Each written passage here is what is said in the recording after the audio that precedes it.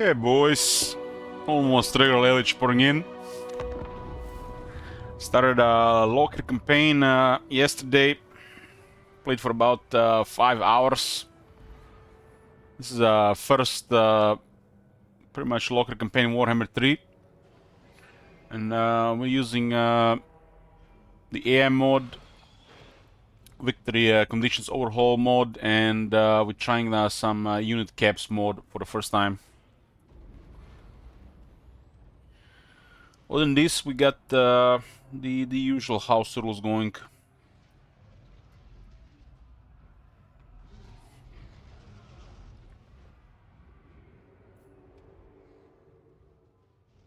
Oh, the cast mode so far seems good, at least from the player side of things.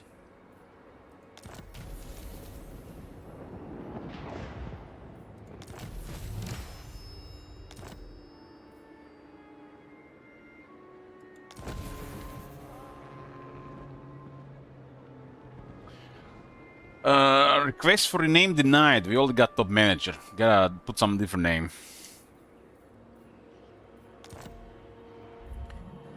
So Locker starts here at High Chai, and I destroyed the Vampire Coast faction that was here. Captured this province here, and then I went west and captured Celestial Lake as well. It's kind of like a buffer area for Clan Ashen. Looks like Locker and Clan Ashen can be cozy here together.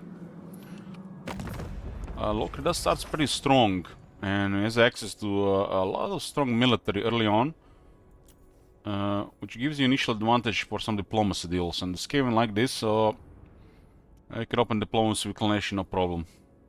But over time, they do recruit more over you because of just how it is on the early legendary difficulty. Darkness, mass, sneak. I do have one envoy, so we got the bonus to diplomacy plus 10. It's under ruler's tolerance. It's a unique chancellery that Dark Elves have. Look here, Fellheart. It's called Envoy. It's actually really good.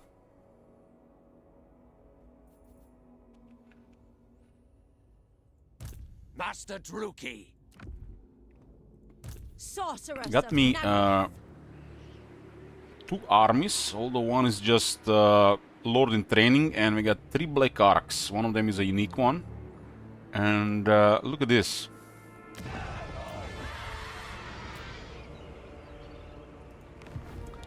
One, two, three. Zanchi is considered a major port. 1, 2, 3.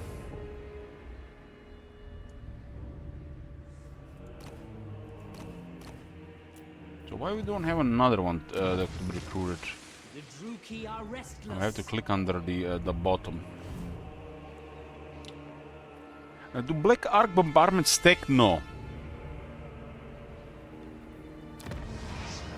The air is thick. I don't remember exactly what happens when you upgrade them, and we have different names though.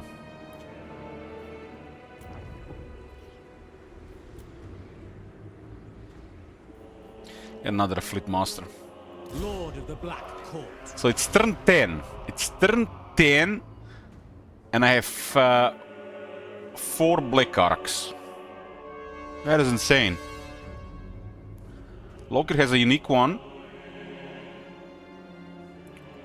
Dreadlord. The unique one is called the Blessed Dread, and it does have a unique trait.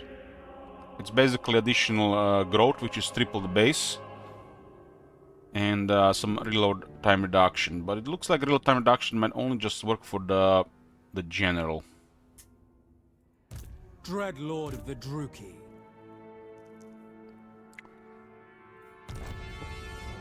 Tyrant of Naggaroth.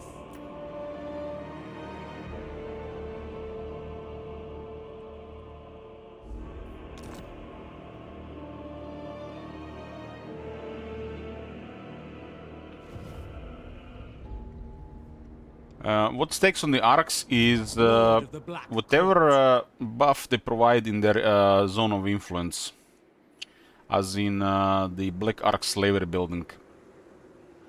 So you'll capture more slaves, get more battle loot, and more sacking income. This all stacks. This faction has access to some of the highest possible of those values.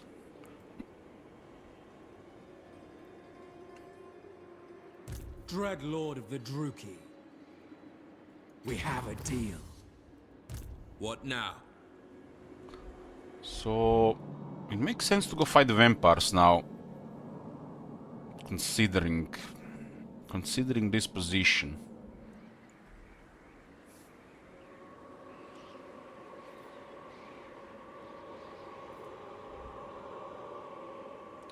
This river is actually pretty nice, because you can still get to a lot of settlements here. Such slaughter awaits. Double time. My plans must wait. The Celestial Monastery is not an port.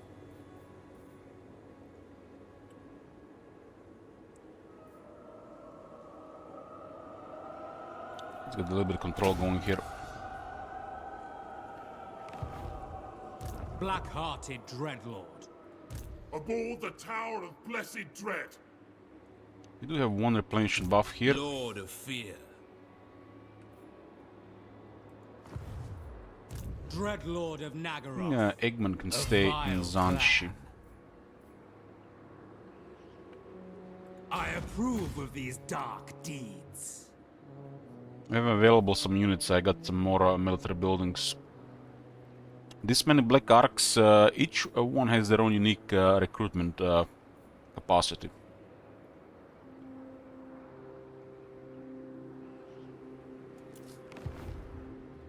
Next tide. Fell sorcery.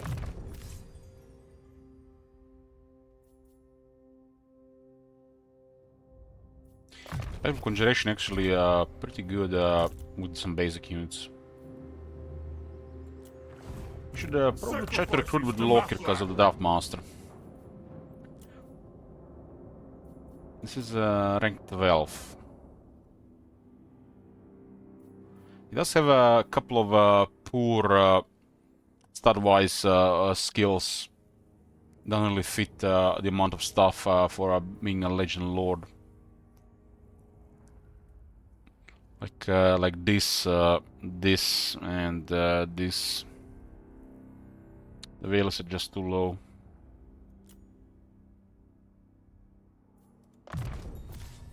Lowering upkeep is one of the most powerful things in the campaign.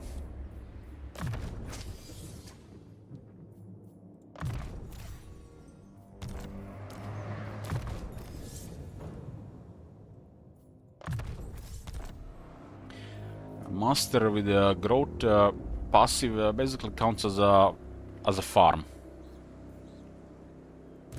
Lord of the Black Court. Dread Spears are a core unit when there's unit caps, Feared which by definitely changes things. When the arc gets unassailable, it actually gets really strong. When you get unstoppable and unknowable, all three, the arc is one of the strongest forces possible in the game. It's very suicidal to even considering attacking an arc in that form. But there's also a limit what type of units we can get, so it's a little bit different story now. all. Noble born. Arcs do get more experience these days, so going campaign skills makes even more sense now. Because we don't want to pay nothing for the Black Arcs, and lowering upkeeps by another 18% is massive on the Black Arc.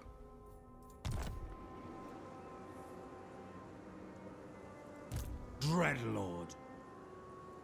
Black-hearted. How the armies work when the unit capacity exists, it's a little bit different. You actually want more armies.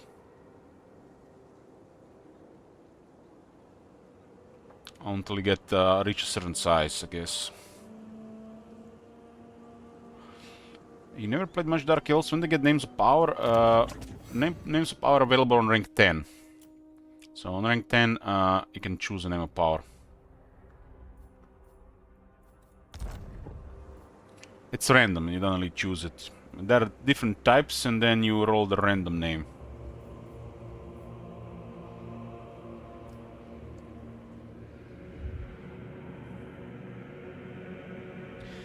If the war with the vampires happen, I want them to attack Zanshi.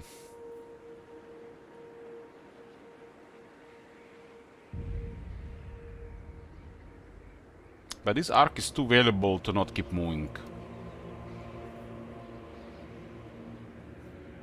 Because we can continue getting extra bonuses. This arc has additional bonus because it's a landmark. This is the Blessed Red.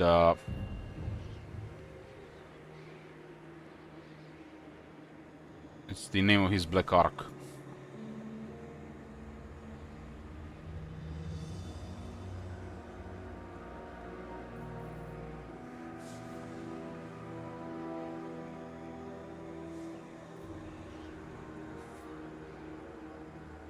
Black-hearted Dreadlord.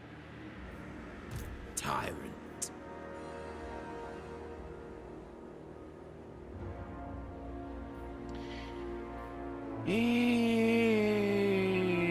This is limited money right now. The ocean Limited awaits. money. Double time. A brief. So we'll retain Garrison on the other one. Vicious Dreadlord. Tyrant of Nagaroth. Druchii Lord. Noble born. Slave holds is the way we get massive advantage over time. Not only generates this amount of slaves per turn pair, but also have stackable buffs inside the arc influence.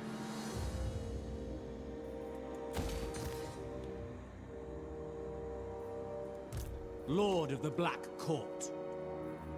Druchii Cirrus.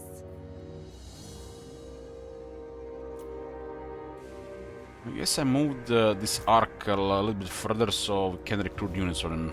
If the arc is at a full speed, it cannot be used for recruitment. Feared by all.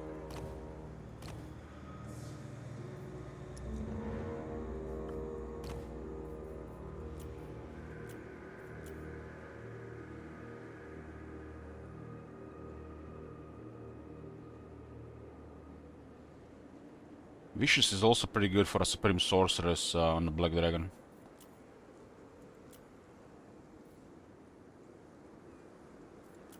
And definitely a couple of decent traits these days. Yes.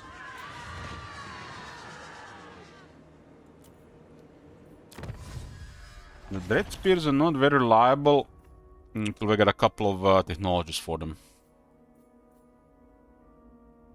So getting even big numbers of them don't really do much without those technologies. I'm going for growth first. Lord of Fear.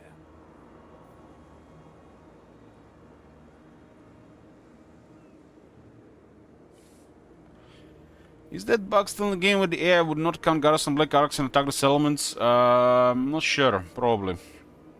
Since it scouts as reinforcements. I would assume so, yeah.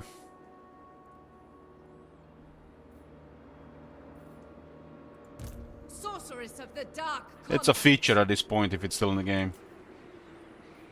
Still gotta keep a Black Arc in the area though. Murderous Lord. Cruel and deadly. In this state, the Dread Spears won't be able to fight the undead that much.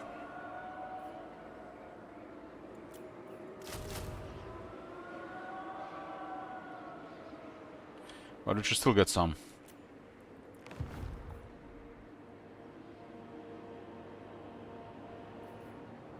Limitless power. We're gonna be be fighting the vampires next. They control the Noncheng Basin and the Celestial Riverlands. Very rich expansion for me. And one of these places is required for Loki weapons.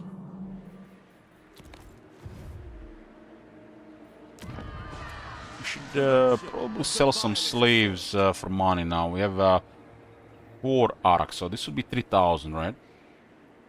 Damn, this is very strong actually for Loki. This is really nice. Really nice.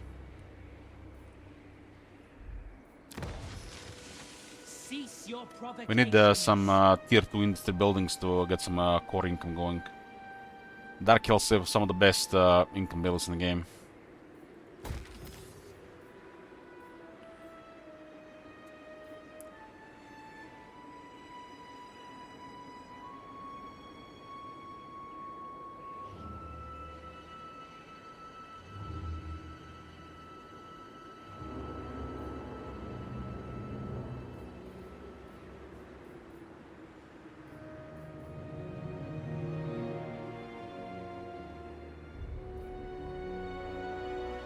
There's 8 witch elves. At this very early stage of the game, I think the barracks are the more important.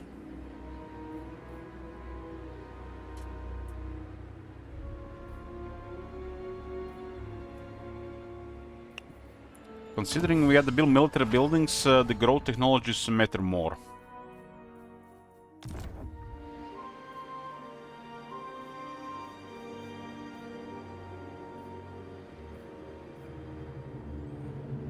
Tier 3 does look like a different story.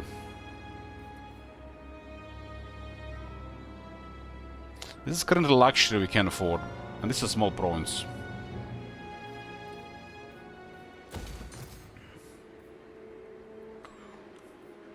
The people grow restless.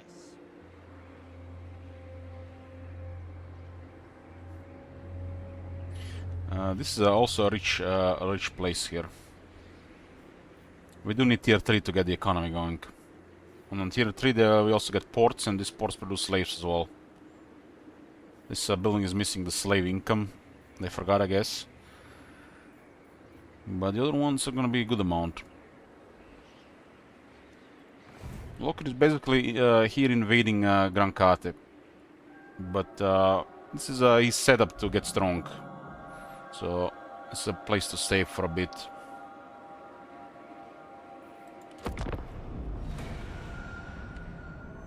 I'm definitely gonna visit Iceland. That fucker is gonna die this campaign. Actually, this campaign will not end until Iceland is dead.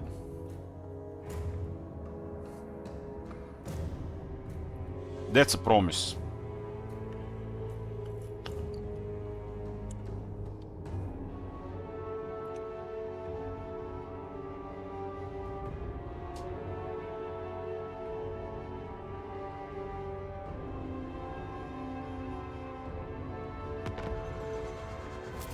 Why? Because Iceland is mega annoying. And if any faction know to destroy Iceland, it's Loker. Plus 25 growth now from technology. That's a good base growth. And good reward for a rank 10 hero. Some generic quests, missions, whatever I'm gonna call them.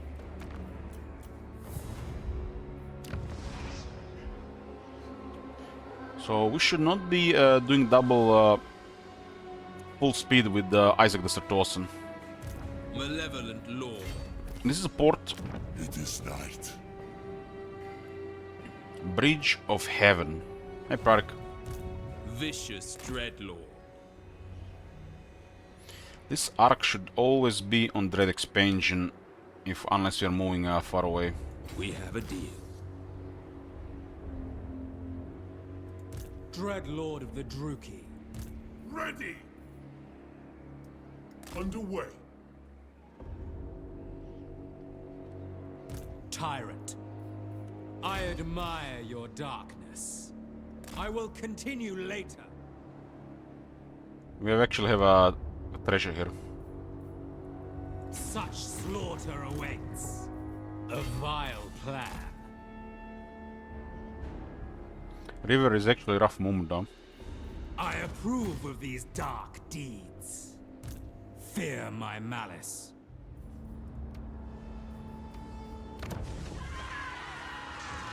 This is the okay garrison to defend this at the moment.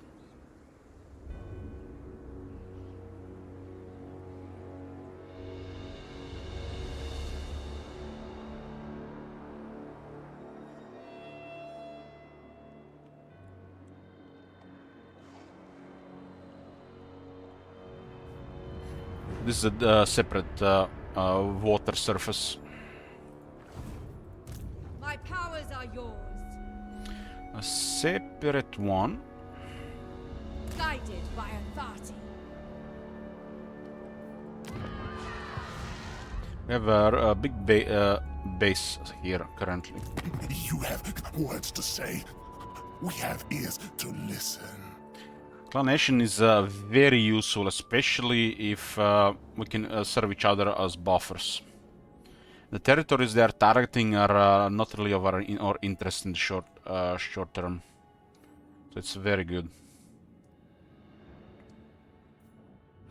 The UI bug with the Black Arcs is still in the game.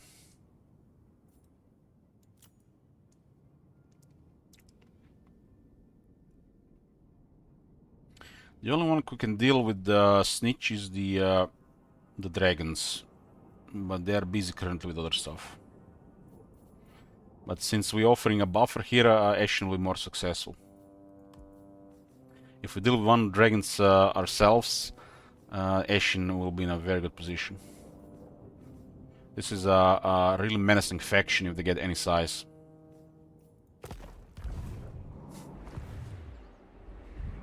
Ideally, 3 to 5 provinces for them to matter. And they do have a large one here, one of the largest in Grand Kate. Which makes them a menace.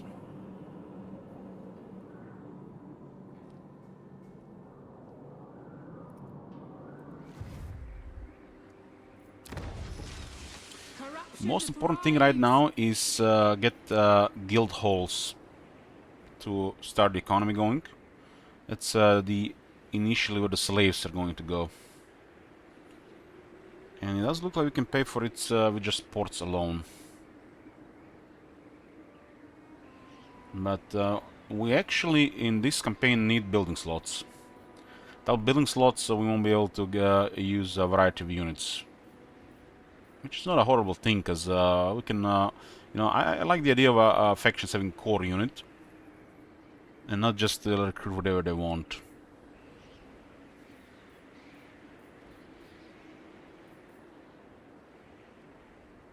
This is how, like, military should be, right?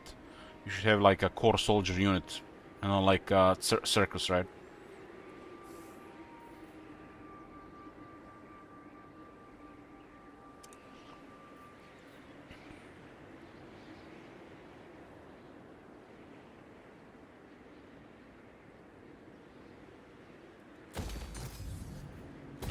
This one on tier 3 will be nice money. We are displeased. Well, I do still need a couple of barracks immediately to get basic military. The Dread Spears without a battle skill, without some experience, without other buffs like from Carthage Technologies are average at best.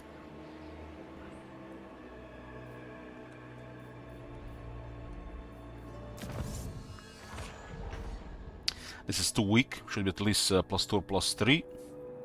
This is okay, but another 6 turns. We have terrible research right now. This is terrible. But you don't need all 3. This is pretty good. For this campaign, this is excellent. This is excellent. This is the units are going to be recruiting pretty much entire campaign, and 4 attack for this unit is matters quite a bit. This also leads to this, which is excellent. This, which is excellent. And these are all excellent when the unit caps exist. All very good stuff. This is the stuff we need to make these units above average.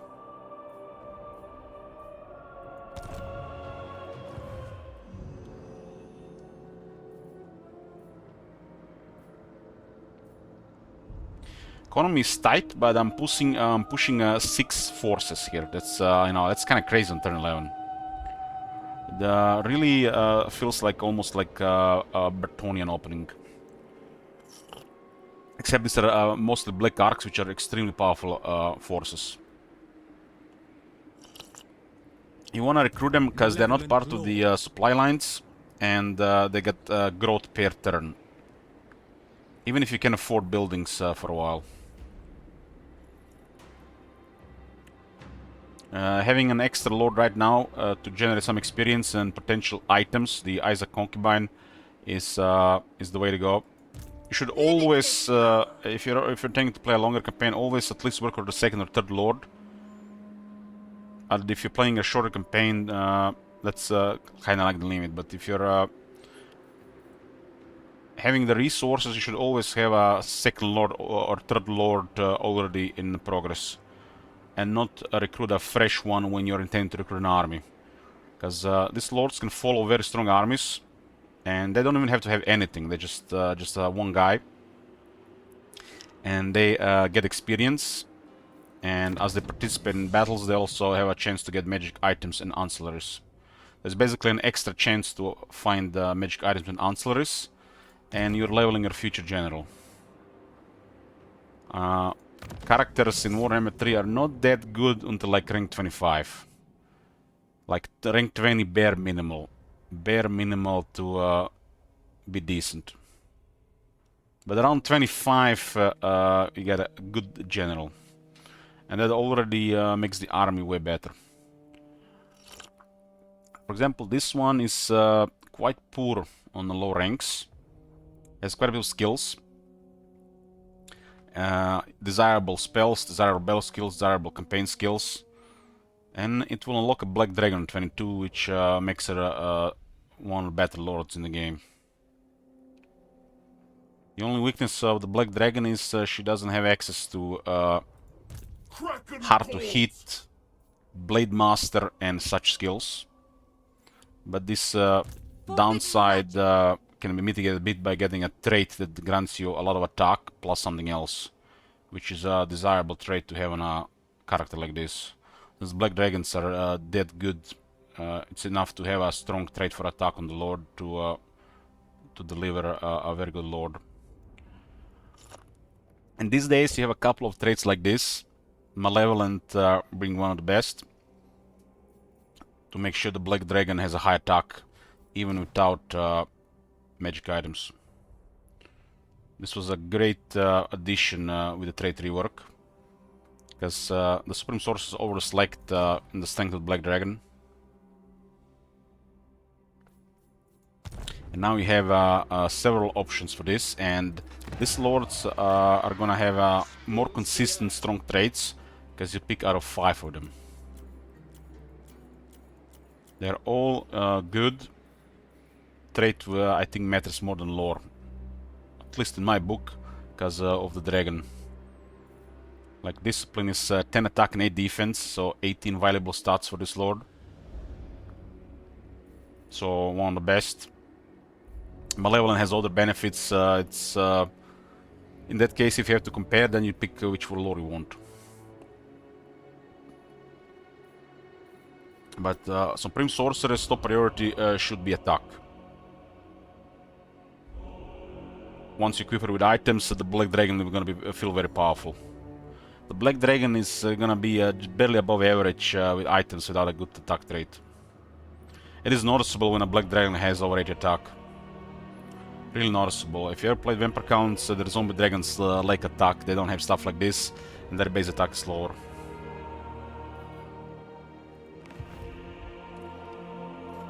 Really enjoying a drag campaign recently. Got any tips, boss?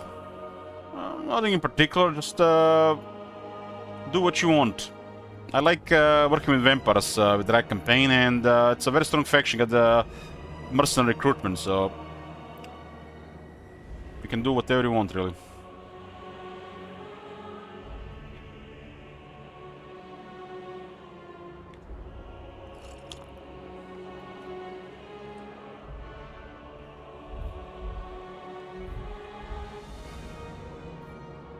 I command. It's the probably the strongest with elf faction. So not really need any tips. Going into Atalore might feel intimidating, but the Draka units are strong against Wood Elves.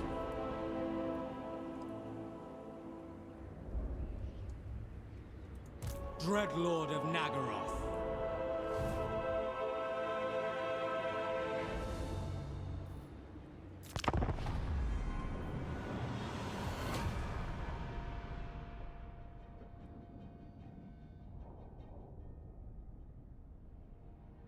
Since the uniqueness of the Griffin wood, you might wanna make it a flavor to work with Vlad. I think it makes the campaign more interesting.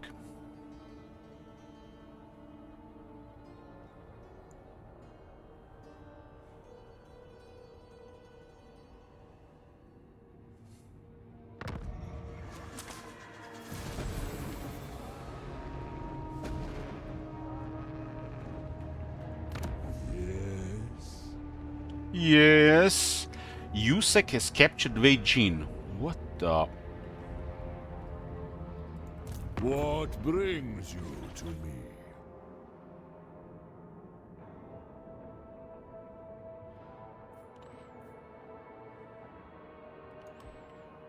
And I thought Clan Nation would have taken this. Interesting.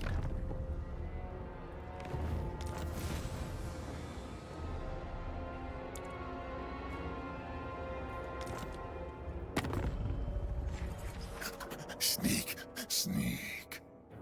You have words to say. We have ears to listen.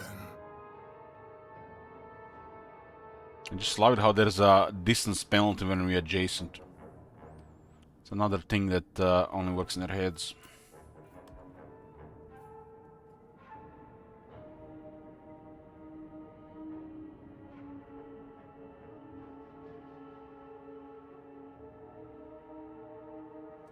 Locker is honestly the best thing for Clan Nation in this in this part of the world. Nothing comes in close.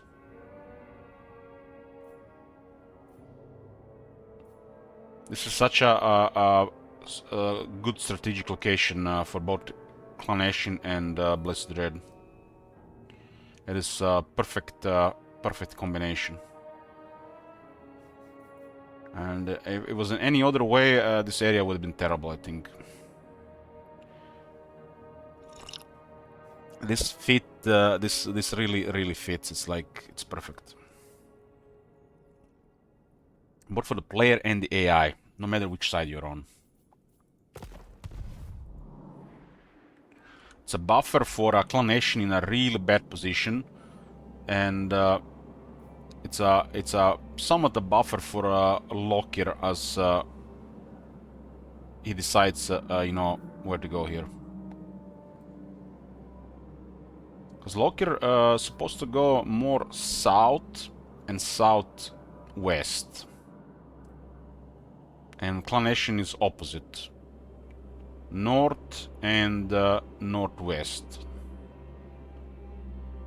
Well, there are definitely factions here that influence what is going on here.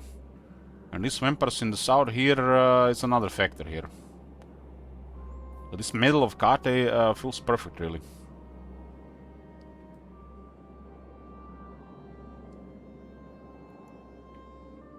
Would honestly feel even better if this Vampire Counts faction would was with a legendary lord.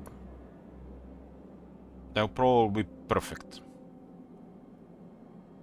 Perfect would not get any perfect than this for this position. If this faction was actually a major faction.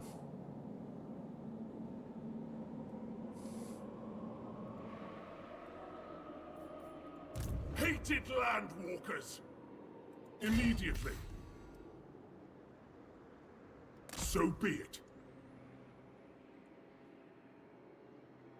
We are starting the war with Chinese vampires next turn. Full sail. Underway. Actually, a battle here, interesting. To the waves. Trim the sails. What? We have a deal. I admire your darkness. True power unleashed. All hands. Ah, the sea.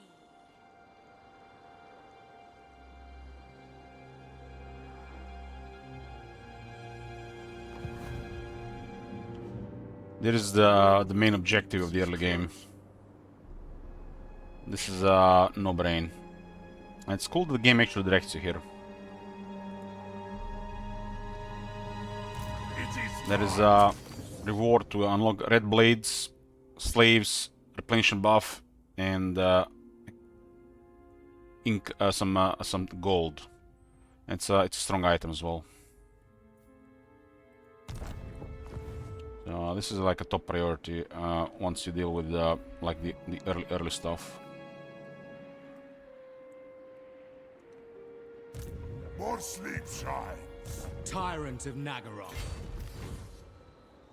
Set the sails.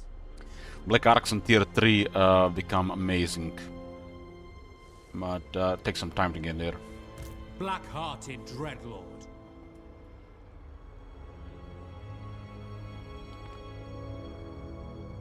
Sail, damn you! Such slaughter awaits. Sail, damn you.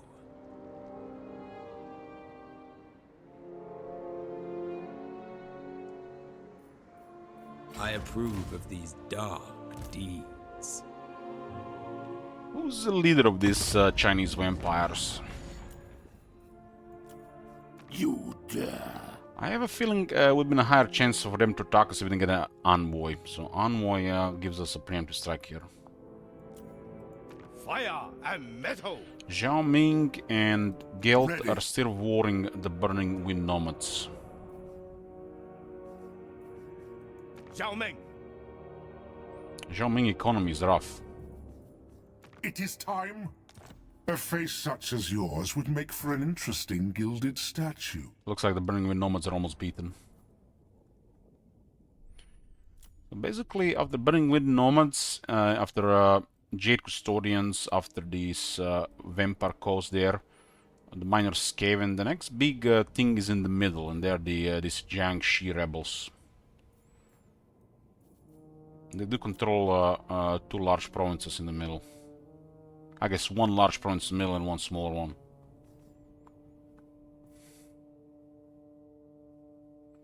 Then you have the Eastern River Lords, who these days live a little bit longer due to the Kala.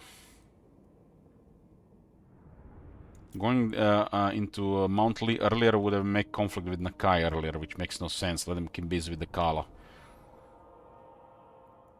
I think going in the middle here makes way more sense. We do want to get conflict with the Iron Dragon and Gelt going as well. Better Iron Dragon and Gelt than the Kala and Nakai.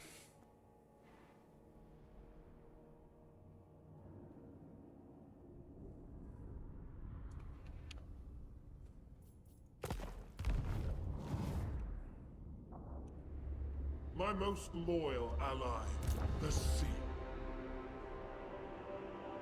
Because the Kala and Nakai might keep each other busy, while these guys are guaranteed to be successful, at least in the early game.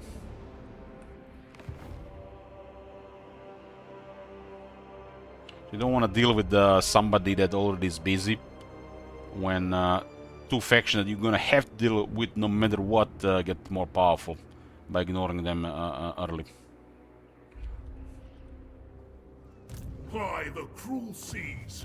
Black-hearted Dreadlord. This requires 2,000 shekels, huh? So this with this one is 1020. It has a 80% sacking income buff And 30% more captives. And it's pretty standard for Dark Elves to have 25% buff here. There's a lot of slaves available around the Blessed Red.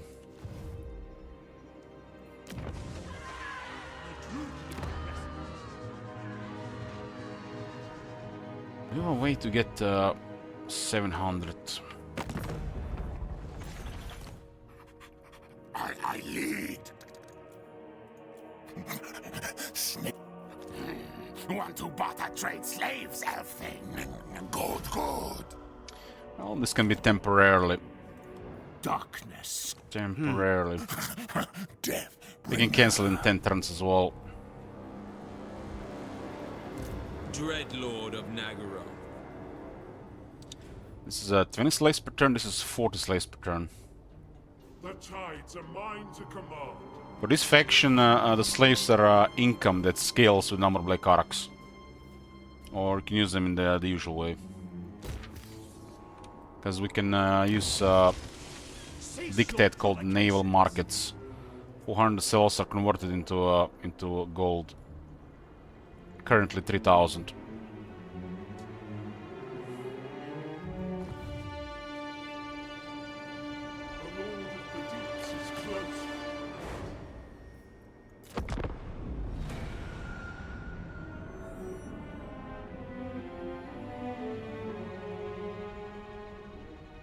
First tier 3 sec is gonna give us a nice economy boost, but tier 4 cities and higher are the way to go.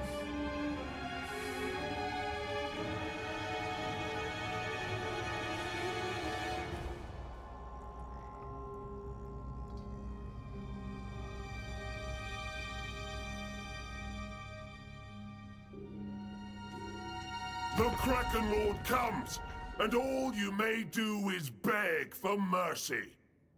This may be a tad awkward. Would have been more awkward if they went for the sorcerers. Disengaging.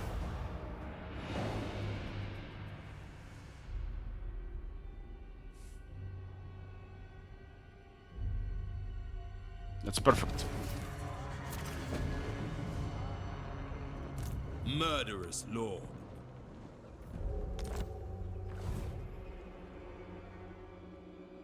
I guess they couldn't went for the sorceress because she was protected by Locker.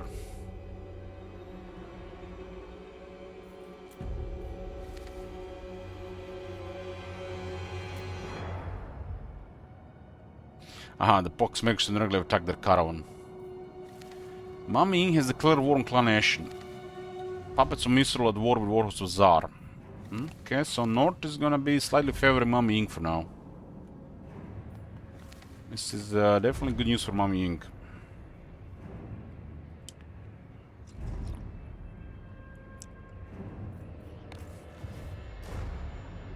Admiral of Kar's fleets.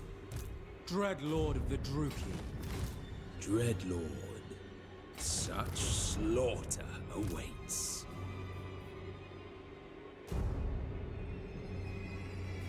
My most loyal ally, the sea. Roll, damn it!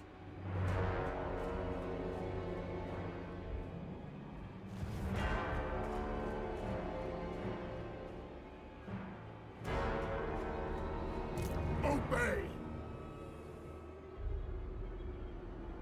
Unlikely. Hoist the sails.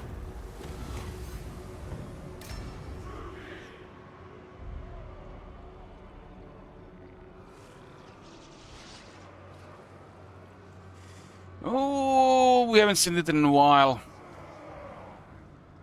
Make a backup save.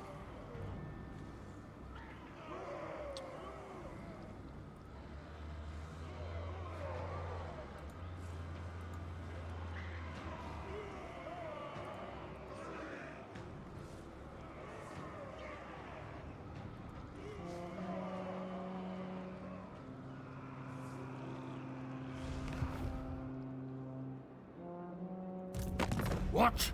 How do we force this again?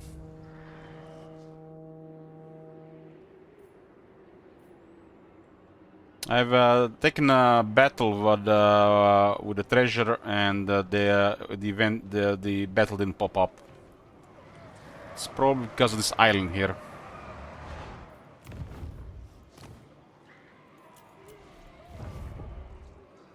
We had a treasure bell here. A vile plan. We have a deal. Look here, Fellheart. Launch the ship hooks.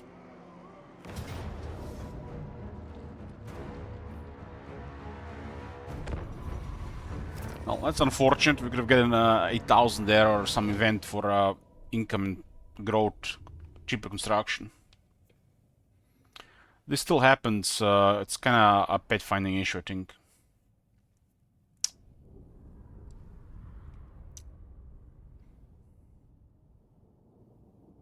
They haven't patched in every part of the world.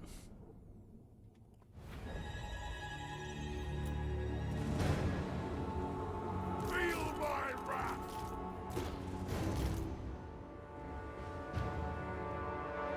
Death and plunder. Bring me slaves. Carnage awaits! Onward!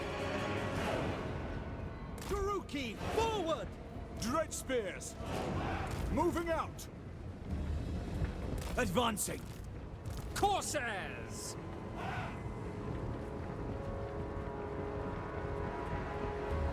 Going! Battle ready! Druki, forward! Oh, that's fine. It's an old bug that they haven't fixed all around. It's no big deal. Murder awaits! Sometimes they can actually break your save though. But I made a backup. Terror and death! To destruction! Come then. Master Druki!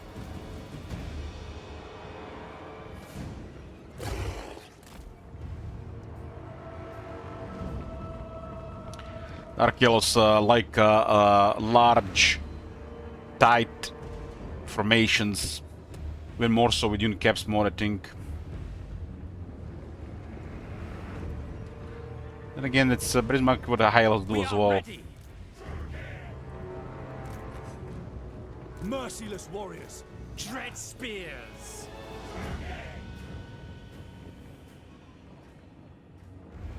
Understood. As you say, cold-blooded killers. By your command, merciless warriors! Dark shards! Battle! Make sure to counter that vampire immediately. We are ready! It is done! Massacre them! Moving! Corsair handfuls! Moria Sarius! Destroy! Master Druki! No quarter! Dark elves! The Karen Car. Look here, Fellheart. Kraken Lord. Oh, I should drag that lord. Corsairs! Eager for battle!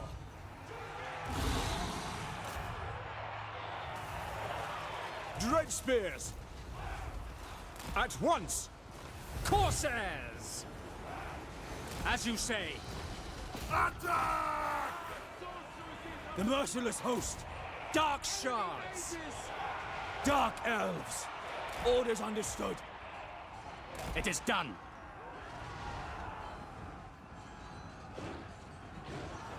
Dark shards!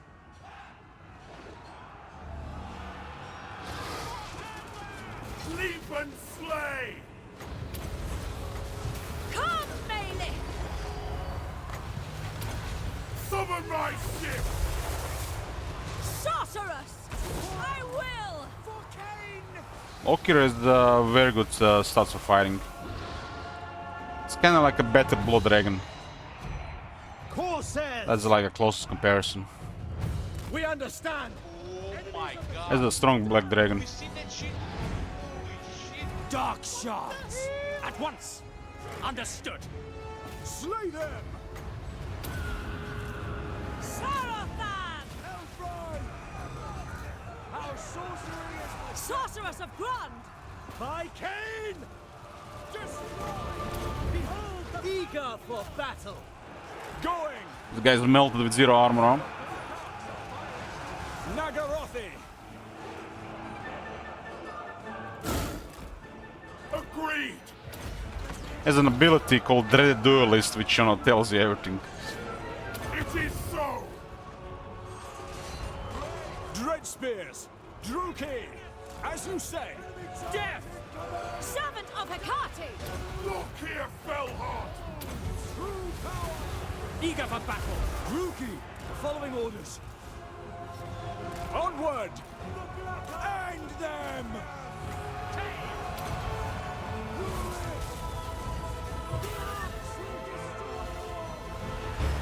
His base stats are a little bit on above average side, but when you look what he has available plus the ability, make his Black Dragon amazing.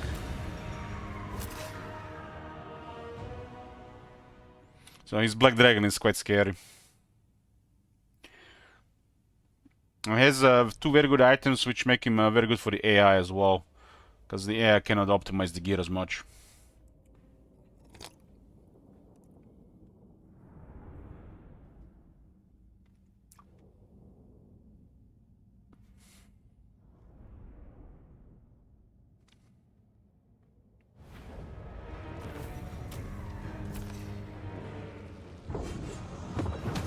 It's a nice amount of slaves here. Slaves are the real Thanks to the arcs, of course.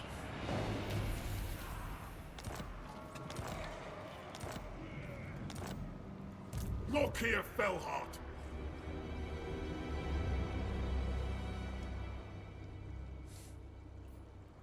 Hated landwalkers!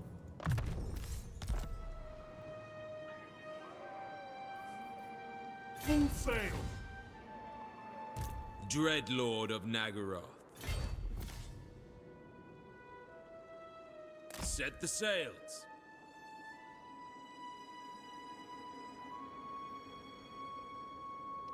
We have to capture Shilong.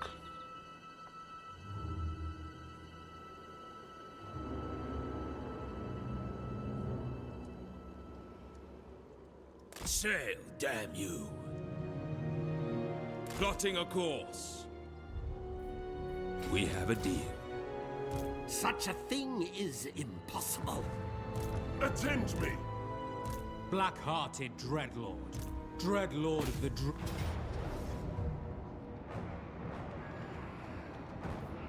It is done. Aboard the Tower of Blessed Dread.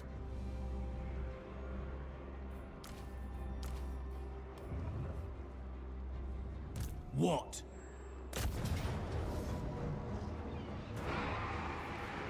Slaughter calls us!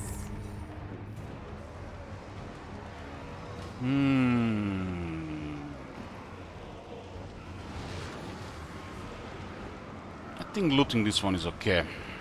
Rebellion in this place is okay because of corruption. Their meager wealth is mine. This is a good amount of money here. Kraken calls! Lord of the Black Court. Sacrifices to Mathlak! Ply the cruel seas! I approve of these dark deeds. Noble born. Supreme Sorceress of Grund. Admiral of Kar's fleets! This is called the Bridge of Heaven. I veto The Celestial Riverlands. There's a lot of slaves here. Undead are very good for slaves. Their units are large. Especially when we have a good multiplier to slaves. Loki has some of the best. Such slaughter awaits. The stat that says casualties capture post-battle and then increase This works for everybody. But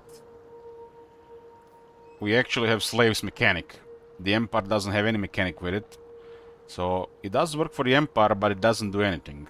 But for the Dark Elves, it works, and it actually works towards something. If a faction has the buffs for casualty capture, which is an outdated thing from previous Total Wars, like Attila,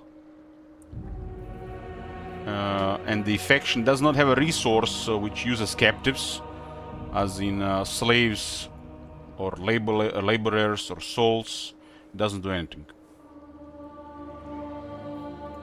Bring fire and terror. Like Empire has a Bone Picker ancillary which does the same thing.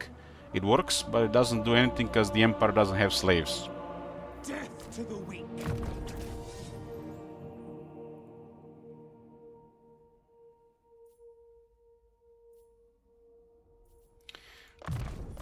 Regarding, you know, works in your head towards post-battle replenishment and ransom captives battle loot, we tested on a couple of occasions. It does not do anything.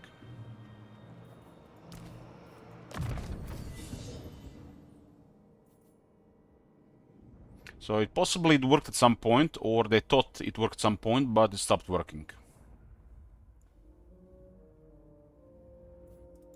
Soulblight is really nice, especially when you have a more balanced varied army.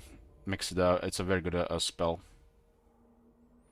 Like Creep Horrors go poof if you give them Soulblight.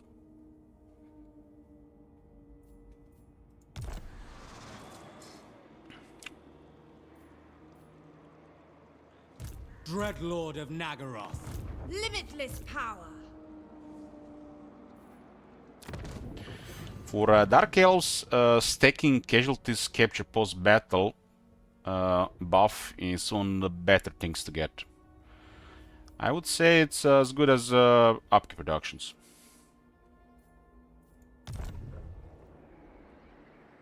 While upkeep reduction is still a little bit better.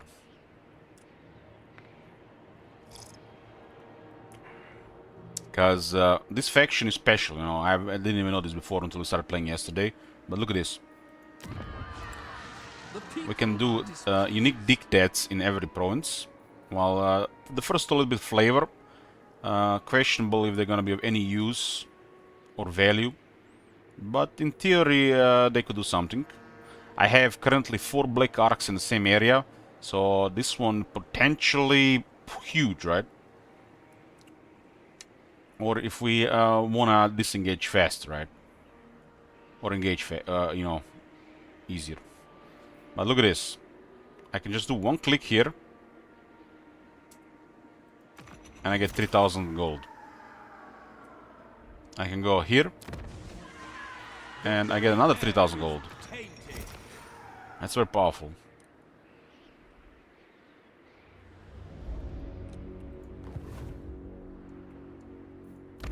And this will scale with the number of Black Arcs.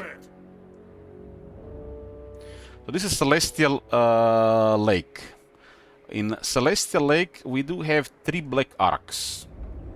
So if I do shipbuilding, we get local growth, and the Black Arcs will get up to 25 growth. Which is decent if you're gonna stay here. But if you're going to not gonna stay, then it's just for the local growth. I think the local growth for this one should be a little bit higher. And this one probably should be 30 and 10, because it's definitely taking downtime. So I like, this is why I say it's flavor and more than anything else. Well, once you have a lot of slaves and a lot of money, using this one everywhere is probably gonna be a normal thing to use. Because this type of stuff like this sends you where you want to go in short time, and the enemy will not be able to disengage or flee from you. This is crazy amount of movement, and you already have quite a bit of movement available all around, and that's without a movement range follower. I mean hero.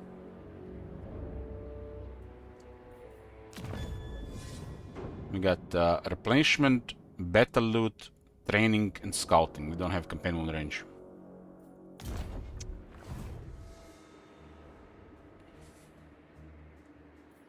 Praise be to Hecate. By the cruel seas, I command. Sacrifices to Mathlan. Black-hearted dreadlord. Plotting a course.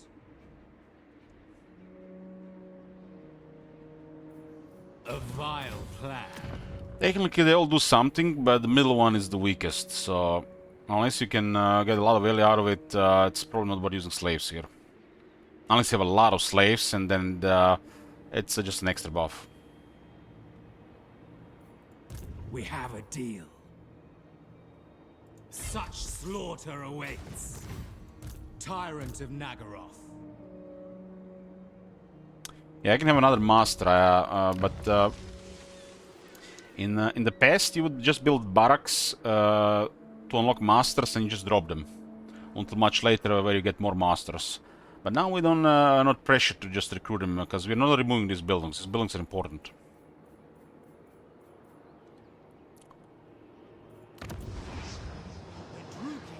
And I'm not a fan of recruiting a master unless I'm happy with his trait. It's just a personal thing. And I don't want to cycle this early in the campaign because we don't have the gold for it. It is time. Lord of Fear. Tyrant of Nagaroth.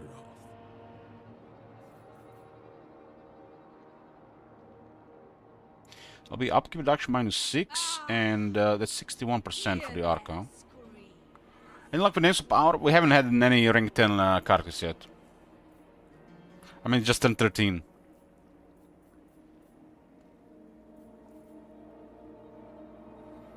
I do have X to tier 3, and we just did get some economy going.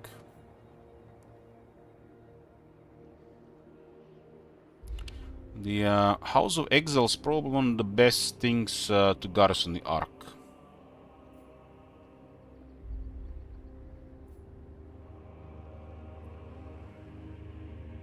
By far, this is the best building to get. It's like by far the best. But alternatives...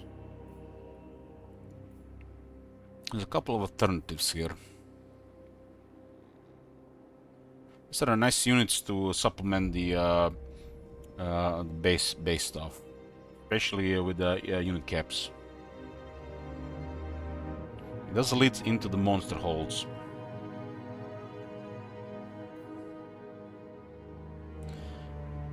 Unfortunately, sorceress, there's no capacity here. There's 3 Bloodwreck Medusa here. Another okay unit.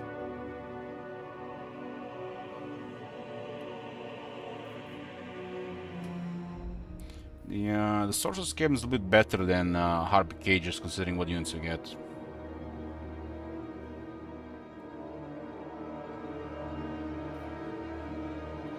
The thing is, the Shrine of Cain does give me Dead Hag and a Cain Assassin.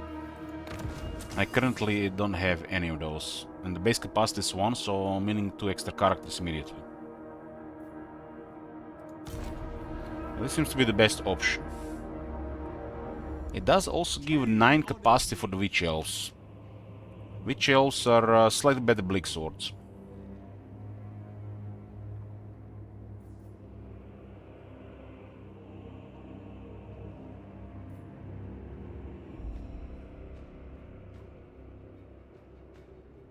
And if we are close to, if we are in a sea that's adjacent to Temperate Island, we do have quite a bit of attack and damage buff. It's actually really big. It's a bizarre, it's a melee attack plus 10%, because melee attack is already a % chance to hit.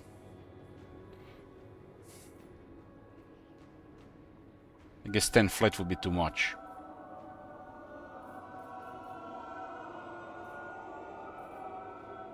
This building is also nice, so we can recruit some experienced units. Considering the unit caps, this matters more. Because, you know, Dread Spears on rank 0 versus rank 5 with this in technology is a massive difference.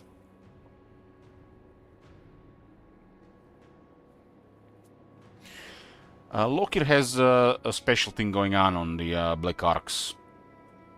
Lokir's Black Arcs buildings make them stronger in different types of sea regions. They give Lokir several things. It's like Lokir is like they did Lokir justice in the past, but they went beyond with some of the stuff.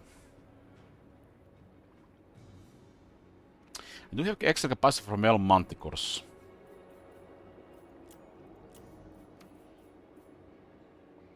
But Feral Manticore is a tier 4 unit, which is ridiculous. My glorious victory.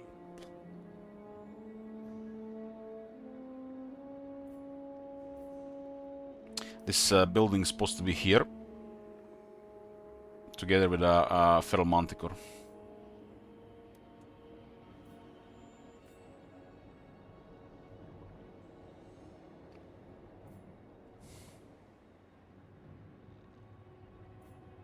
This is super outdated, really.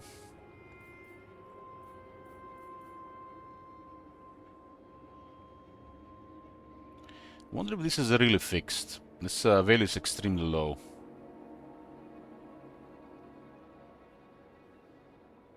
Three additional ranks is quite a big deal. Quite a big deal. But this is a no-brain. We'll go with Arena. The weak are crushed.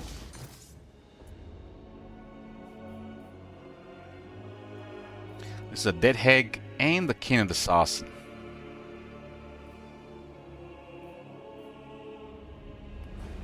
And tier 4 is requiring 8 surplus population. On tier 4 we do get some good stuff, but only 1 Blackguard, so we can get 2.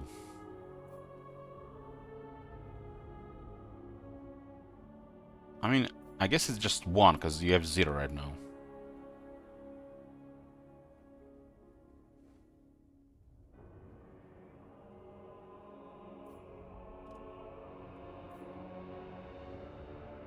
This gives us access to armed units. And this gives us access to 2 really good monsters.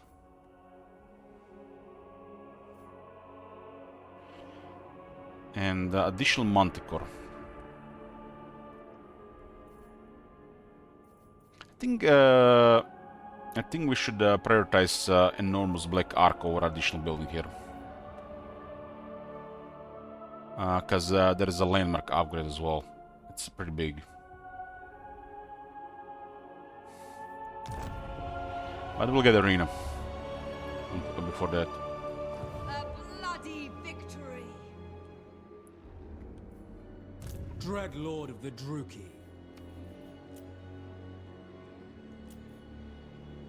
I refuse. If this guy attack Zanshi, Malevolent it's glory. actually ugly, huh? Never. I hope they consider this a priority. Cruel and deadly.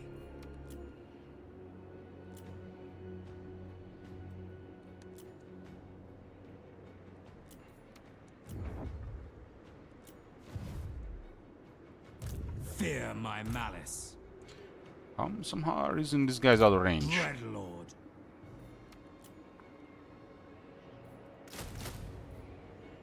Let's look at this. We're currently rank 0 Dread Spears. With just a little bit of investment, they can be rank 5. Including a nice variety of technologies to help them. And then makes units like this, and even this easy to deal with. Even if they're outnumbered. Cain honors me. Is Grove Building not worth 1 pop? For the Blessed Dread, no. This is a special arc that has additional 10 growth.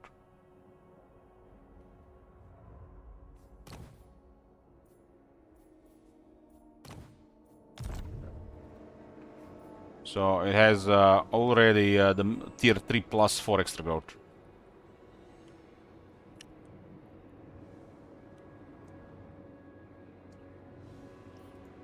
Admiral of Kar's fleets. It does say Dreadlord of Nagara. replenish above in the circle.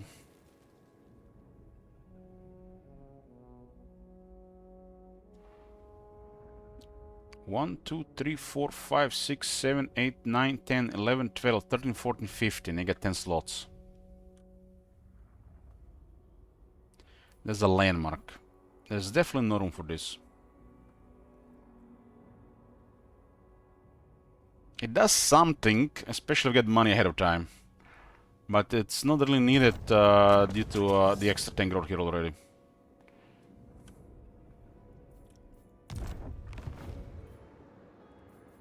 Yes?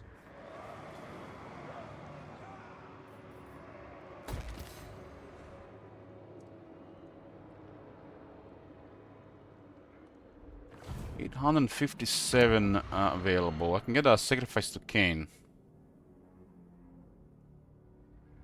We are not going to be using this turn. This is a really powerful thing. Really powerful. Especially going to be dealing with massive factions like, I don't know, Skaven. You can get so much extra slaves and just trivialize battles for a while. This one is massive economy boost. Downtime's non-existent, and the battles get pretty one-sided against a lot of type of enemies. This is one of the most powerful things in the game, really.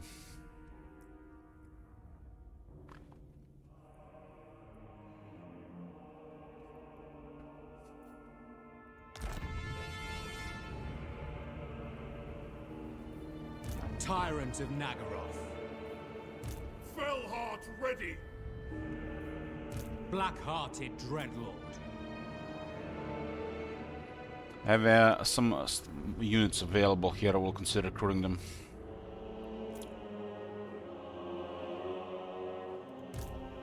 These guys can probably capture Zanchi. I don't like this idea. I hope they target Bridge of Heaven, otherwise we're gonna have to go back. Fortunately, I don't have enough units here, and these guys don't even have the defense bonus.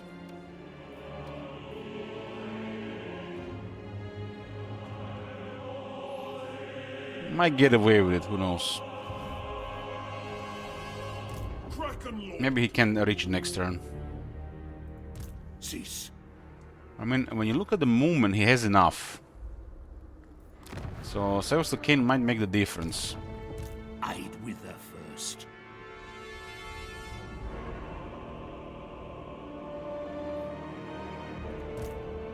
Death to the weak. No.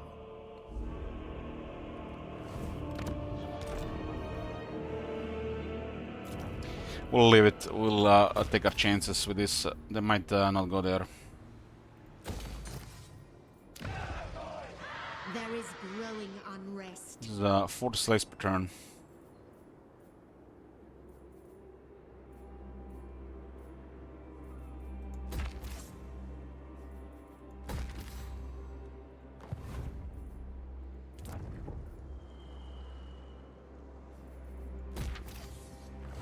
Nice.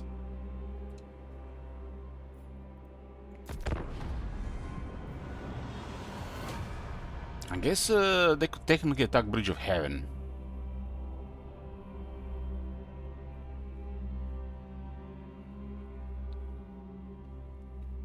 If they go for Zanchi, it's a little bit awkward.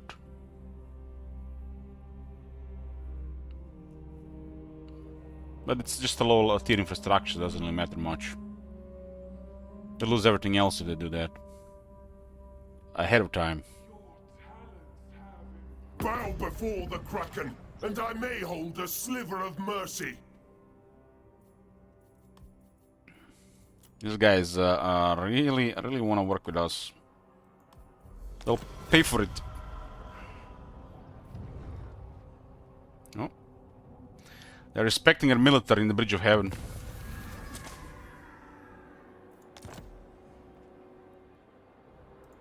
Tyrant. A vile plan.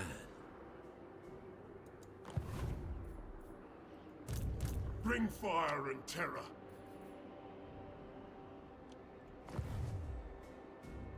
Do not mistake me for a fool.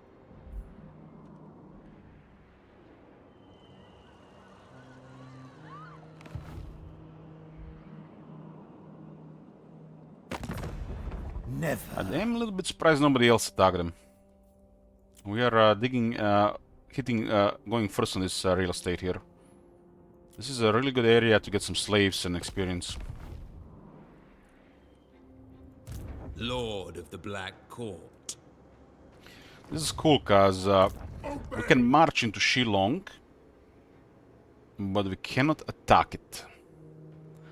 But once Admiral Isaac attacks it, captures it, the Ark will leave the city, and Locker can still enter the city. What? Kill them! Well, Iron Dragon is coming, but we're here first. I do not fail. No, mortal. No. I'd wither first. Taking Tremetrition, nice. Feel my power. Behold true power.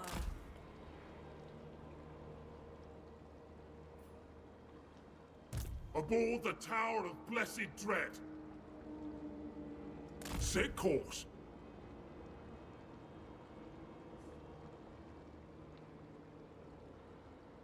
How strong is Scatter roster compared to Dark Elf one?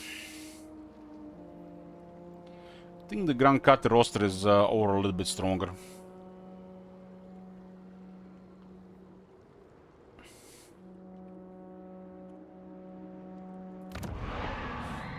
Black-hearted Dreadlord. Plus 5 attack and 10% damage for the Lord's army.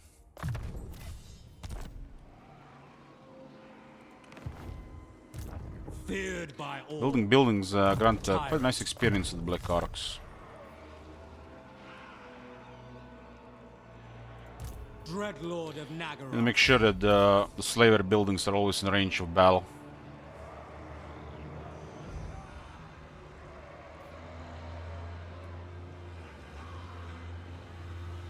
Anchors away. But Dark Elves get access to their military faster than the Grand Carte. I admire your That is also an important factor.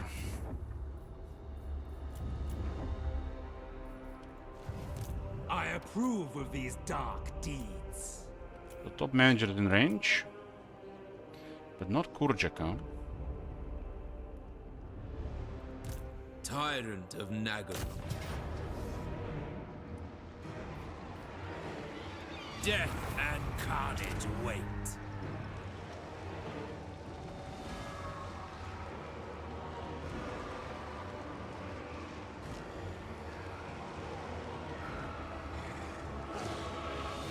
Claim this place. We just captured Shillong and we got a reward, plus 5,000 gold, red blades, casualty replenishment buff, and 500 slaves. That's a crazy reward, really. We also got an armor of fortune in the process, and an additional 100 slaves, because I here got rank 10. Black-hearted. Corsairs to me! Dreadlord of Nagara. This guy is a little bit vulnerable in this area. Supreme sorceress of Let's give him some troops, just in case. These are perfect try-hard troops. None shall live. This will do. You cannot have two forces packed in the same city, so it doesn't work. In Rome 2 and Attila it worked, but in this one doesn't work. Because one is force is packed in the port and one in the city, but in Warhammer it doesn't work like this. I approve of these dark deeds. This is also one of the best ways to get the research going, rank 10 arcs. And we have access to 4 of them, and when they get all rank 10, we have easy plus 4 to research. These skills are really amazing.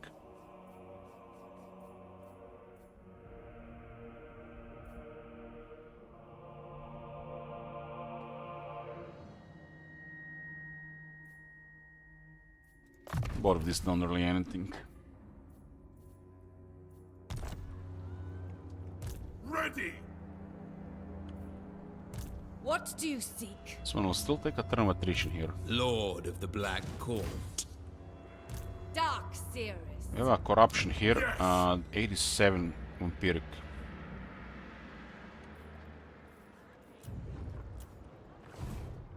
We have captured the initial Ark cities. The next Ark city is the Bamboo Crossing.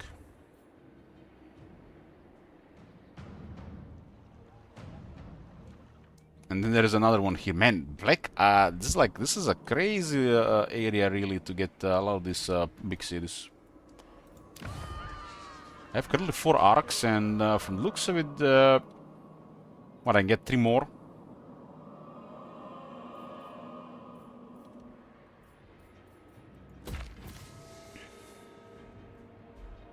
One is all looking much better.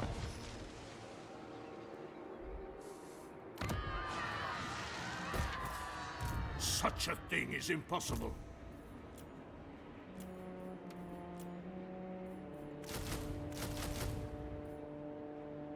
These units are quite poor. This is just still the basic version. We can pretty much grant them buff in almost every area. Plus the Black Ark itself in the general has extra buffs on them over time. There's nothing else to recruit here. My glorious victory. Murderous lord.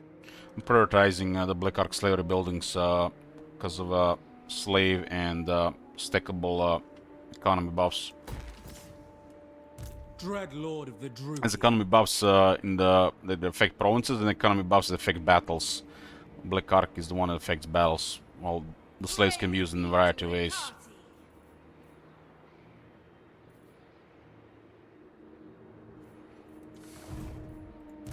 Cruel and deadly.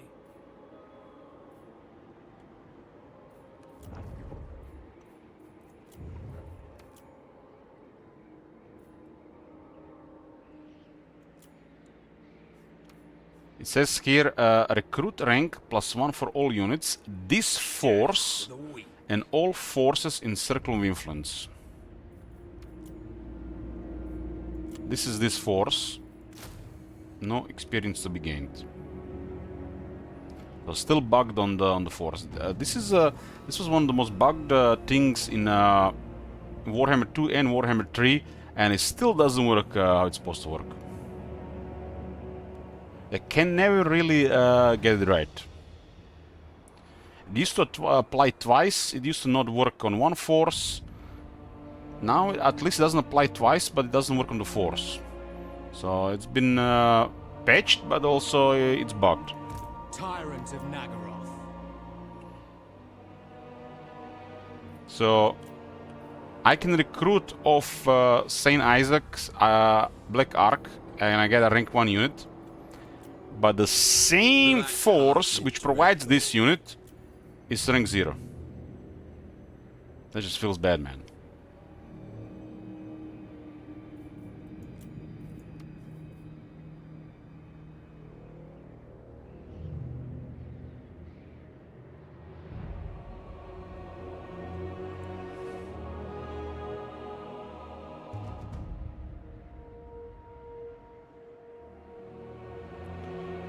Due to this bug,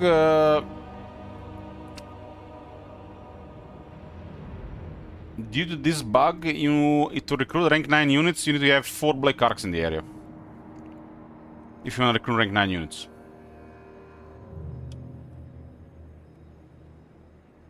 Instead of 3.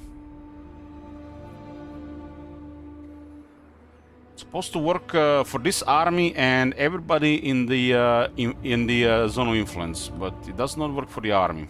And it actually says this time, they even put the text, this force and all force in circle of influence. They now even have this text, that it's supposed to work on this force as well, but it does not. Bloody victory. Even after patching it. Black-hearted. At least it's not completely busted to apply twice. So they fixed it from applying it twice, but now it doesn't even apply once. At least the other force recurring units from this arc do get extra experience.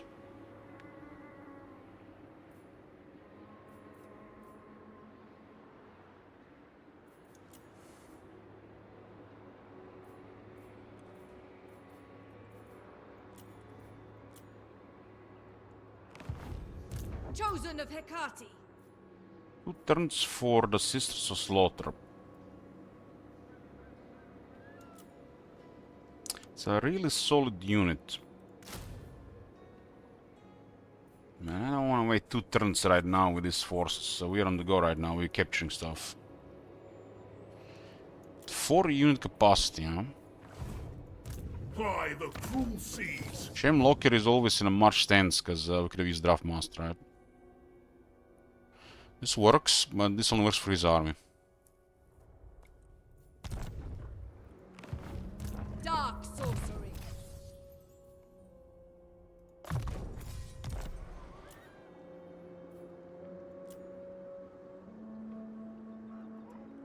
So on a tier 3 building, Tyrant of we get access to 1 Reaper Bolt Thrower. So Reaper Bolt Throwers instead of Slaughter are kinda like the extra things on tier 3. This one does work a little bit different than the one in the city, huh? Cease your provocations. This one is 2113. A mutiny! Admiral of Kar's fleet. Aha, this one gives you extra Black Arc Corsairs, but fewer of these. I guess makes sense.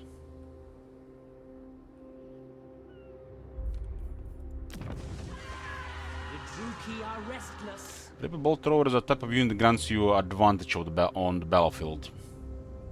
It's not very deadly, but it is adds up damage over time. It's more of a long-range harassment unit.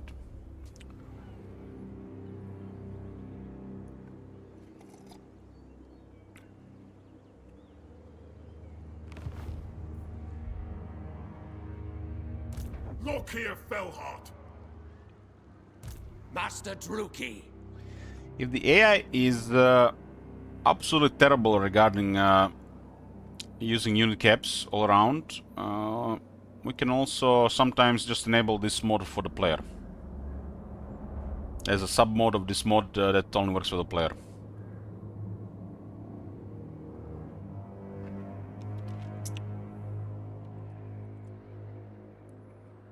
But undoubtedly, you'll see more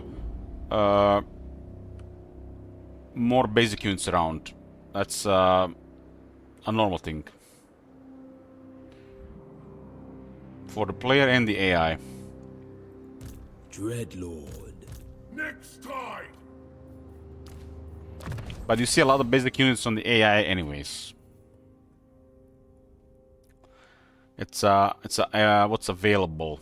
A lot of times what's available.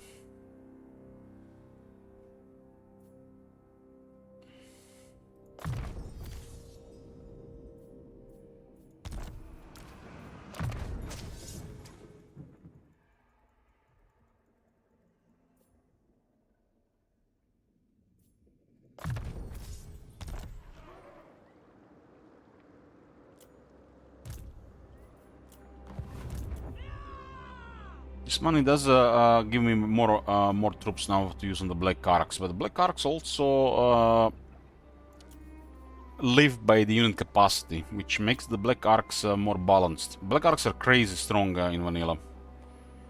Crazy strong because you can recruit an elite army and pay peanuts for them.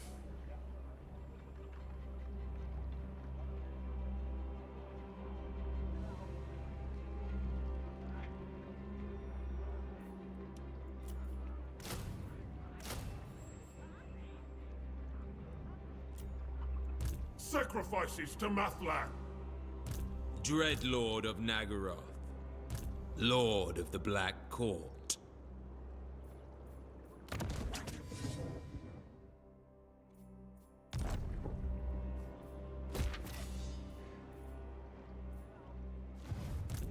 sorceress of the Dark Convent. Probably add some more troops on the Vicious Black Arcs Dreadlord. when needed with the remaining money.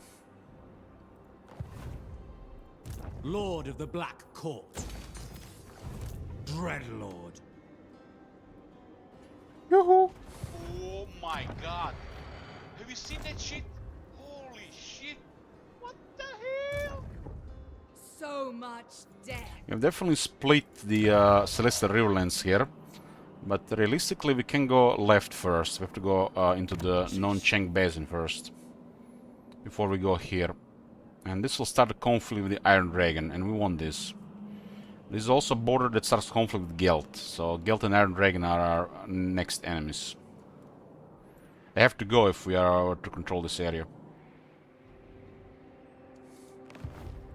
Speak! And this will also require more military, and Isaac's concubine should get more troops. Ideally, transfer the troops from this one. But this one is currently garrisoning Zanshi from the Undead. I can use it to reinforce any of these ports here as well.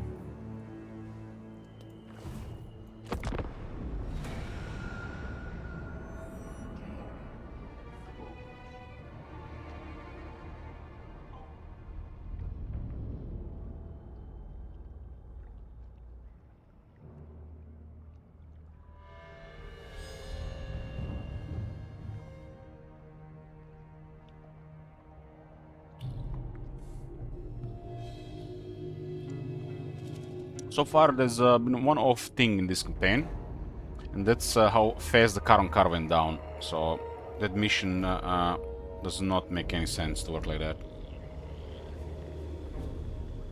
So they should definitely look into that as well. Power at last.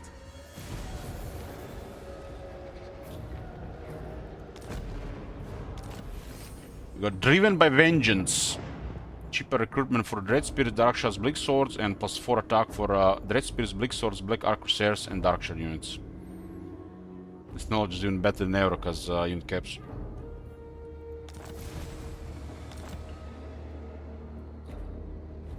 Every time we build buildings, the arcs get a decent experience. Hey, Matt. Black-hearted Dreadlord. No!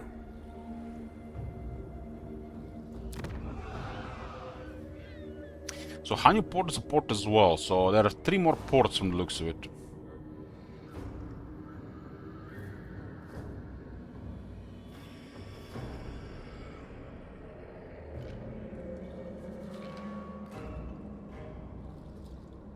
Three more. 3, 4, 5, 6. 1, 2, 3, 4, 5, 6. So Loki can get 7 Black Arcs in Grand Kate.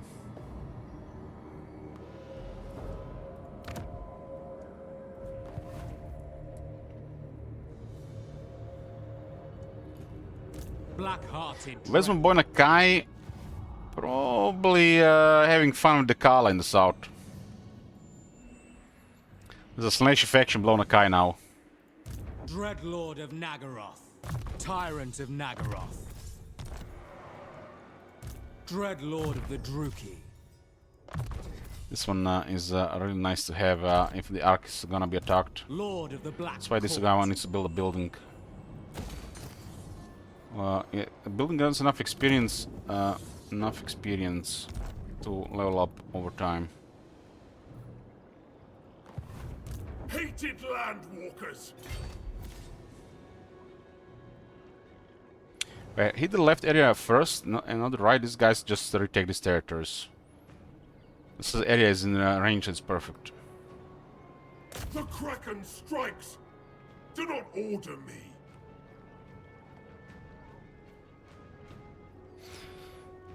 This is Warhammer 3 Kedemono. And they did Locker justice, and then they did some more. So Locker is pretty amazing these days. Death to the land mongrels! He's spooky. He's spooky. Like all Dark Elves should be spooky.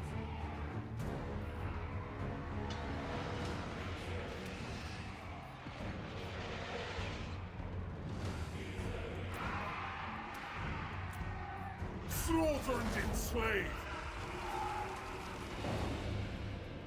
I'd wither first. I admire your darkness.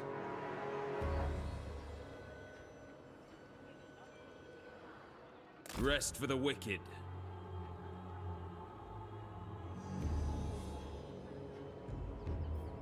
We have a deal. Mother of the Dark Convent.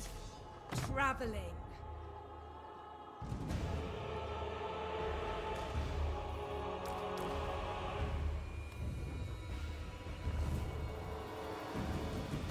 Feared by all. This one can get targeted. Dreadlord of Nagara. This position is fine for this stuff. Nothing to build on. Tyrant. But Murderous three of these buildings here. Never. Still need good infrastructure in the city to get good value for sec. Dreadlord of Nagara. They buff post-battle loot by quite a lot, sacking for quite a lot, and 10% more captives. And that's per building, they all stack. Vicious Dreadlord. This building adds again another 20% captives and another 40% sec. And then Loker has on his weapons another 20% sec.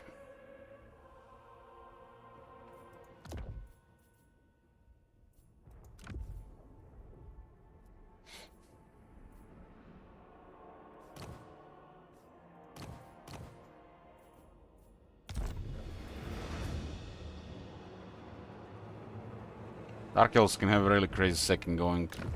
And there's another 50% post-battle loot buff here. I think I had a picture somewhere here that was like,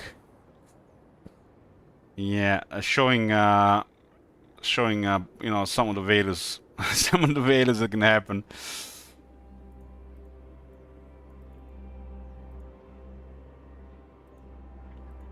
This is from Malekith's campaign. 188,000 gold in battle loot from one massive battle. This is just from one battle. But Malekith is special. He has even stronger buffs, stuff like this. Loker might have more second captives, but when it comes to battle loot, really anybody can beat Malekith.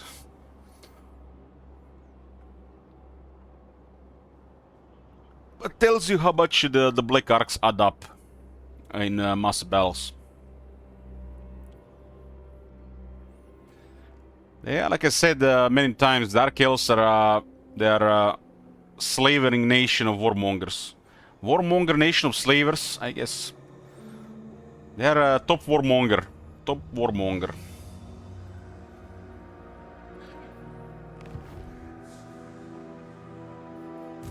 Tyrant of Nagara.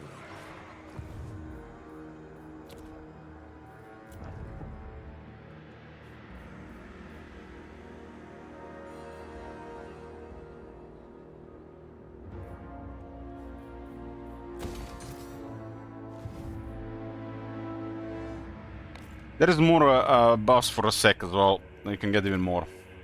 There are some skills, some technologies. There's some ancillaries, I believe, for also stuff like captives, even post-battle loot, sacking, I think.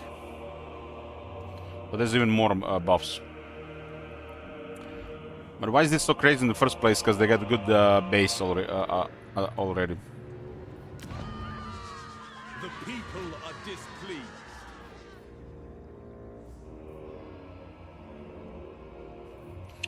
So I gotta capture known Cheng before rebels, you know.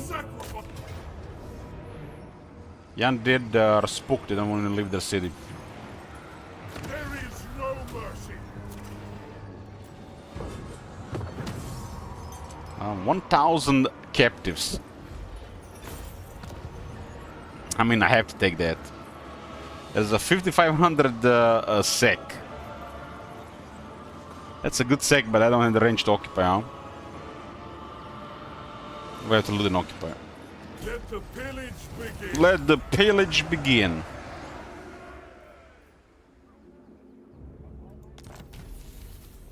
Has presence.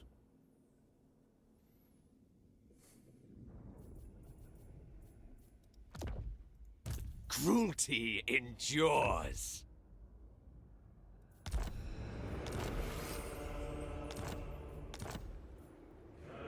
This is at the... What's gonna be, 99? This is separate province. That was okay to loot then. So this is a rebel, that's fine. Rebels are welcome. Rebels! Oh boys! Let's go have some fun.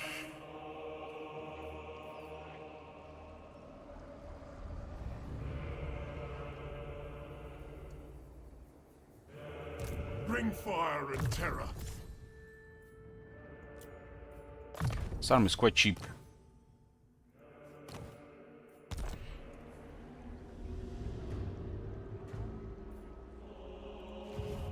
Unparalleled power.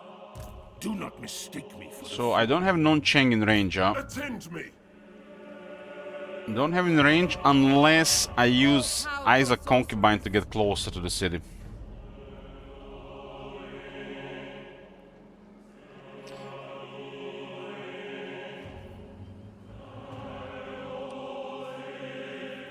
Be ready. Kati, guide me. Aboard the Tower of Blessed Dread, Admiral of Kar's fleets. Should be enough to attack the city with Isaac Concubine next turn. And if they attack Isaac Concubine, Loki is assisting. By the cruel seas, you will march.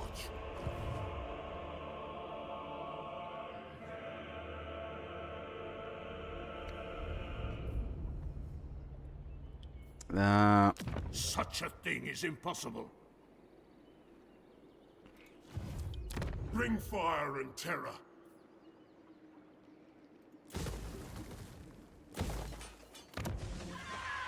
This one is hard to say where it's gonna go. Mount Lee is still under control, huh? Why would I dirty my hands with the likes of you? At war with Nergal, Lizardmen, and Greenskins. They definitely pissed off a lot of people. It does look like the Kala is keeping the Kai busy.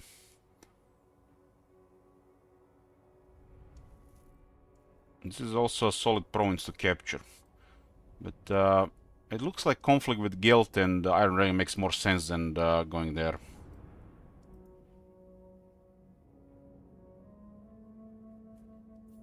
I think Slaanesh will like me. I do have one envoy. But Nakai is a natural enemy of Loki.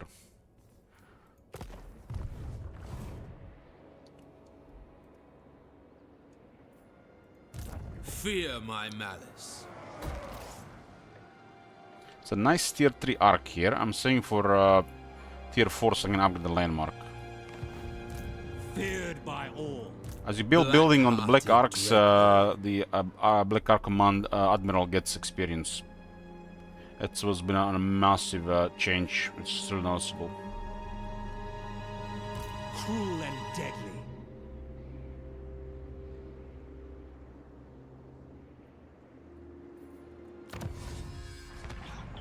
This area here is really nice because of the unicaps, so I'm gonna prioritize this. Let's start with the bonus recruitment. 2 recruit ranks for Dread Spears, Dark Shadows, and Bleak Swords.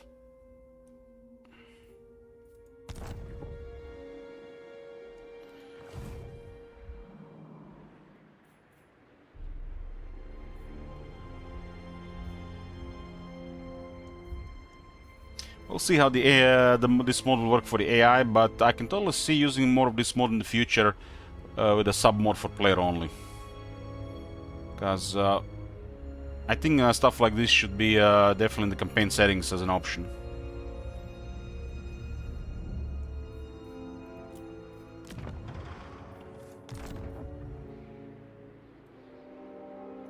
2,400 slaves.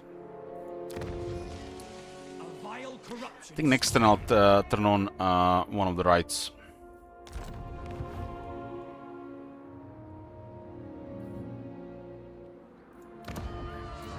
Cease your provocations. Do I need gold for building something? Not here. Not here. Not here. Not right now. Sacrifices to Mathla. I can use some slaves to generate income. Generate treasury. This is really good. Currently 3,000.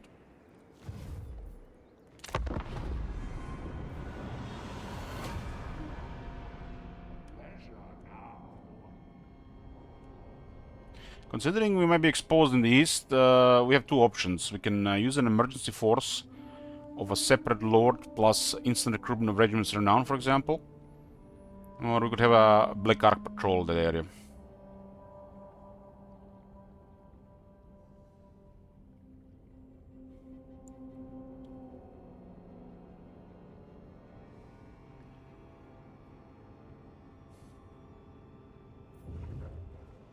Ooh, they did raise that, huh?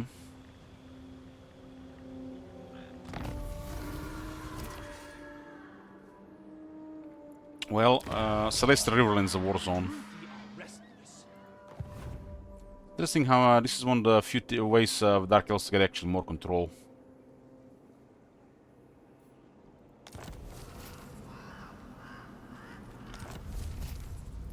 We just got an event. It's called Raiding Season. Once again, it is time for Dark Elves to venture into distant shores to plunder, pillage, and most importantly gather slaves to fuel their war machine. The mines of Nagorod always need new flesh.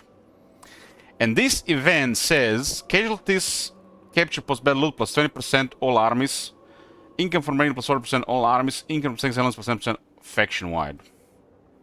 So this one is big for 20 turns. That's an event, right? That's an event.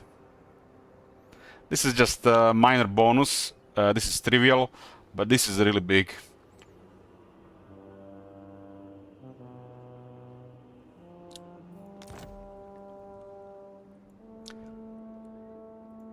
Admiral of Kar's fleet.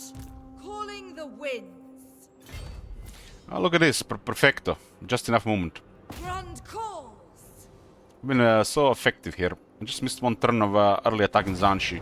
Could have had Zanshi attack one turn earlier. I will destroy them. Yes. Yeah, we'll go though sacrifice to Kain. The last 15 turns. In these 15 turns, I'm expecting to give me advantage against both Iron Dragon and Geld, preferably against their Legend Lord armies. This is one of the strongest things in the game.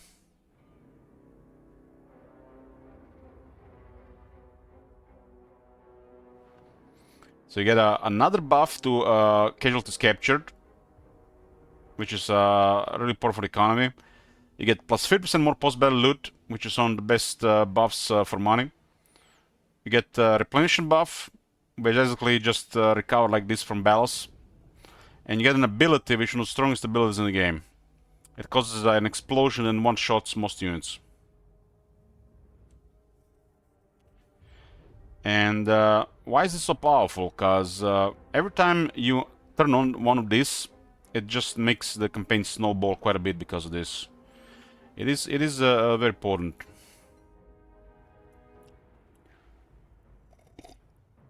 This is the beginning of Dark Elf snowballing, when you have a good opportunity for service to Kain, but preferably to get an advantage against Legend Lord armies, like in our case Iron Dragon and Geld within these 15 turns.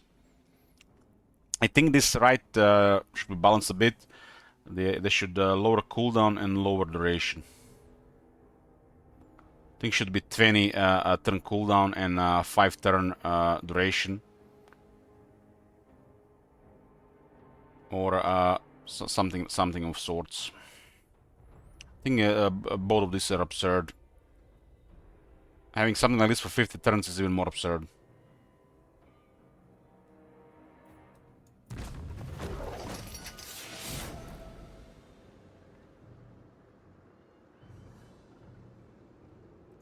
What now, noble born? Corsairs to me! Merciless. We can attack with Lokir there, but Lokir can deliver troops to Isaac's concubine for battle. For some reason, Pearl Manticore is a siege attacker, but we also have artillery now.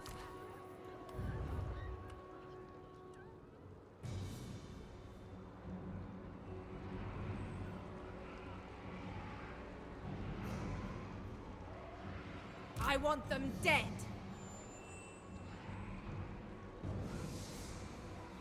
Aboard the Tower of Blessed Dread. I guess we can move Frenzy bannerized. Alright. Delightful screams. 30. This will be our second general. Such slaughter awaits. Cower before my might.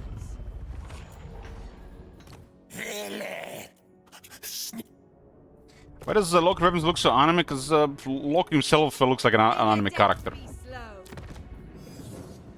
Next tide. These blades gain their red hue from both the Indan blood steel from which they are forged and the viscera which so often covers them. So he does have unique items, like his items are exotic.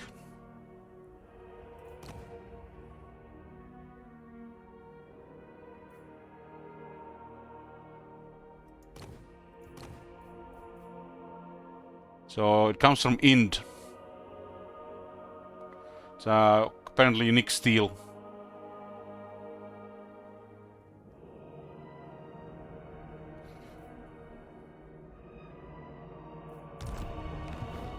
Attack you.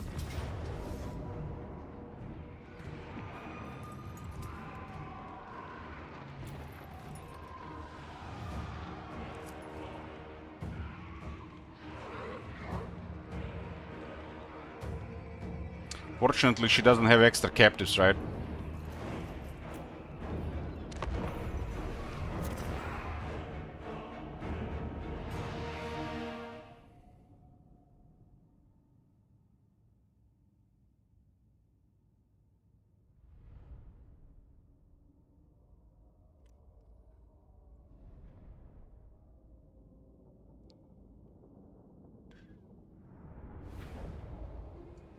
Once we deal with the Chinese vampires, we'll be dealing with Gelt and Iron Dragon.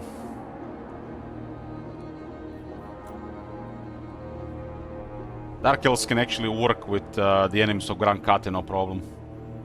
They have really questionable low versions with a variety of factions, and they have access to a good diplomacy buff.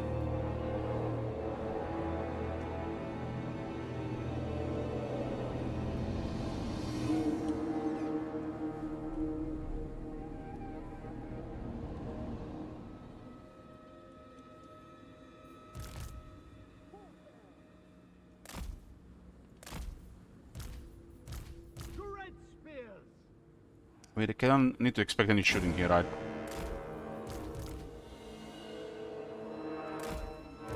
Cold-blooded killers! Bolt throwers!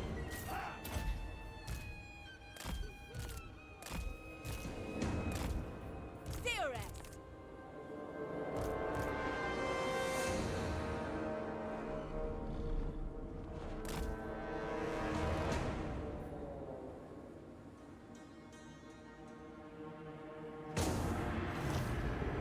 Eager for battle.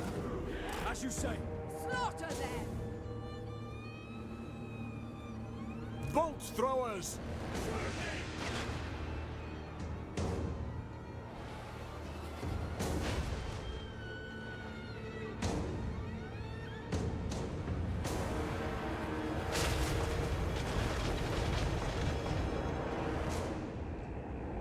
They have Vargas and a Felbet in the place. The guy's a lore keeper, huh? Unless there's an item. Dark sorceress. Supreme sorceress. Sorceress!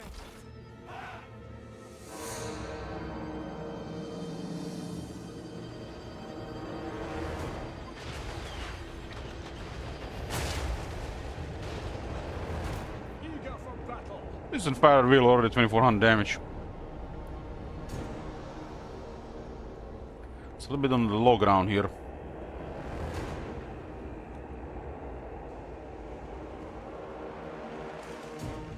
This looks like a choke point.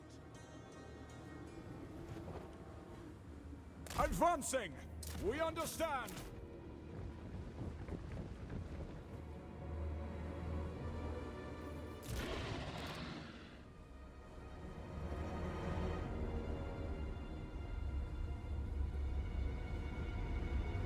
This looks like a choke point.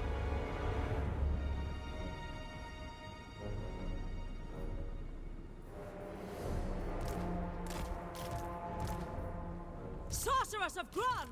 I am yours! She's mine.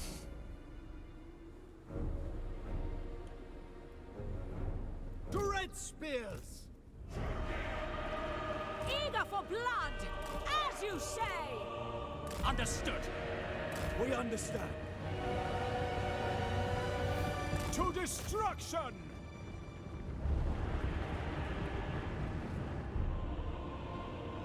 Nagarothi! No mercy!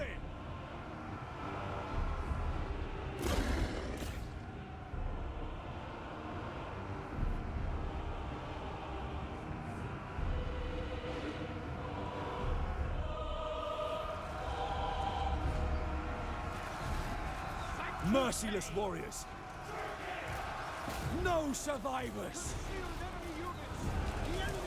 Forward. At once. By your command. Battle calls. Druki, forward. The merciless host. Battle calls. Beyond compare! Grim Ghouls are 30 armor, so I put a Soul Blight there and they're toast.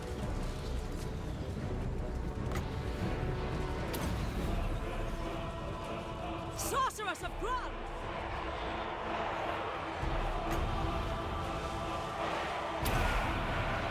Sarathan!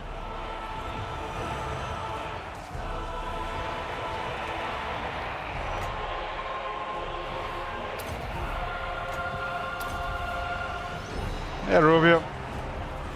Good morning.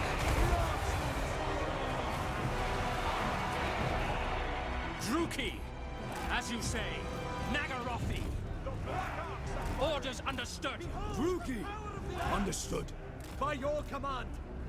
Into position! Sorceress of Grund!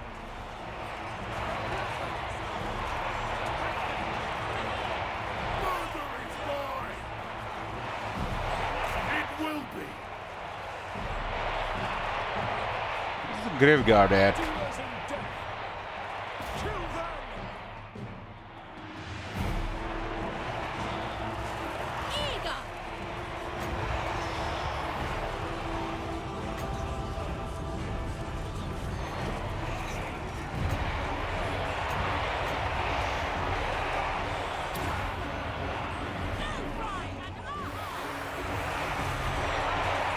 Druki!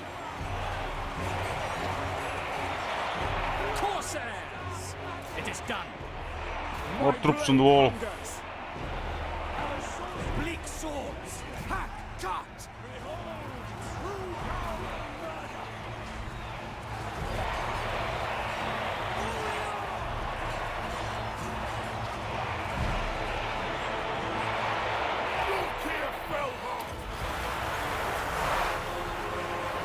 Cold-blooded killers!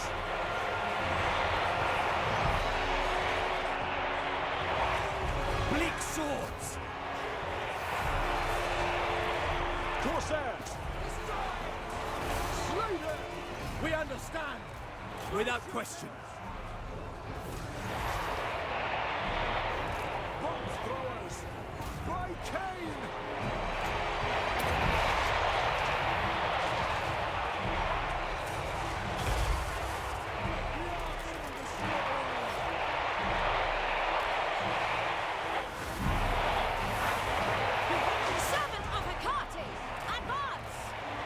Moving on. Bleak swords. Execute. You got the opening on the left side. To murder. Advance, Druki. As you say, at once. It is done. Battle calls. Most of the ammo has been used here, huh?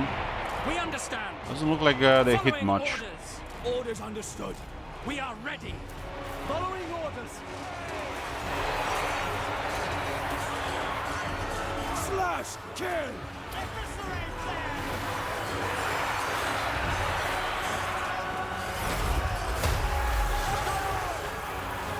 By your command. You guys did enough. Go rest. We have reserve. Dark elves! Look here, Fellheart! Yes, I will! Corsairs! It is done! It is done! Tower is down. Okay.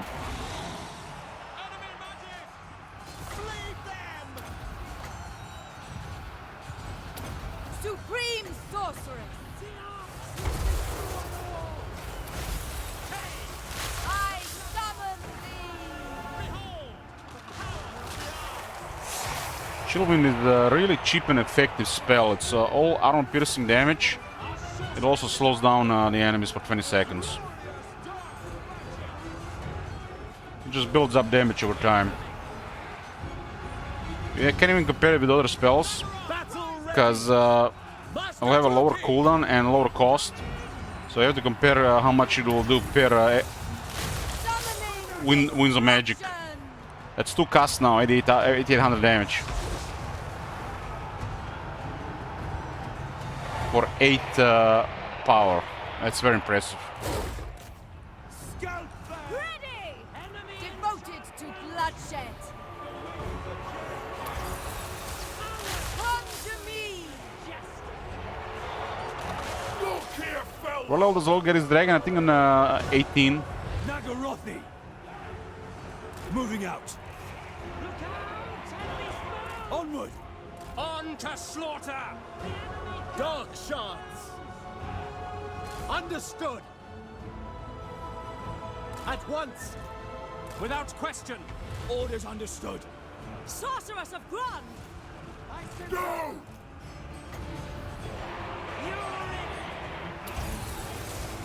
Do my bidding.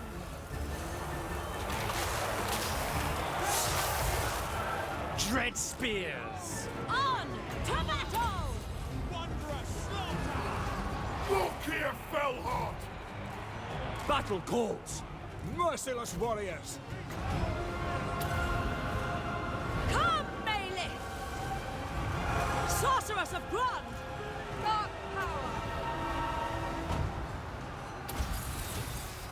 Hearken to me. Sister of the Dark Convent. Just at least couple of casts, 22,000 damage.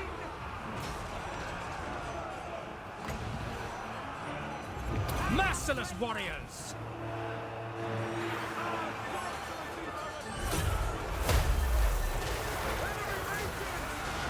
By Drakira! Dealers in death! Look here, Fellheart! For Mathlan! My power is yours. Summoning destruction.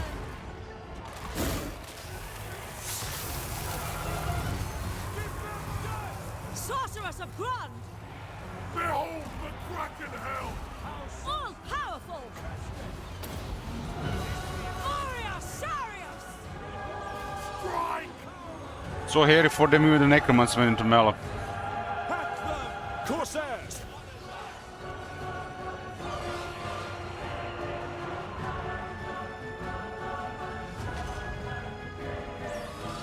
Sorceress of Grund.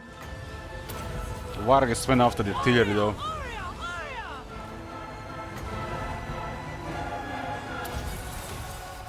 I summon Just best to ignore that. Our sorceresses are the merciless host! Attack!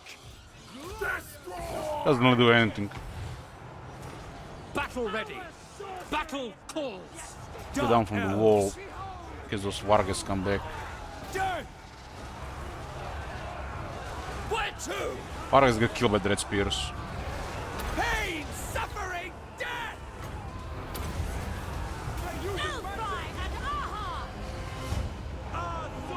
Montrico destroyed 2 towers.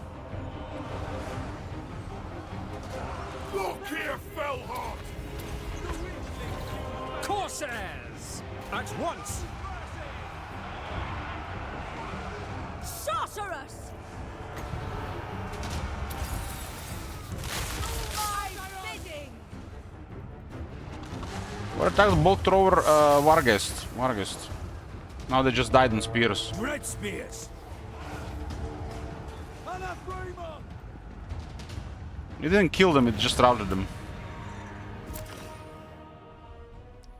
If the Vargas attacked the wall, would have been way more casualties. Vargas are super deadly on the wall.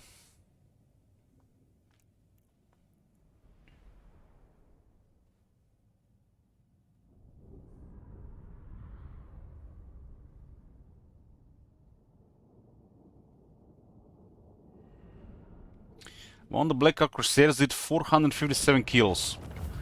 But they were grinding damage units from the Dark Conduit. This is without battle skills.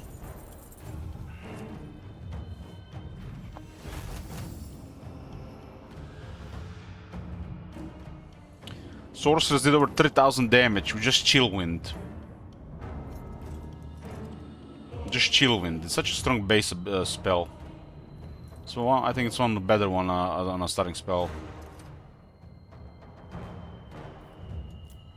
The OG Stream of Corruption.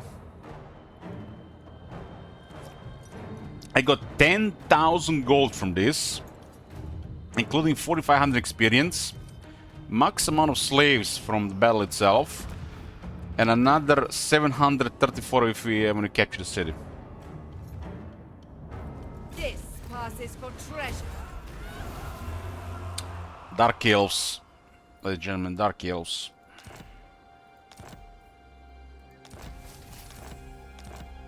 I got a bodyguard.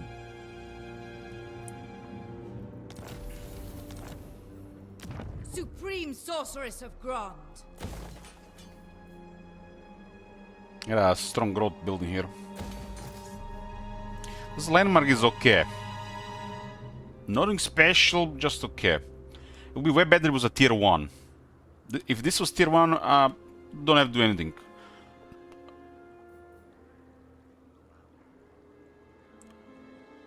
This would probably definitely fit as a tier 1 landmark.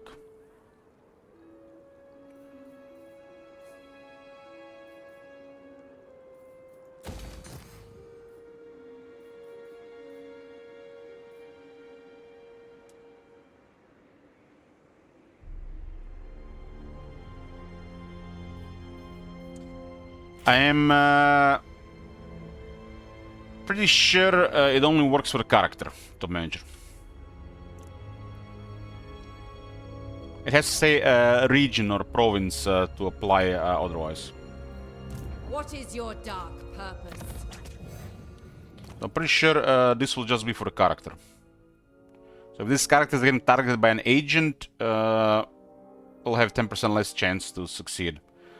And when you equip stuff like this on the characters, the AI does not even try to attempt it most of the time.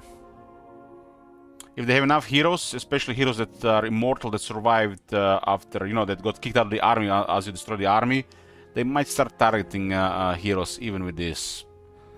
But these things don't even let them attempt it. So it's also a thing. So you don't have a chance to get the trade that does the same thing.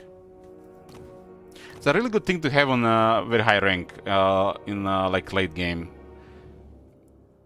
Because a rank 50 hero, even with some buffs like this, can still get wounded. And 3+ turns, it's definitely a downtime if you lose movement range or something like that. But you can only put it on a Lord, Dead Hag, and a Master. Black Arts. Master Druki. It's probably best on a Dead Hag, because Dead Hag provides a useful ability as well. Servant of Hecate. Sorceress of the Dark Convent.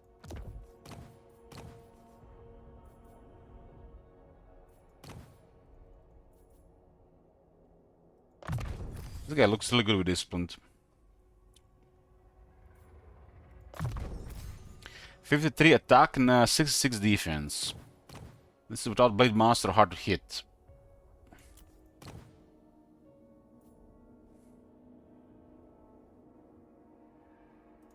Sorceress of Nagaroth. Okay, we got scouting at 25%. Scouting stronger than ever since the item rework. All-powerful sorceress. In Isaac's Concubine got 3 ranks. I like to open with Chillwind and Spiteful Conjuration. Spiteful Conjuration actually does something because we're gonna have varied armies, but this is otherwise poor for the Dark Elves in the campaign. Most of their units have already pretty good AP damage, but does still buff damage.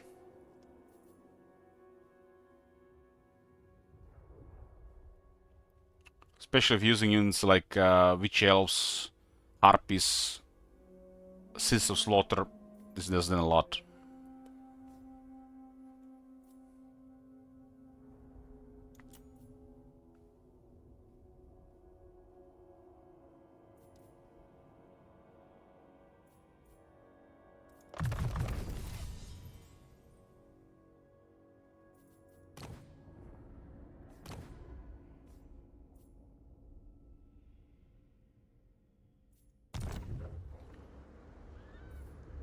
Look here, Fellheart. Dark sorcery.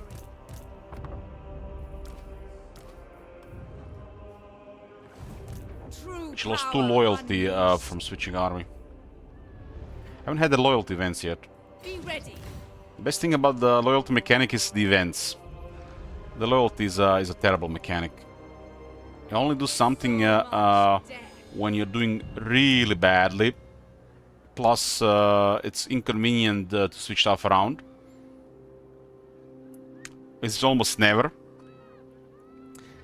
But there is a benefit of having loyalty. There are events around loyalty. Kraken calls. And that's about it.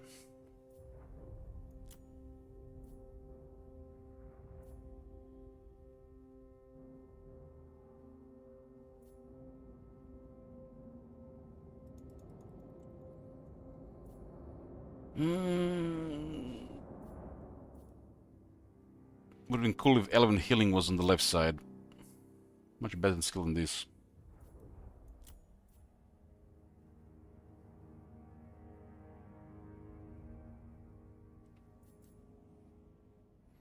Lightning Strike here is really good because then we just need 1 more point and have it perfect. This Lord doesn't have a lot of skill points, so we'll have a level to Lightning Strike.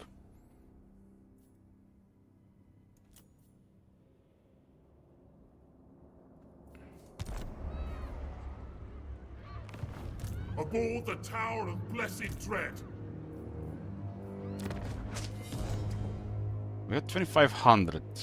Attend me. It's almost enough to get more troops on the land, huh? Or more on the arcs. Shilong about to get attacked. Dreadlord of Nagaroth. This is rank 1, and this is rank 3. And why is this rank 3? Noble born. Ah, we have Arena level 3. This is bugged. This doesn't work on the Black Ark. It only works on the stuff in the influence of the Black Ark.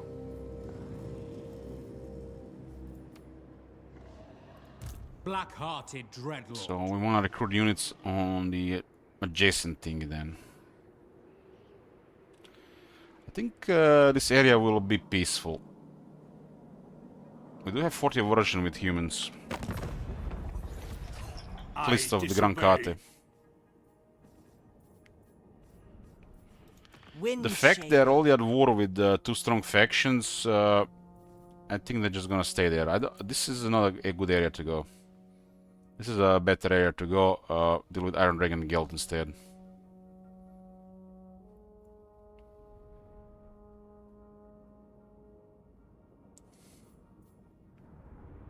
Ideally getting everything right, but we can get early on Guild and Iron Dragon, which is better.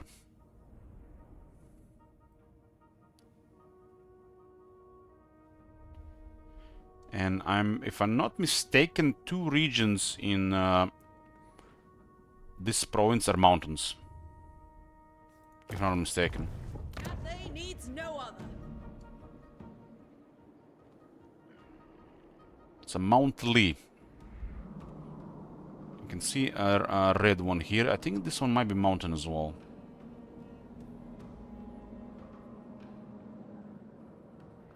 Mountains are red for Lockyer. Tyrant of Nagaroth. I mean, the north is kind of secured. Kind of secured. They might go hostile towards Ashen, and then we're gonna hostile towards me. But Ashen has military, and I got envoy, so it's less likely. Snakes. They don't like we've been dealing with the rebels. You are here. We are here. Yes. Speak then. Yes, yes.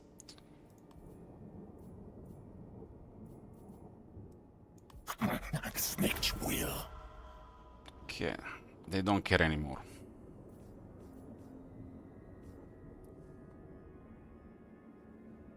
If this was going any further, they might have cancelled one of the treaties. It's unlikely, but possible. Clan war. It is time.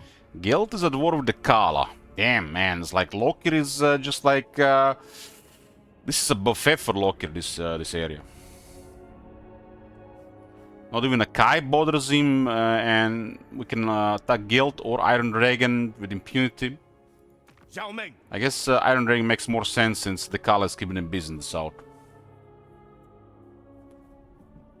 Zhao Ming does have another port. That will give us another Black Ark. Let's open front to the west. Guild has 2 ports. And one of it might be captured by the Kala.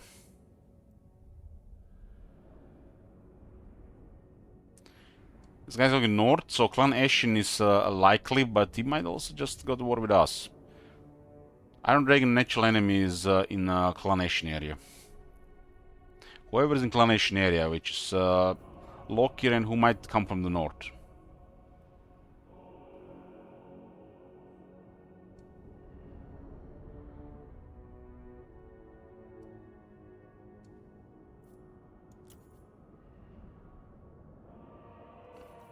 Why, yes. The Celestial Blacksmith.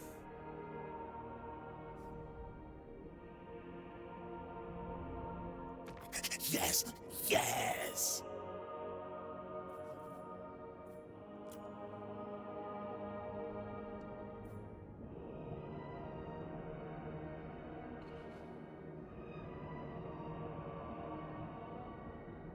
Yeah, desert is perfect for Clan Ashen.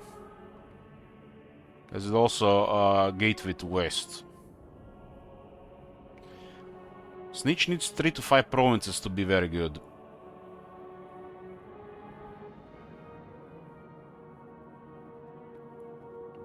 But I need an alliance with Snitch to give him territories.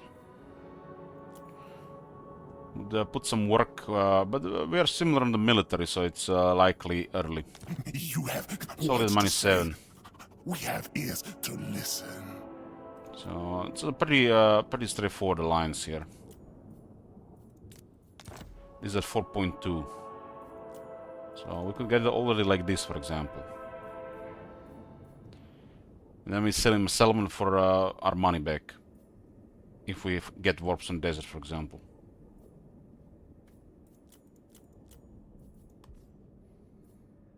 Snitch and Lockyer working together is perfect.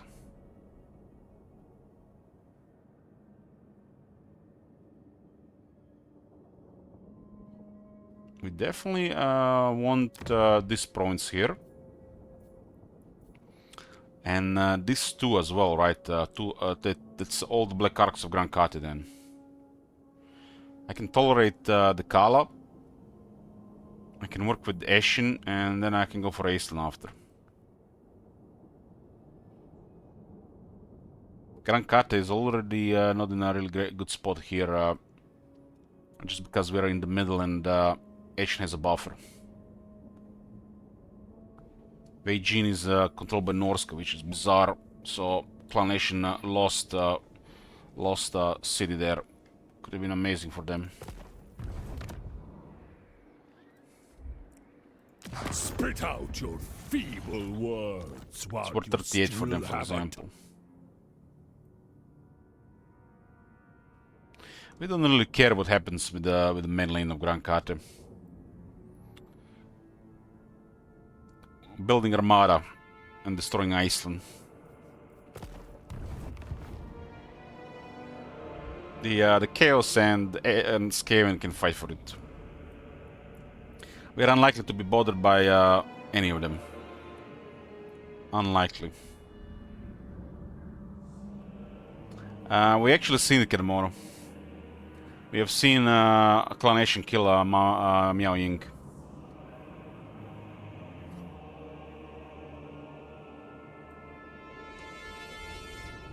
And by kill, mean kill. Their faction turned into rebels. Well, it's obviously stuff like this cannot be used on the player.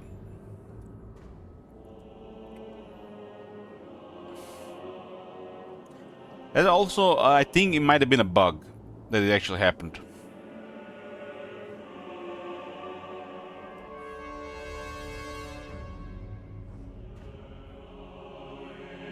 I mean, they kill Lokir, for example, and then we just play without Lokir.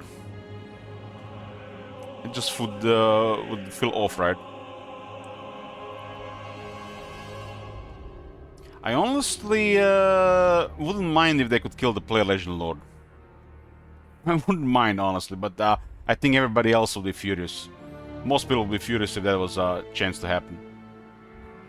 Remember when Tzeentch abilities were actually powerful against the player in early Realm of Chaos? And everybody was complaining about it. And it actually added quite a bit of difficulty to the game because of that. But, which means if you meet Clan Ashen, you have to kill them. If you meet Tzeentch, you have to kill them. But CA approaches, you know, cater to the crybabies.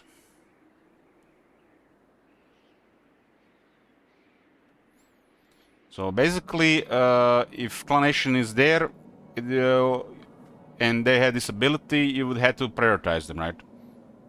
So there's a way to counter them, right? You need to make sure that Snitch is wounded, right? If Snitch is not wounded and he's high rank, it can kill one of your characters. Or your leader, I mean. Same way with Tzeentch, you know. You can't coexist with Tzeentch, right? And CN nerfed the AI Tzeentch to the ground regarding this, and they were actually difficult with those abilities.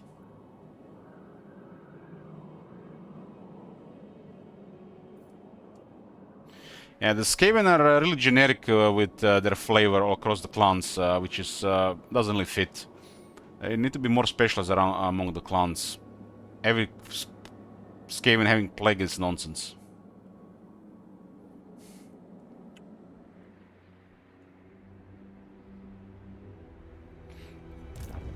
A mutiny!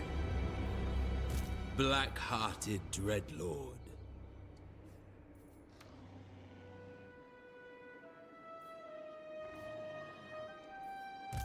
Fear my malice.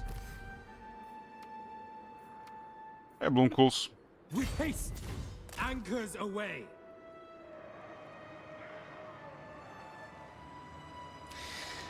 How are you doing, fellow gamer? Glorious slaughter. Tyrant of Nagaroth. I admire your darkness.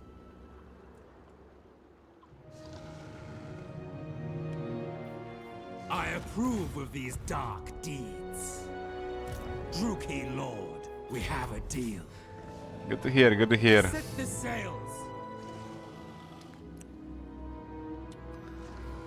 Such slaughter awaits. How about yourself, good sir? Okay, okay. Have a deal. Having some fun with Locke here and looking forward to walk an anime later. Anchors away.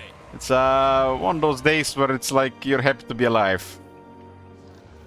A vile plan. Since this is bugged, we have to recruit with another arc, even if it's for this arc. Black-hearted Dreadlord.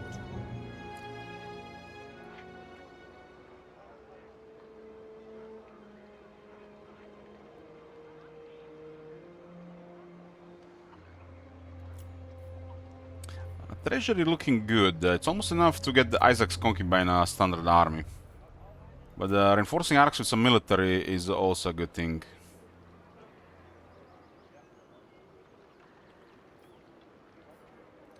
$750 for this unit, huh?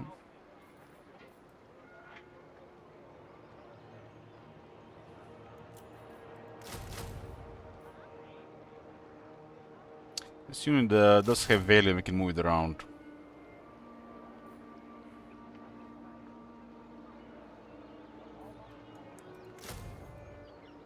Have enough Dread Spears around.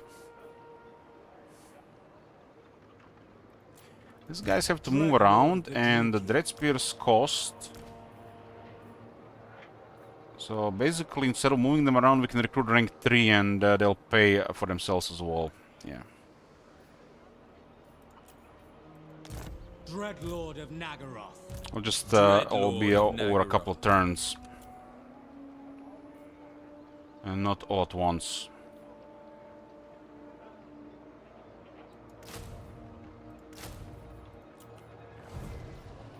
Tyrant of Nagaroth. We're gonna have access to rank 5. Rank 6 if they get Draft Master. And then rank 9 if we have another arc with the arena. That's not the recruiting arc. Corruption of the vilest. Rank 9 Dread Spears, Blick Swords, Dark Shards, pretty nice. Lord of the Black Court. So I'm saving here for the tier 4 to upgrade the landmark. The best way to get money is to fight close to the Black Arcs. And that's how we got a bunch of money the last couple turns.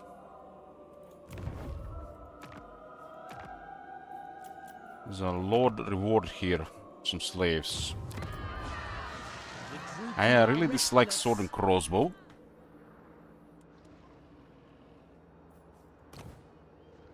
I got a malicious and disciplined sword and shield. Discipline is pretty good. Not really need these stats on Dreadlord though.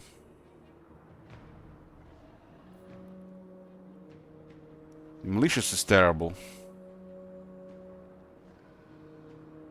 Terrible. High Beastmasters, they seem so out of place.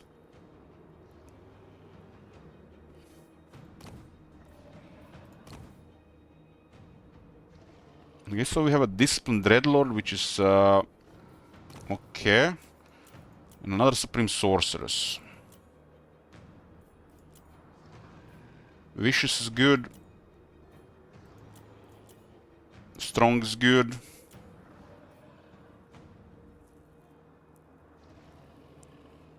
Spiteful is okay.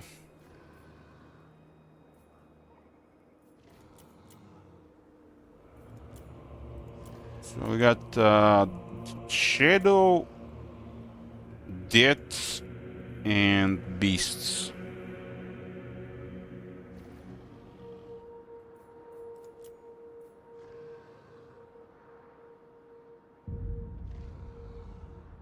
We got a Death Lore in the main army, and we got Dark Magic on the second Lord.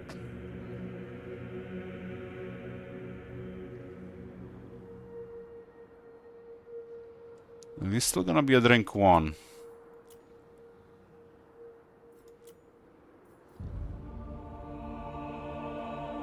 We'll go with the Lord of Shadows. Go with the Vicious one. Supreme Sorceress of Graft. The main thing you should prioritize on a Supreme Sorcerer is attack on the main trait. Just because the Black Dragon.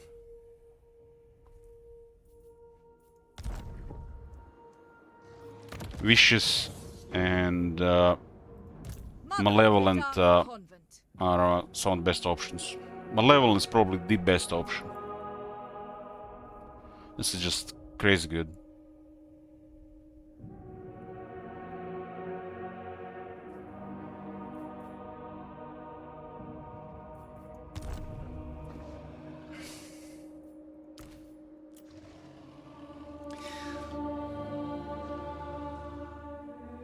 I knew Bloomcools was into Dark Elves. So Bloomcools, marry, fuck, kill, Dark Elf, High Elf, Wood Elf. Listen, Isaac.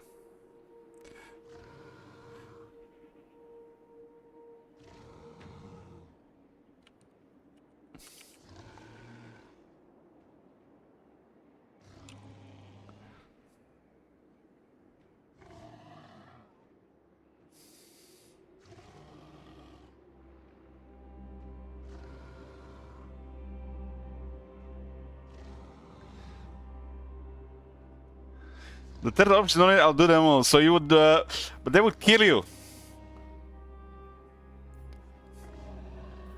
You crazy, man? No man can handle multiple women.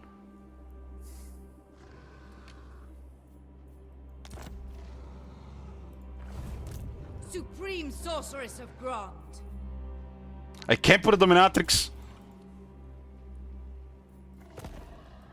What do you see? I think I renamed the wrong hero. My bad. Yeah. Isaac's concubine.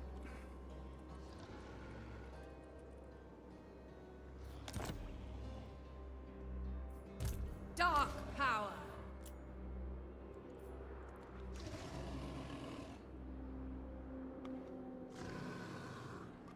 You just like the sex drive. That's like playing with death.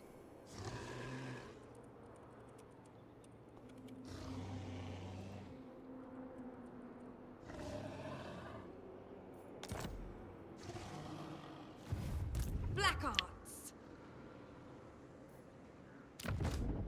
We need a third lord or and we want to level one again. It'll be this one. I just secured this one for the reward right now.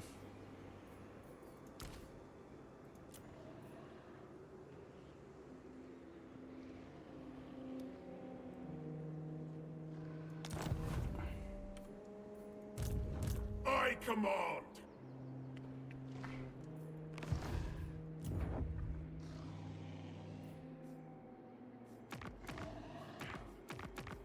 Well, Supreme Sorcerer is by far the best option because of the sacrifice to Hecate.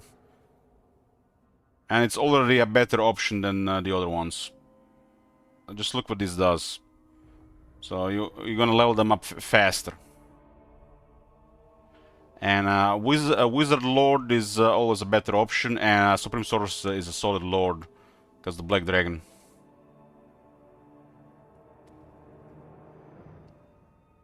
I do also don't mind the female Dreadlords, but they tend to start as emergency lord, and then I later use them as generals.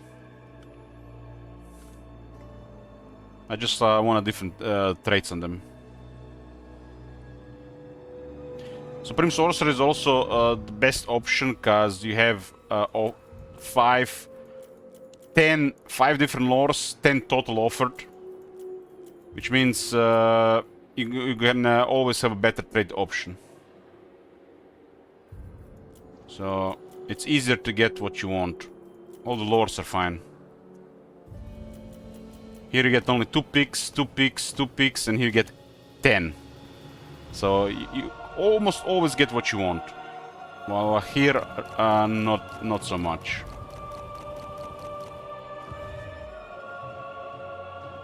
Lord of the Black Court.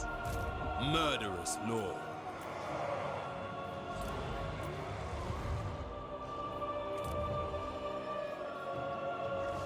We had over 3,000 slaves. Income and treasure is pretty good. Very nice. Vampires have paid. Warmongering. Who say war doesn't pay? It's like somebody always profits crazy in war, right? People will have to pay, but somebody makes a lot of money. It's just how it is.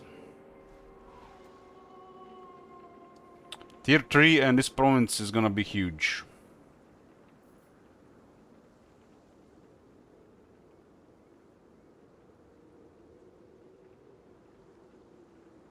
How old is the Lord campaign? We started yesterday.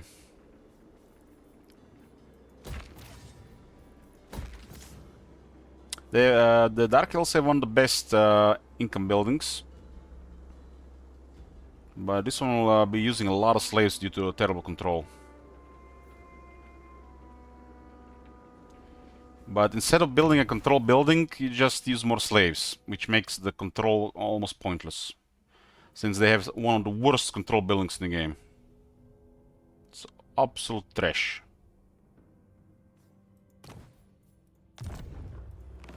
So why build a control building to mitigate this, instead just use more slaves and get it build something else, right? It's luxury if you can get it from other stats, right?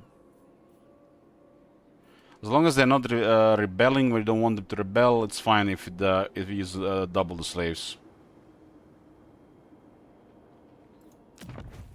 Once you get this with +5 control, you might consider getting some more control. You might. But building this is nonsense without this. And this building literally exists to give you control and cost slaves. So you have to expend one building slot, pay slaves to use less slaves. Why not just build something else and keep using more slaves, right? This makes no sense.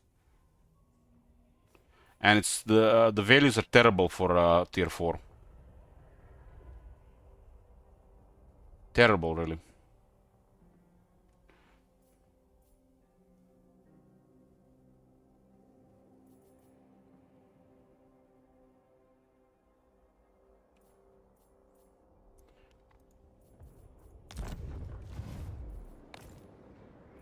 There's nothing else. It just gimped control with nothing else on it, and has upkeep on top.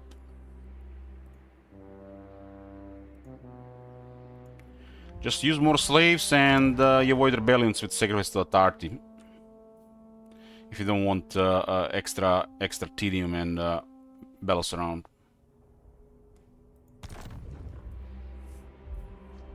Because you still have to go out of your way to deal with the rebels sometimes. Corruption thrives.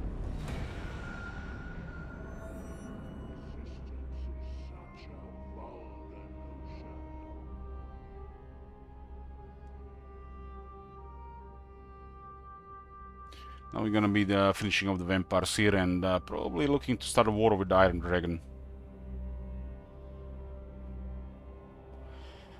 Basically, we are stacking casualties captured post-battle for a reason. So we don't care about how many slaves we use, right? We don't care about these penalties, we don't care about control.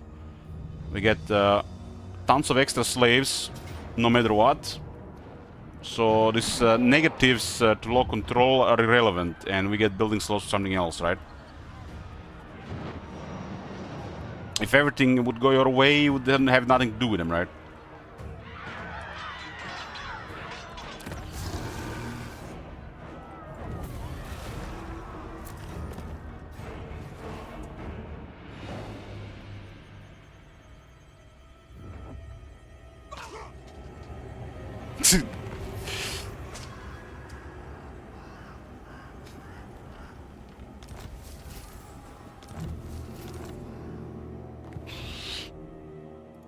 Cease. I guess the rebels are actually decent in the AI mod. In vanilla, they are just horrible. Just like, the control, the corruption, the control, what it does, what it doesn't do, the corruption which is tied kind of into it, and ultimately the rebels. The system still need to be reworked. They are so poor.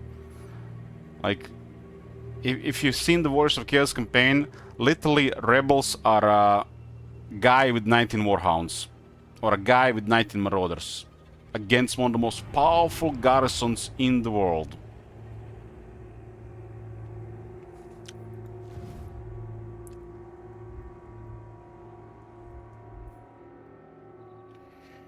Before we continue, I'm gonna take a break here, get me some coffee.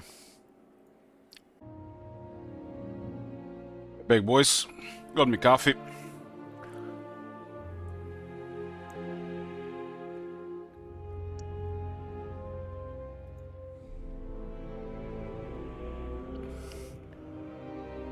One second, just updating something with shekels.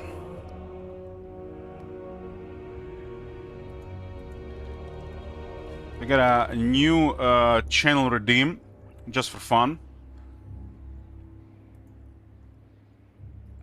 In the last couple of weeks, I've been using the Google AI mode for various things. And some of the answers I get are quite interesting. Saves a lot of time as well. So got an idea to have a channel point redeem to ask Google AI about Warhammer 3.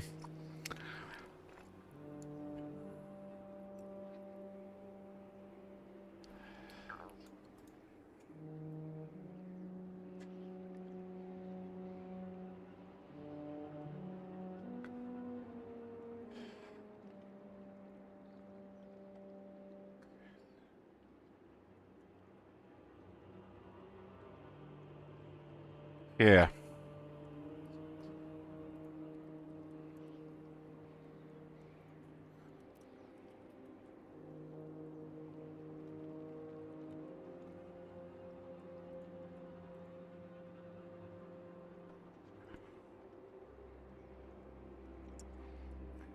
Okay, where are we at?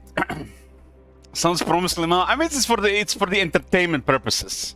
It's for entertainment purposes. I haven't done stuff like this. I've been pretty much just using the Google AI to calculate nutrition in the food I'm eating, and where it's what area is missing and what nutrients. Eat and Die has asked Google AI about Warhammer 3. Okay, we all have a redeem. What's gonna be the first question there?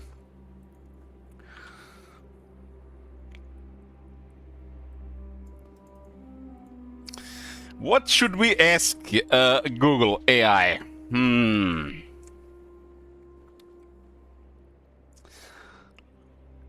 Okay. Why is legendary difficulty in Total War Warhammer 3 so hard?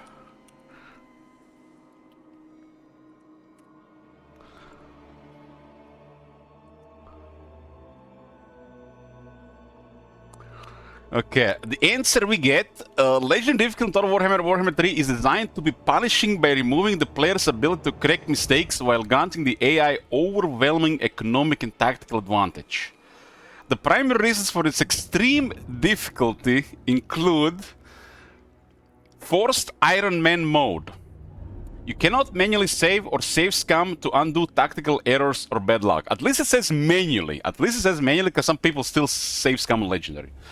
No pausing slow motion. You cannot issue orders while the game is paused or slowed down during battles, forcing you to micromanage in real time.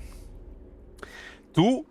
Massive AI economic cheats. Reduce upkeep recruitment. AI factions pay significantly less for units and can recruit full armies for just 1 to 2 turns. It's about 2 turns. At least. Unlimited resources. They receive massive bonuses to background income, settlement growth, and technology. True. No attrition. The AI is nearly immune to casualty attrition up to minus 80%, making defense strategies like starving out army ineffective. True mostly. Enhanced AI aggression and intelligence. Ooh, what is this? Anti-player bias. Hostile factions will prioritize attacking you even if it's strategically detrimental to them. This is not true. This has been patched in late 2023. This is outdated. The anti-player bias is bare minimal. It's almost non-existent. Tactical dodging. AI units will actively dodge artillery and bombardment spells. True. Diplomatical penalties. Other factions are far more likely to declare war for minor reasons and are harder to elevate. Not true. Unit stat buffs. Superior stats. Enemy forces have significantly higher leadership, melee damage, and reload speed, allowing their low-tier units to hold out against your elite units. This was true in Warhammer 2, but not true in Warhammer 3. Not superior stats, but it's a noticeable difference. If you have battle skills, you have an edge over them. Battle realism. Your camera is assigned in battles and you cannot see the balance of power bar. True. Okay. That was our first Ask Google AI about Warhammer 3. We can do this redeem once per hour. Are you happy with your redeem Eden Die? Maybe we should have asked who's the best Total War Warhammer 3 multiplayer player. Damn, I wasted my question on something so stupid as a Legend difficulty.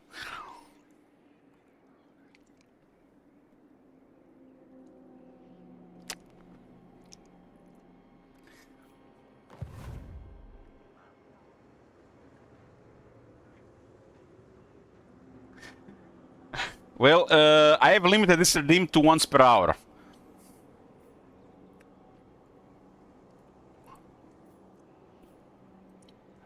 This redeem is currently only about Warhammer 3.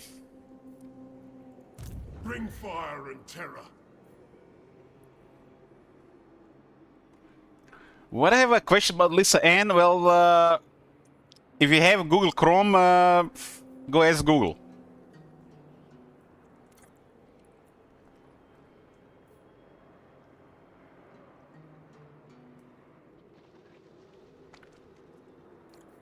Of course. Of course.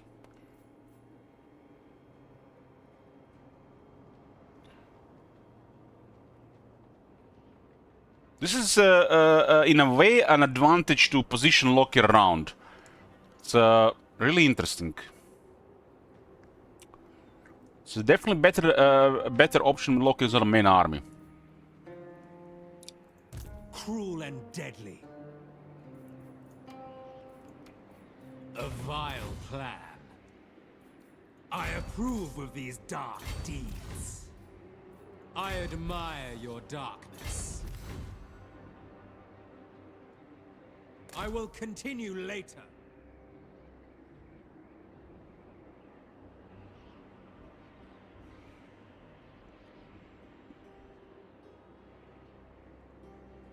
Dreadlord of the Druki. Yes? Such slaughter awaits. I admire your darkness. I admire your darkness. Tyrant of Nagaroth. A vile plan.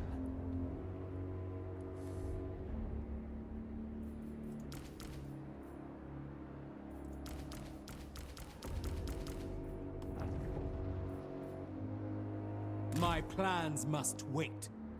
We have a deal. I wonder if the teleport will have issues also, like some of those armies spawning.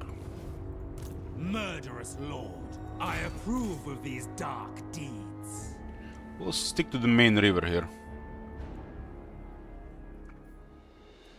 A brief interlude. This is called the Celestial Lake. And this is now a Great River. Great River. 3 arcs are parked here. Feared by all. So for 200 slaves we can get a 40 more movement. Let's see if it works.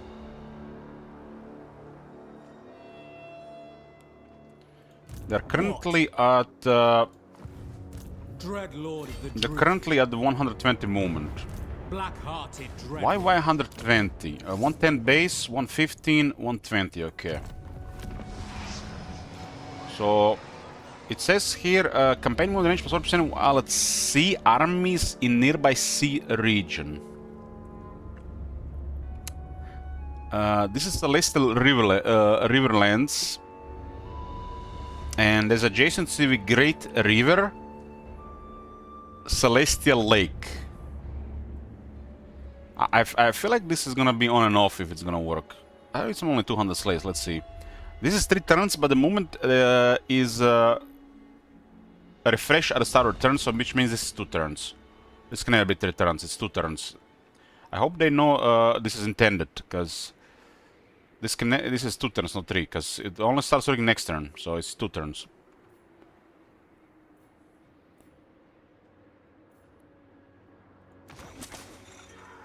Lord of the Black Court. Okay. Dread Lord of Nagaroth. Malevolent Lord. We can see next turn if this even works, because we don't know how this even works, because the areas are not assigned.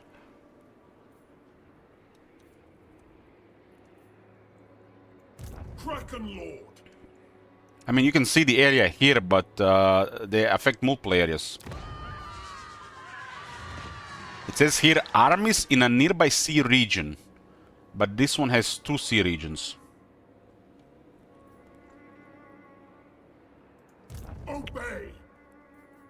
March, you mongrels! Sacrifices to Mathla! So basically, if I position an arc ahead, using teleport is better. Because it basically gives more movement. Who seeks me? Searching. Did I fight the Snake Lady? Yeah, this is just turn 17. We haven't even made the Tormentors. But it's unlikely we're gonna fight them. They are currently busy with Gelt and Nakai, so they're doing us a massive favor. Nakai used to be the enemy of Lokir, at least from playing the campaigns. We haven't played Lokir before. And now the Nakai is nowhere to be seen.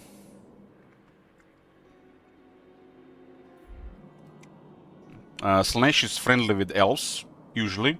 And Dark Elves do have minimal aversions with most factions. Like, for example, Warriors of Chaos here. We got -10. So you get 1 envoy and you have no penalties with diplomacy with Warriors of Chaos.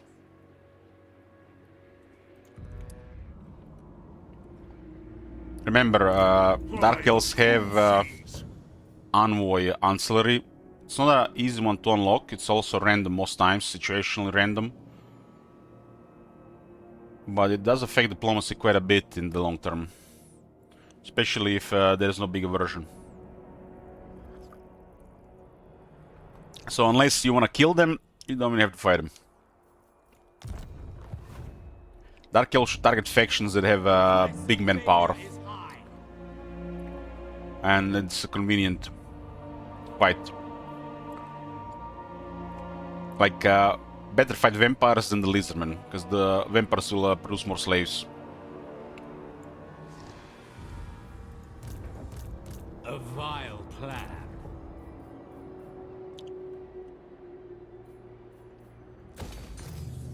Tyrant of Nagaroth. What now?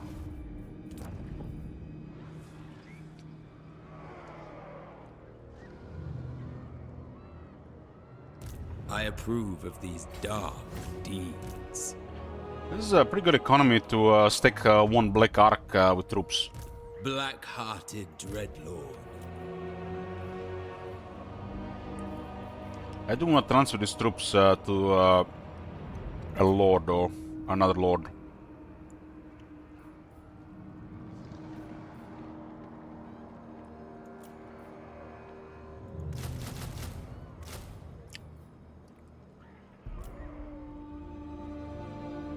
I must not fail. This is still later.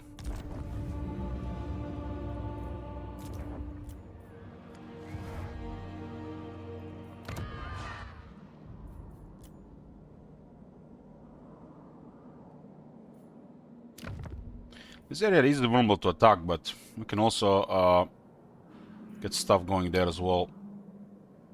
So control here is -5 right now. -1.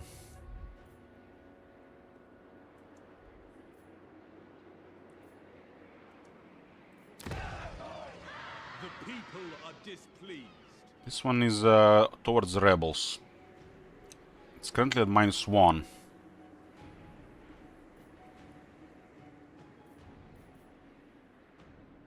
-1.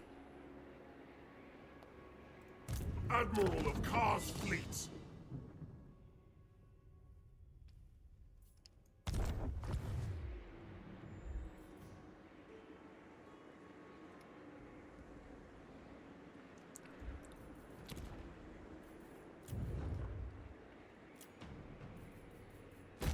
Celestial monster is here. There's wine. I guess we can make the Skaven drunk.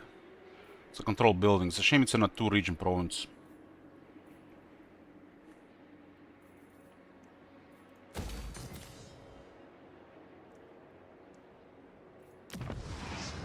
A vile corruption is spreading.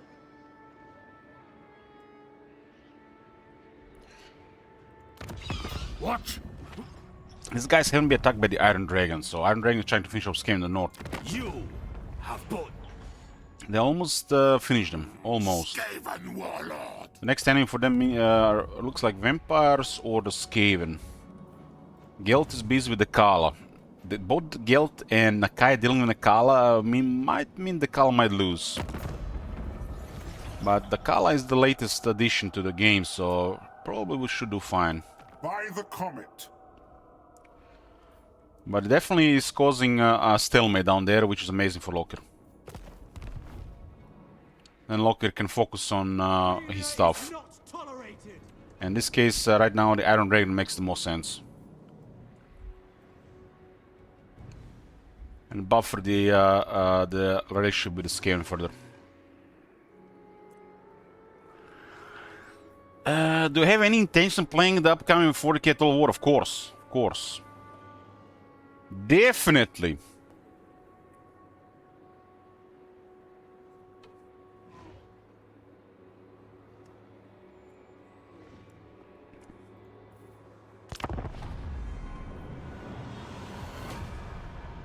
We played a 40k 4x game on this stream. If you haven't seen it, it was called the Gladius.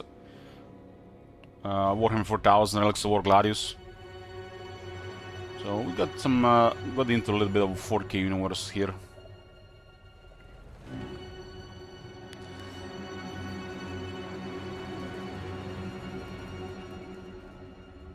Zephyr when I'm planning to play soon.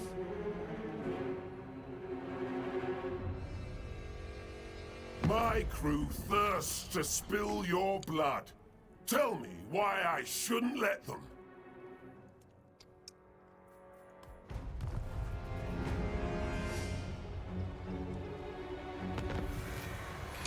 So the Iron Dragon have no enemies anymore, and the Ashen has actually attacked them. Interesting.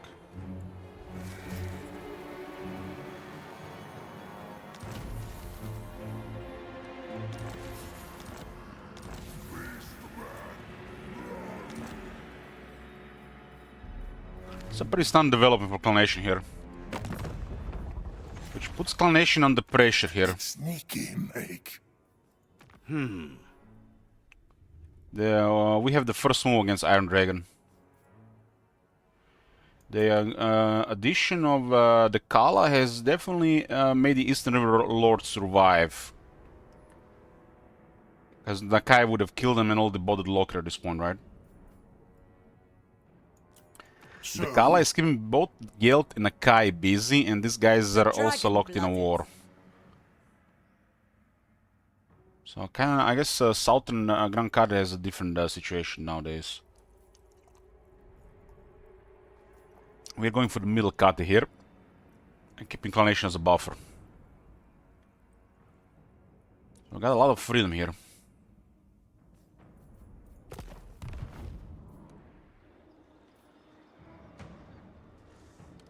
You don't think you ever saw Nakai ever since the Kala was introduced? He's still in the game. But it makes sense the Kala would get the edge. And the position down there is crazy good.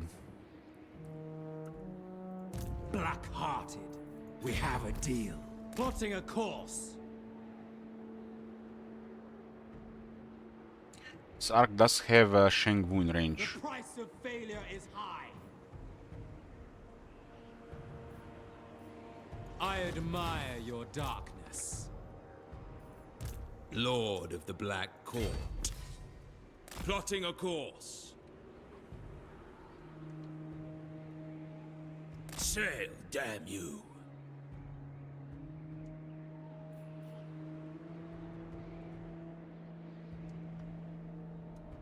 Set the sails. Such slaughter awaits. Sail, damn you!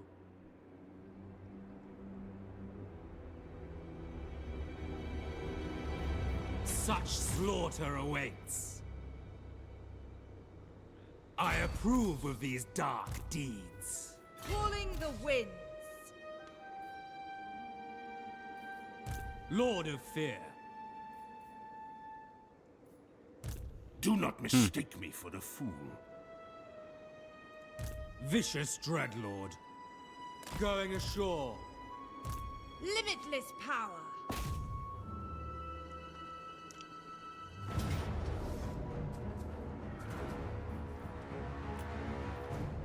The weak shall fall.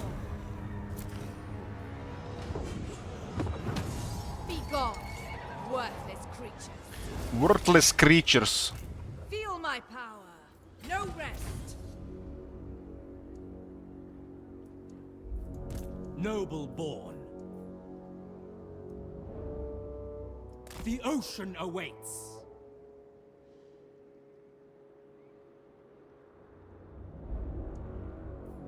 A vile plan.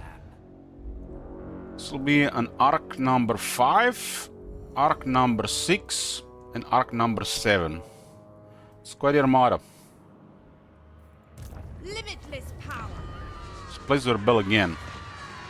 Look here, Fellheart.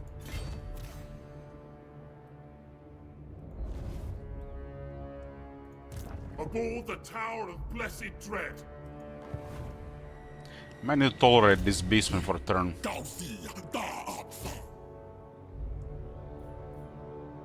Pillage and plunder. Not now, but soon. Cruel sorceress. She's rank 8 right now. Too far inland.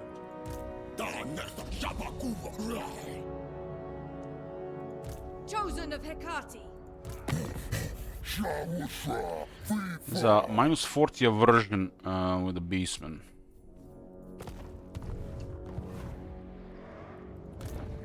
Well, we'll bench her for 3 turns. It's not a good spot here.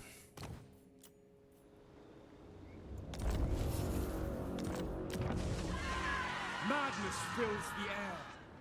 We're gonna have to capture this before we sort this. Tyrant. Dreadlord of Nagaroth. Dreadlord. It's already Yes? 4 Black Ark Slavery buildings on tier 1. Hearted. And What? 2 are actually on tier 2, and 1 is on tier 3. What now? Malevolent Lord. Lord of the Black Court. We'll definitely have an army going here. This one needs to move, so it can take 2 turns. We have a deal. Black This Heart. puts us to what? 5, 15, Dreadlord. 20 units, okay. 1 Black Ark is fully loaded. And at this point we have enough money actually to have a second army following Loki around. The money is happening from industry. Especially if this place gets tier 3, it'll be no problem. There is growing unrest. It's also gonna cost a lot of slaves per turn. I'm gonna just ignore the Norscans possibly going hostile here. If they do, We'll deal with it.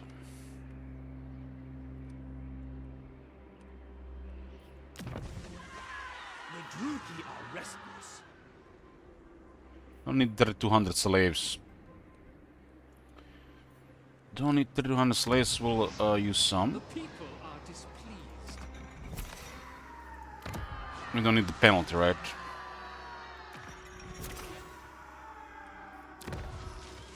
Do not vex us further.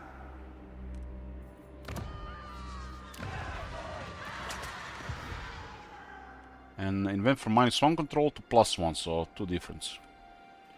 And just like this, we generated 12,000 gold. And this scales with number of black arcs. Wow. Just wow. Why the fuck did I click this? Okay, I clicked the wrong thing here, I guess. I'm supposed to click this one.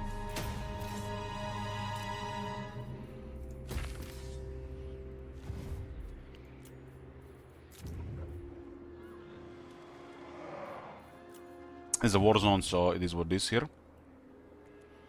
It is what it is.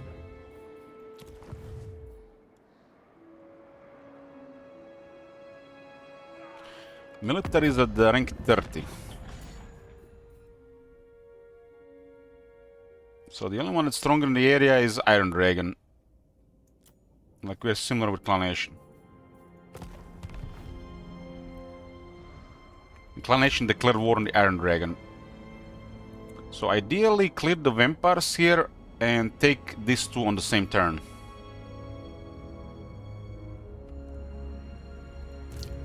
Dreadlord of Nagaroth. Lord of the Black Court. I don't have a, this guy's not a siege attacker.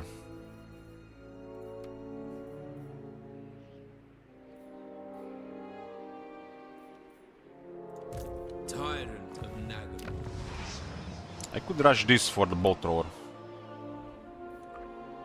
This gives me another bolt thrower. Capture this on the same turn and then start fighting towards the north. This will make Clan Nation more friendly to us. We retain this province here. And we're gonna trade this one to Clan Nation after we sign an alliance. And Clan Nation gets a really good core here. And then we go on Gelt. Gelt has 2 major ports. And after Gelt, whoever is hostile, he dies. And then we sail to the Fop Islands.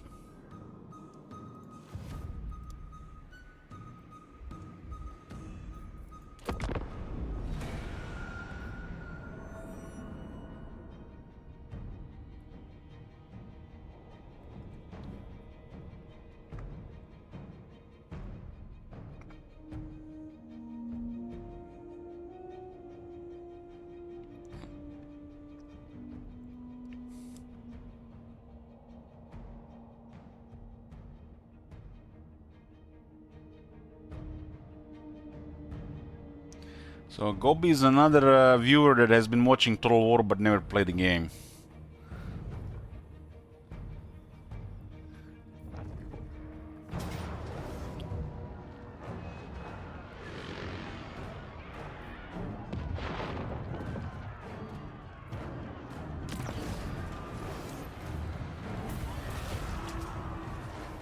Acknowledged at last. What the hell? Beastman!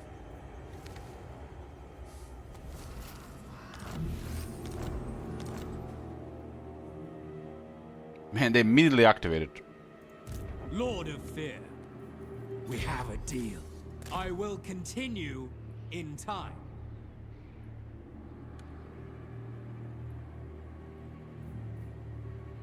Shame this one is not a port, huh? So close to the river, though. Your darkness. Next tide! Set course. The new lair for the Kraken. Sacrifices to Mathlath. Beastmen have denied us slaves here. They'll pay for this. Cruel and deadly. Dreadlord of the Druki. Such slaughter awaits.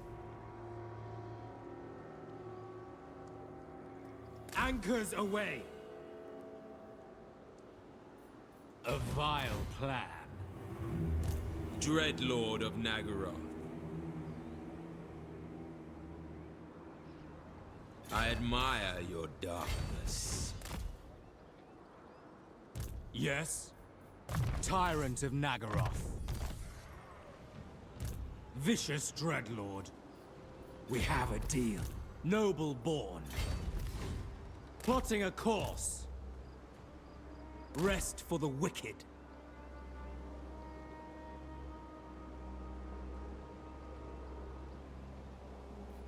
Double time! Sail, damn you!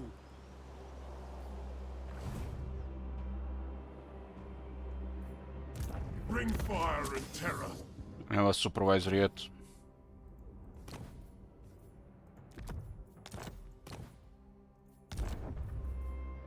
You will march.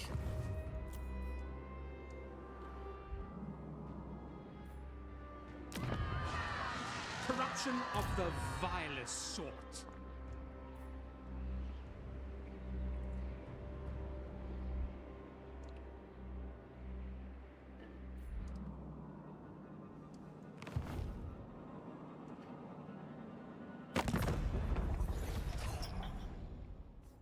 Fire and metal! Iron Dragon rank 13 with 6 elements, Warring Clan Ashen.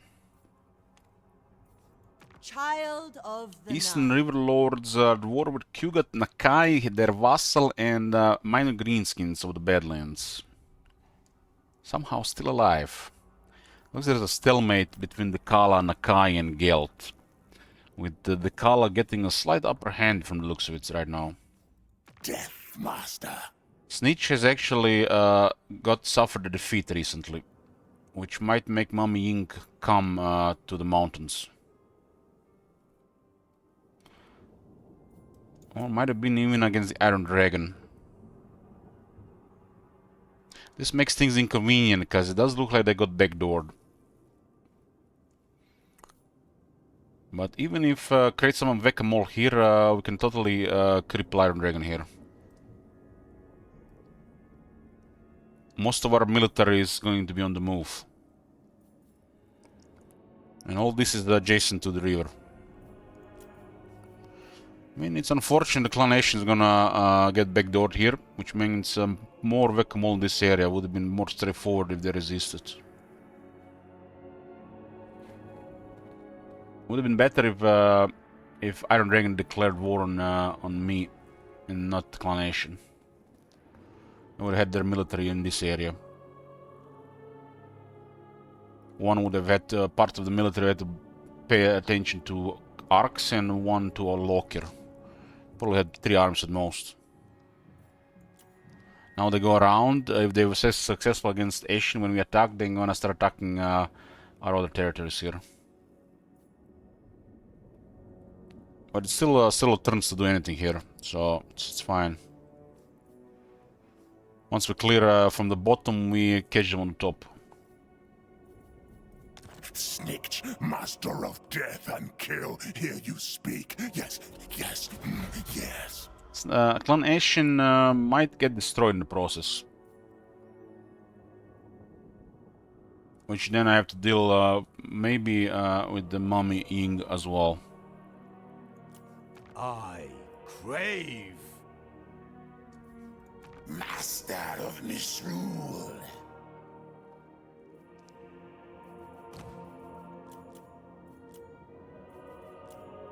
Blade.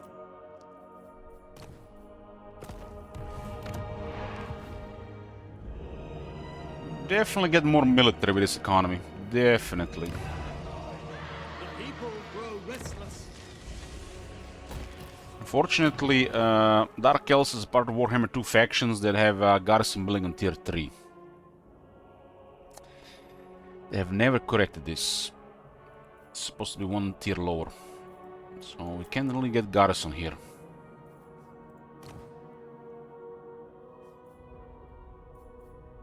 The tier 2 mine garrison is crap.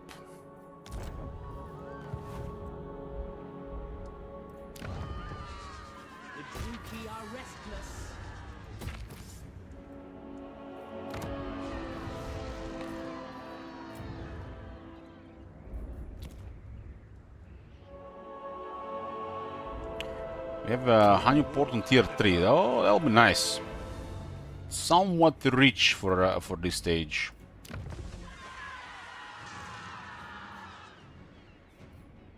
There's an ongoing rebellion here, huh?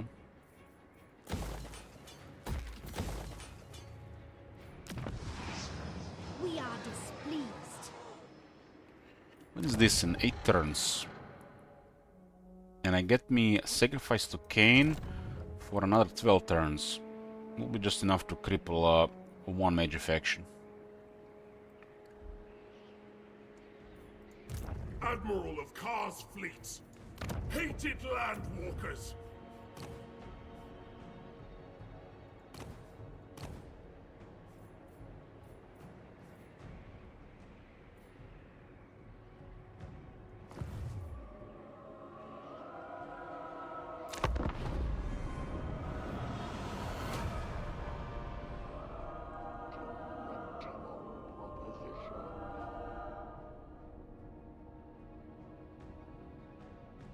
So Iron Dragon has an advantage over Clan Ashen. This is what happens to Clan Ashen. They go to war with Miao Ying and then get backdoored by the Iron Dragon and they lose.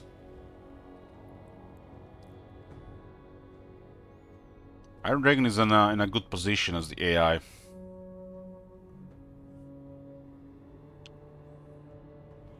kind of like Loki on the other side.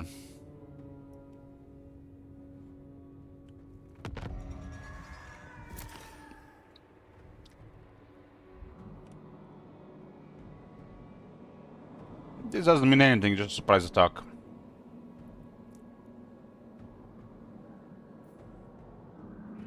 Miao Ying might be also already at war with some other stuff here. Oh, babbits! Have to also respond to Village, and Village might lose to Zayton.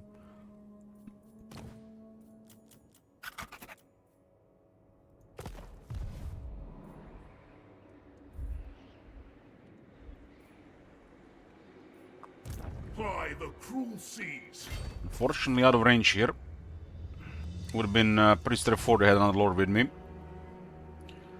We've been moving 2 lords with 1 march assisting every time.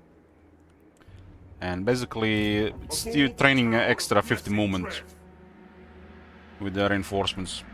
And this is how you get ahead. Only have a couple turns of advantage like this.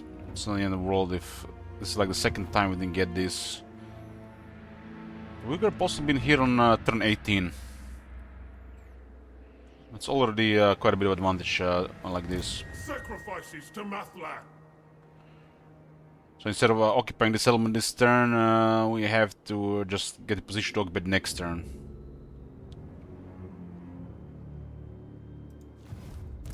Fellheart ready. Yes.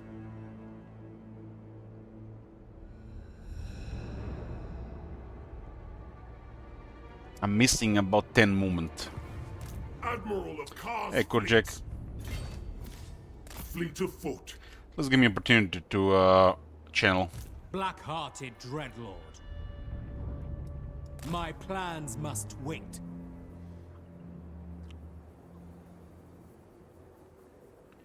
If I get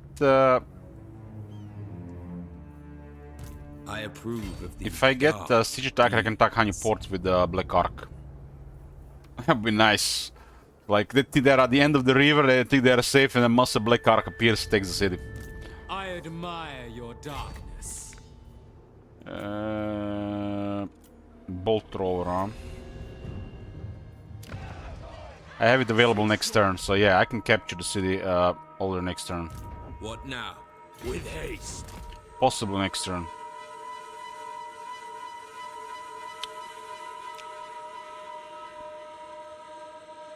Then again, I don't think you need a siege attacker when attacking the Black Ark, right?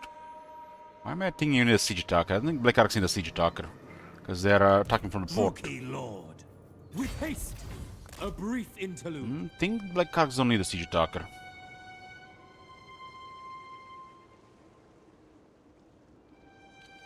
We'll see.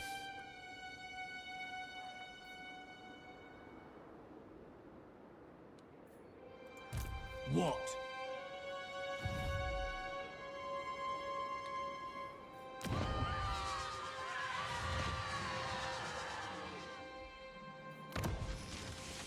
The people are displeased.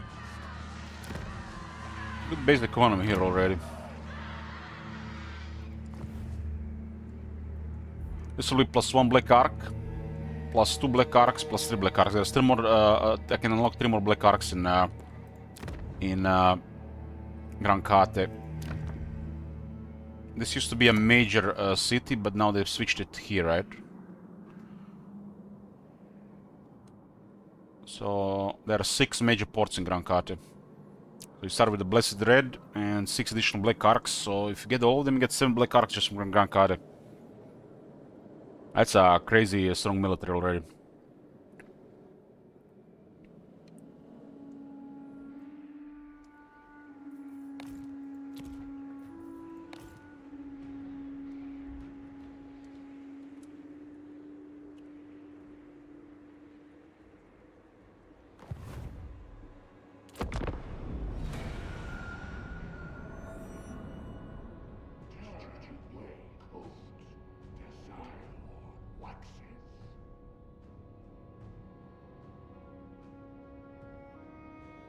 Me attacking Iron Dragon will make him attack me as well, but this will distract him from finishing off Clanation.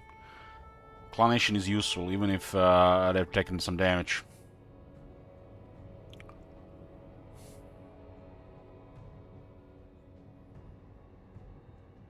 Clanation is a mega pain in the ass faction if they get stable.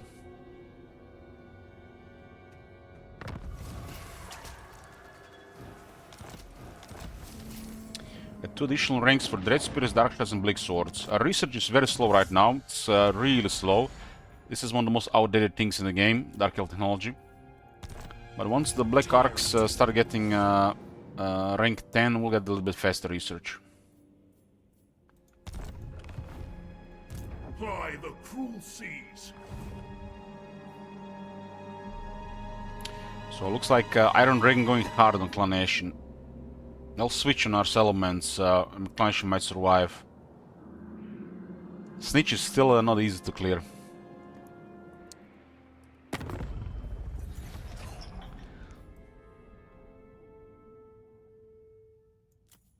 Can I assist you?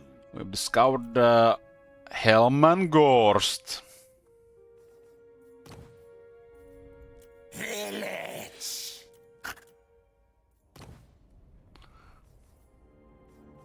Necromancer.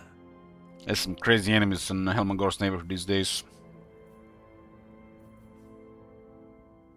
Goldtooth has become top dog in the area since the Ogre DLC.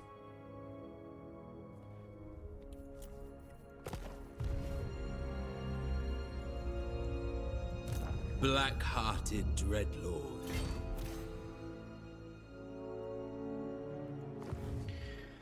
Well, Clan Ashen. You come, we listen. You speak. You better listen.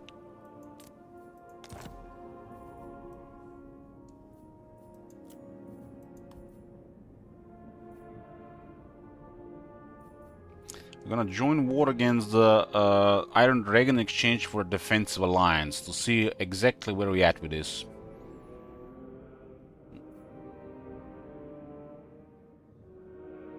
The Iron Dragon has his military in the north, which is inconvenient. I rather wanted him to have it in the south, more to the south, but you have to have some resistance here, right?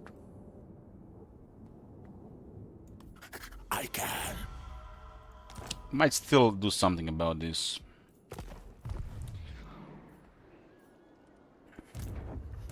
Horned One watches me. So we can see 2 armies approaching their invasion here. These guys do have movement on the Celestial Monastery. Not much we can do about this. Just casualty of war. And there are 4 armies in the north. What now? It looks like a stalemate with Mummy Ying there.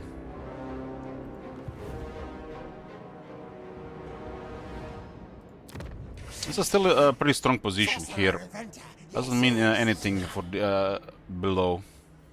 This is a Pendes area, especially if Snitch hasn't been defeated.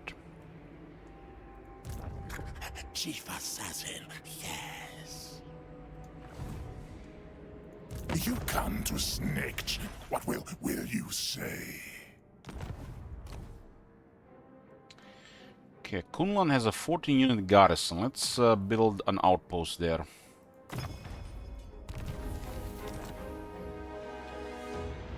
Skaven actually a very good ally for Dark Elves. Their units also can fit us very nicely.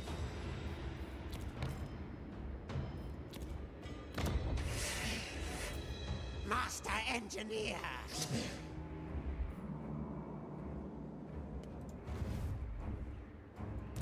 Snitch, Master of Death. Not you! Shaman Sorcerer. So, both Dolgan and Clan Nation are Mami Ying, and she's resisting. Miao Ying. But struggling. So, doesn't look good for her. The Iron Dragon is the last chance she survives. But we attacked the Iron Dragon, so they are doomed. I presume you have come to beg for your life? Such sad folly. That's a list of enemies. She has such a tough spot these days. The only way she lives if Iron Dragon does really well, which she's in a position to do so. This insult will not stand. We have his capital in range.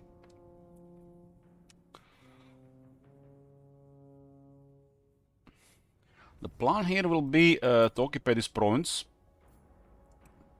Give this one to the Skaven after they defeat their armies. And make sure Skaven has control over at least three provinces here, which borders the north and the west. So really unfortunate that the Norse are taking this settlement over Skaven. I don't think we're gonna have to interfere with Mami Ying at all. That's a really bad spot there. She even looked like she got defeated recently.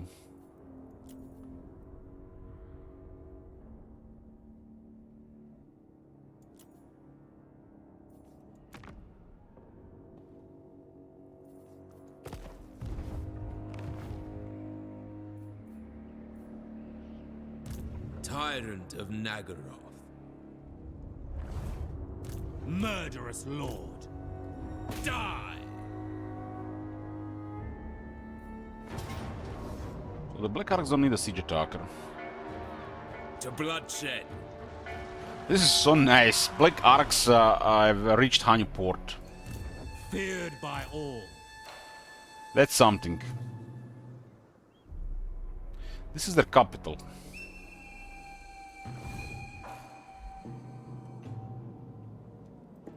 Dragon. 7 territories. 3 in the south, 3 in the north, we don't see one, and former capital of Clan Nation.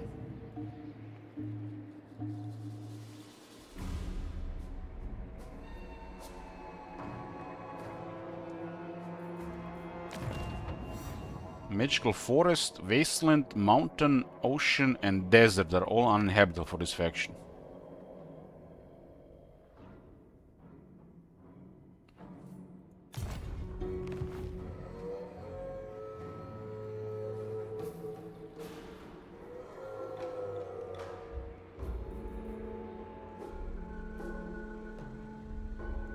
Yes. Okay, let's capture Shangwu here. I think these guys actually might be fleeing from the Beastman army. Maybe they don't have army. Maybe they're just waiting to die here. Speak. They'll capture this last turn, all bit on the board there.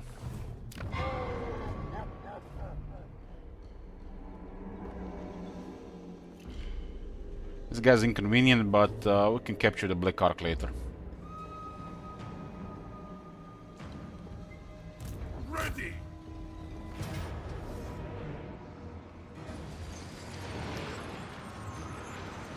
Loker is on rank 11, going for the final campaign skill. We don't want to pay anything for this army, really.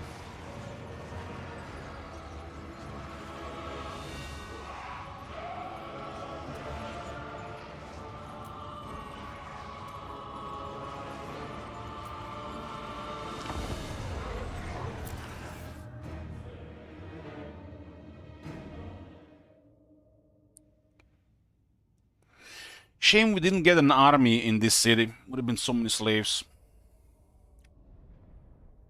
Lockyer has some of the best bonuses for capturing captives.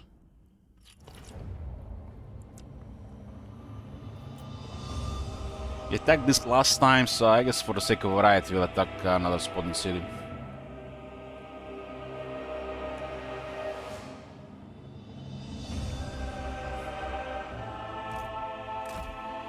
And look at this, boys, it's a new battlefield now. Back-to-back sieges with the same walls, same layouts as a thing of the past. Dread spears.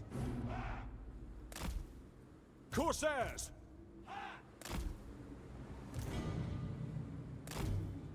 Dark elves. Manticore roll is pretty much just to go for their towers. Bolt throwers. We try to bridge the wall here. I see why not. Slaughter them. No mercy! Look here, Fellheart!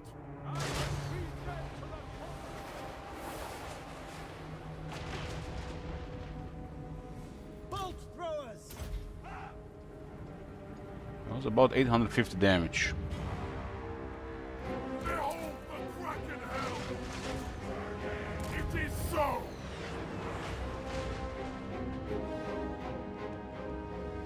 So the single bolt is slightly stronger. It's probably a higher chance to not miss any of the shots.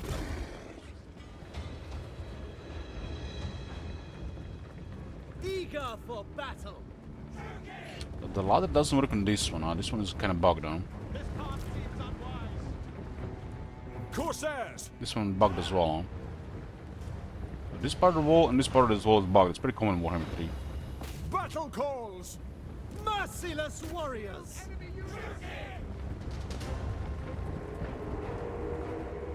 Dread spears. Carnage awaits. Go! Nagarothi. At once. Orders understood.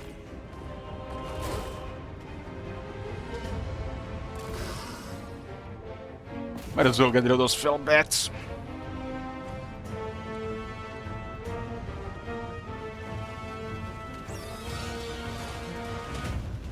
Manticore will splash it here without even need to explode.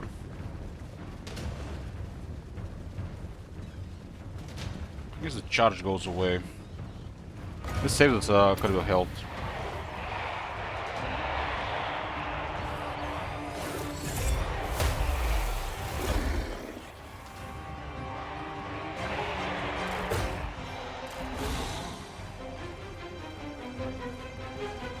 Kraken Lord! Yes, I will! Need some reinforcements on the wall. Bleak swords. Corsairs. Advance, Druki. Dread spears. Eager. This will lower the damage in armor for 4 seconds. This wall will collapse, so it'll be quite a casualty to the move.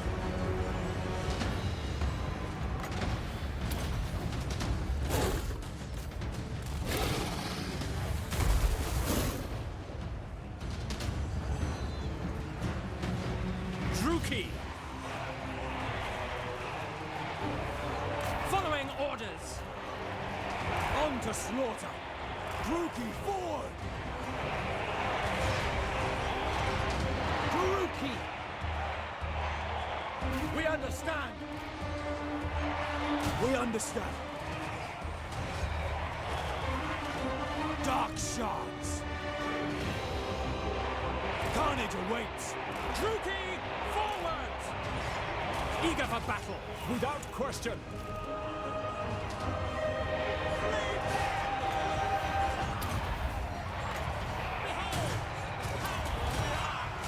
The Black Ark, the Gloria!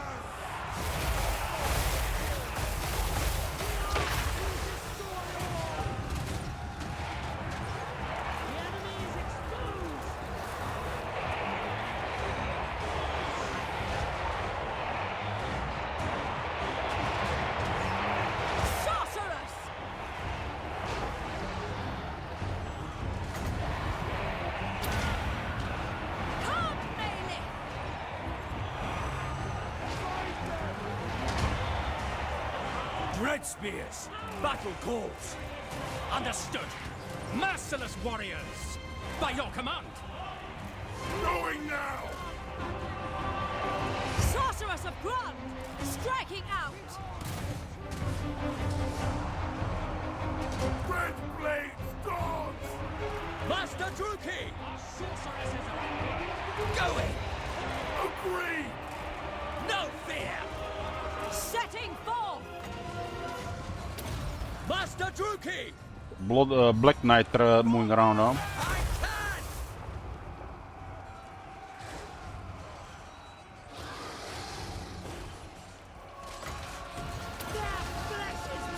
Battle ready! Let's blow up the Graveguard. It is done! Guy's done enough. Dark elves! Dark shards! Moving out! Forward!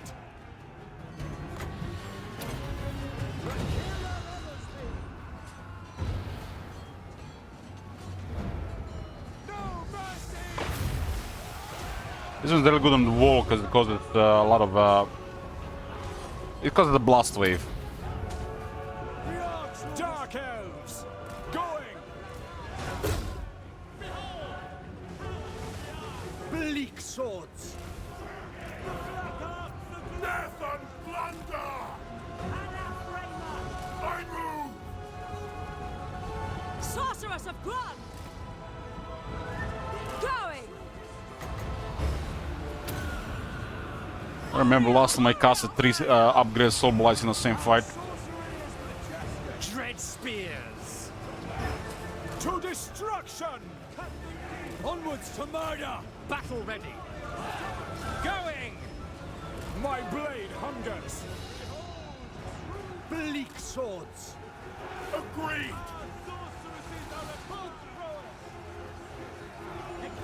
Cold-blooded killers! Look here, Fellheart! Corsairs! Hecate honors us!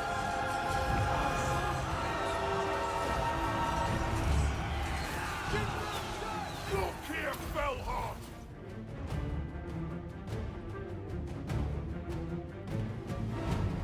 My new city.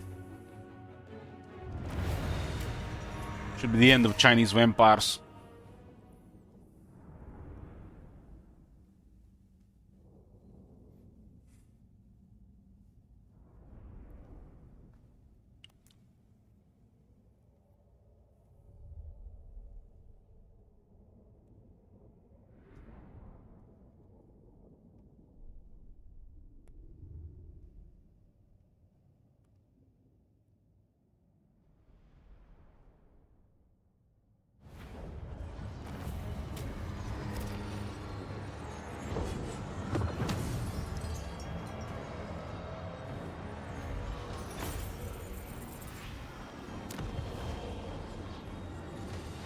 Damn, that's a good sec.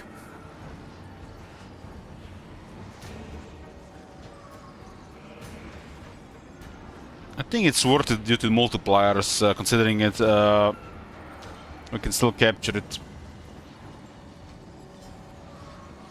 The buildings are double value currently here. Scour this place. For a sec. Look here, Fellheart. Launch the ship hooks. I shall take it. We have a roaming army somewhere from the looks of it. What that event even said? World events. Right, unlocked. Anatrema is the sister of Cain and goddess of the savage hunt. To her, the Dark Elves are given the joy of the chase and of the kill. Anatrema does not care who or what is hunted. Every living creature is prey to the bloodthirsty goddess. It's the his unique right. For 10 turns, 25 cooldown, as everybody gets 20 movement, buff to raising and sacking 50%. Black Growths 10, armor for Charybdis missile damage for the Black Ark Crusaders, Fear for Crusaders, Stock for Crusaders. This seems like a no-brainer to turn on wherever it's available. Just for the movement and the Black Ark growth already. The rest is extra. This one wasn't this good originally, I think. Other than this one here, the locate rights are really good. This is just boring, really, because loyalty is just like a afterthought mechanic, really. But this rights are something else for sure.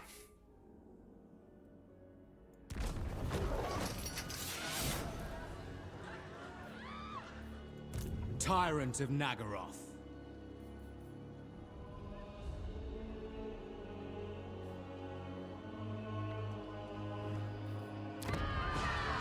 Corruption is rife.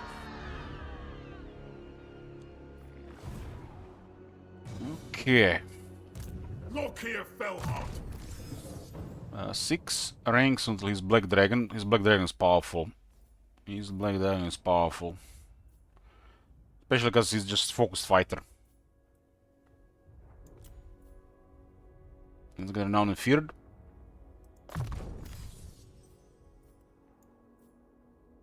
There's still level 2 lightning strike here. But other than that, we're fine here. I think we're gonna go for these unique skills next. Corsair Noble, Black Ark growth abilities. This is good. This one is kind of like half a skill, but adds up with Dread Slaver and Quartermaster. His last skill is really nothing special. We already recruit 2 additional lords, right? Let's save some slaves from time to time.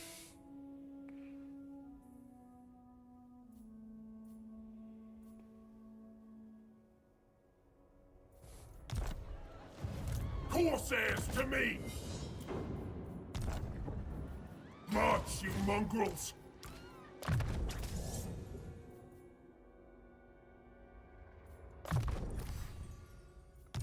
A good weapon for the master.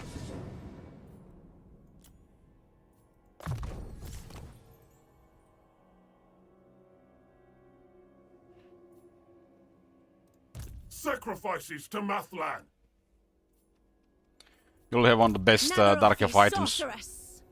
Anybody riding a dragon with this item is crazy good for our enchant item slot.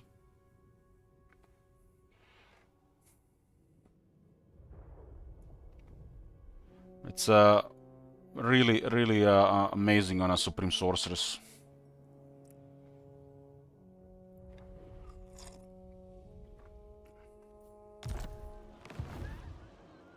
Black-hearted Dreadlord.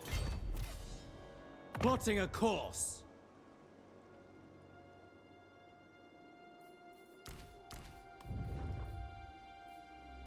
Murderous Lord.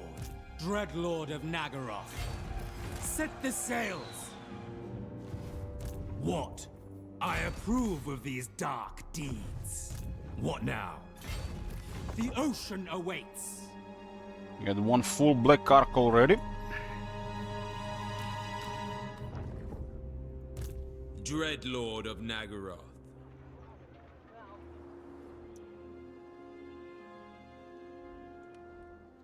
Lord of the Black Court. I will continue later. I need to reinforce Anshi again with Eggman. There's a new war that started there. Deal. What do we have for Regiments Renown? We got a Harpies and Dread Spears.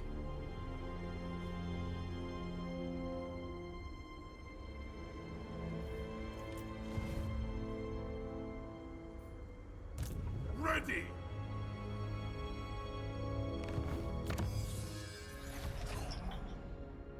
It's 5 leadership with Dread Spears, Bleak Swords, Dark Shards, Black Ark Crusaders, and Dark Riders. So it's infantry and Dark Riders. So pretty much our standard units for this campaign. Their base leadership is a little bit lacking, especially without veterancy. This does something.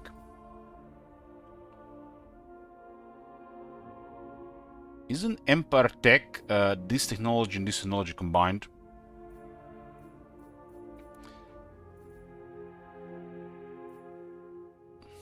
And this is for all infantry for the Empire. Man, Empire has insanely good technology. Dark Elves are still in 2017. I mean, look at this. 6 turns to get +1 control. What the fuck? On the Lizardmen, they already said this is crap before the Lizardmen rework, and they made it +3. And then a couple of years later, they reworked the Lizardmen technology. And they're still in +1 here. After 10 years almost.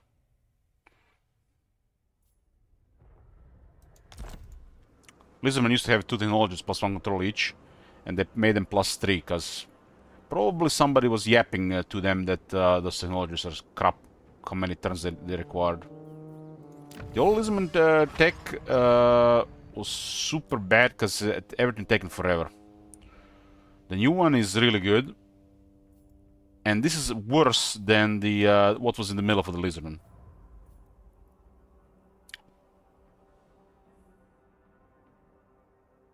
Empire literally has a second technology, a 10 missile resist and 15 armor for all infantry. All infantry. This is the opening tech. This is the second tech, already into mid-game. And towards the end of the mid-game, you can get +10 armor for your basic units.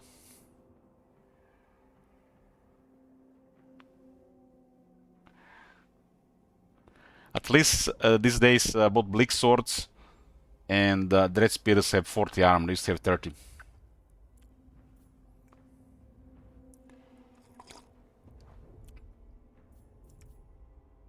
And they're still shittier than the Empire Spearmen and the Swordsman. Dark Elves, ladies and gentlemen. Dark Elves. Worse than the Steves and Johns and Bobs and Jimmys of the Empire. Dreadlord.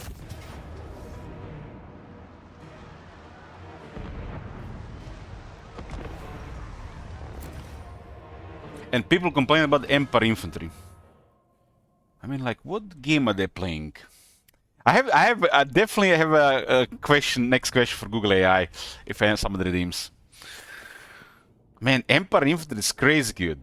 They have so many tools, and the base is decent.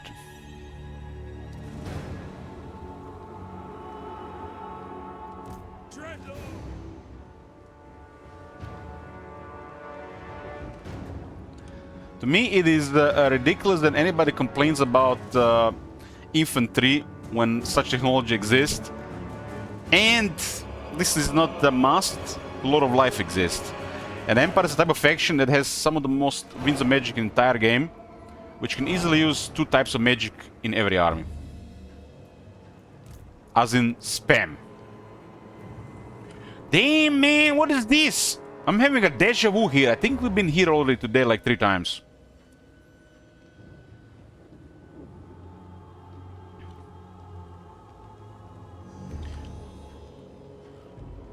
Oh, look at this, guys. New battlefield. Last battlefield was this. Good thing that, you know, we can deploy here, and it's a different battlefield.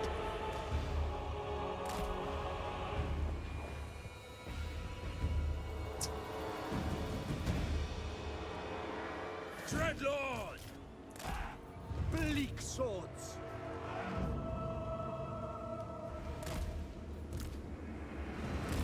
Dread Spears! That was the blog before Warhammer 3 was released, you know, when they were selling fairy tales, you know, to boost pre-purchase sales. That Dark Shards! back-to-back sieges were going to be a thing of the past because of the new variety in the settlements. And it's actually worse than Warhammer 2 variety. Worse. Merciless warriors! And what was the main problem with Warhammer 2 Sieges? Variety. We are ready! Dark Shards! Battle ready! Druki! Dreadlord! It is done! Honor the king!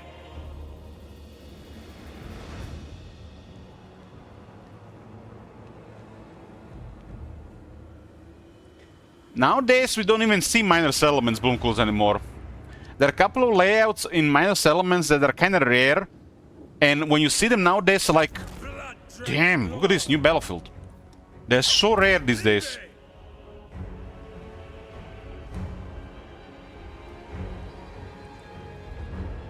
You get one of those battlefields that used to be 24/7 in the Realm of Chaos, and like wondering, damn, when they added this. And you have a, you know, a deja vu PTSD from all the Realm of Chaos campaigns. I live for murder. I got a high ground to shoot here, huh? Ready. What is this? I just lost both my armies to him. I attacked him, lost, and then he pushed the town. My armies were by. Kul will win with the help of the goddess. Nope. Vlad's entire army died except him, including the heroes who took forever to kill, so he could solve the rest of my people. You'd think 1,000 guys could be enough. No for Vlad. He doesn't take damage. I eventually figured out he must be some kind of lifesteal. So I ran who was left to the side of the map and watched him murder. All my AI companions tried to kite him. They got him to half health before people ran out of ammo, or he walked at them so menacingly they ran off the battlefield. Vlad successfully won a 1 versus 1,000 fight. That's somebody who has probably played too much old Total Wars and too much imagination as well. I guess this is the only way to play old Total Wars with imagination, because the gameplay sucked.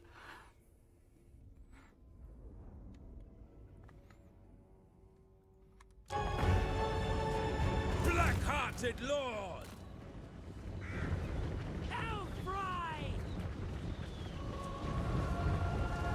They have some missile resistance from being a Black Ark, but they're still doing pretty decent damage.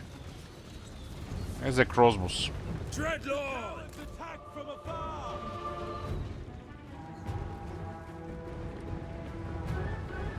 Nagarothi! Slaughter them! Nagarothi! Understood! Without question! Merciless warriors! We don't have improved crossbows yet, so we're gonna need to get closer. Following orders!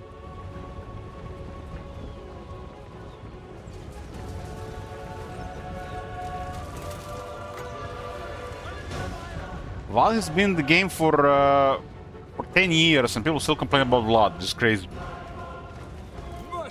Never really had any trouble with Vlad.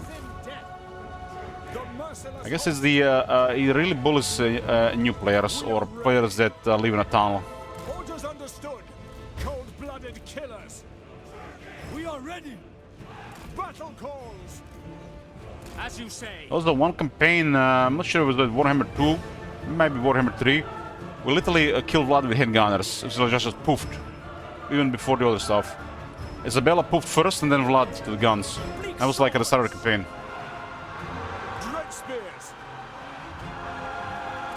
And how many handgunners does Skull start with? 2 in starting army, right? We are ready. Literally made to bully Vlad characters. Woohoo!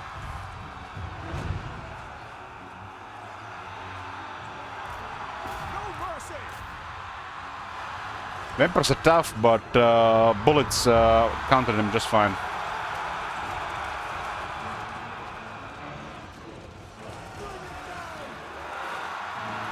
Corsair handbows!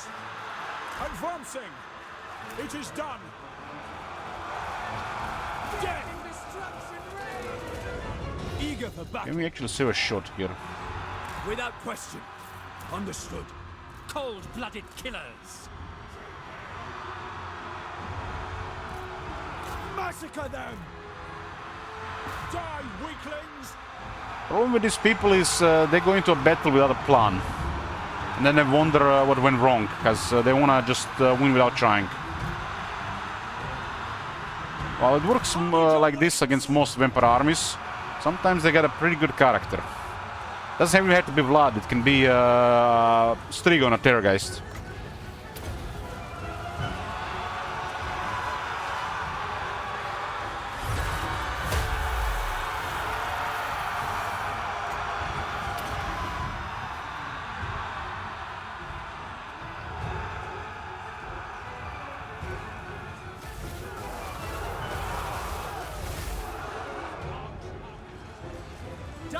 Who starts to face another game? There's a couple of factions depending on who you play, but generally it's probably Greenskins and Khorne. Greenskins have the biggest power swing, while the Khorne has access to the best quality early on. Onwards to murder.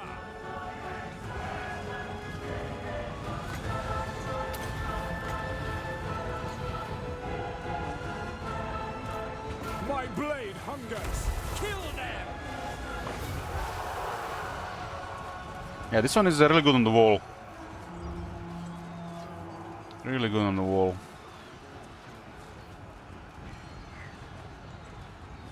Because of blast radius and blast wave, and they get knocked around.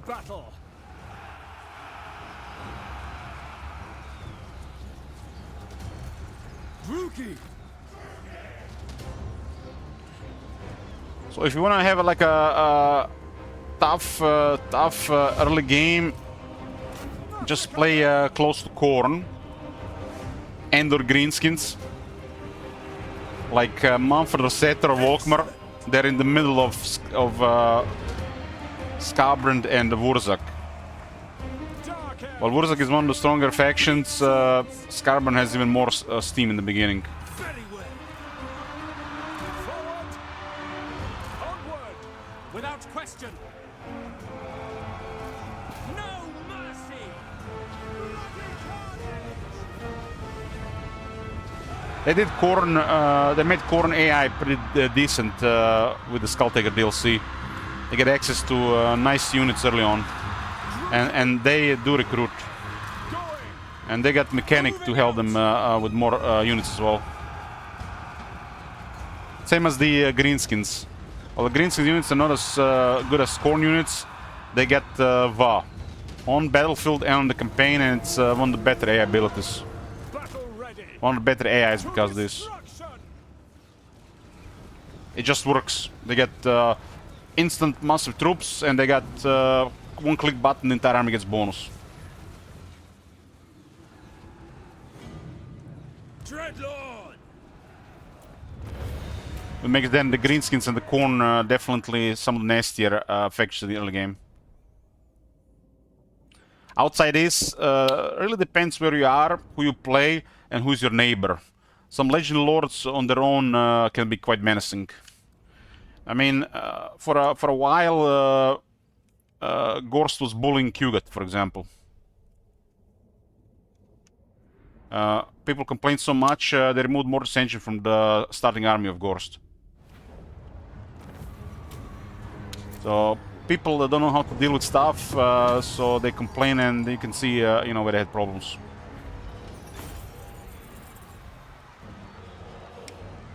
Torek is really strong, so you can always expect casualties against Torek.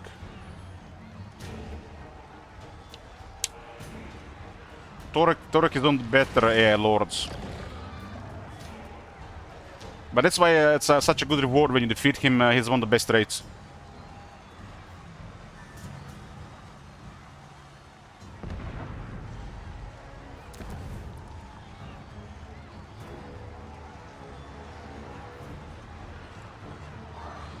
That's over 10,000 shekels. I can't send that. Take everything.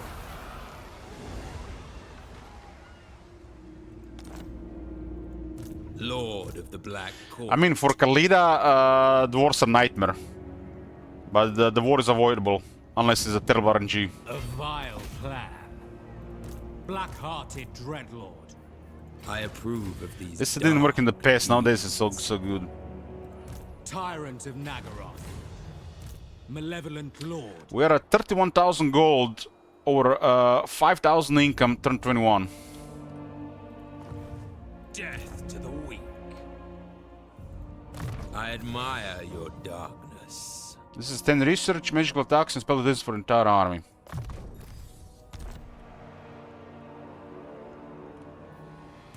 Look here, Fellheart. Fortunately, I didn't have a follow-up here. I admire your dark. I'm just outside the city. We have a deal.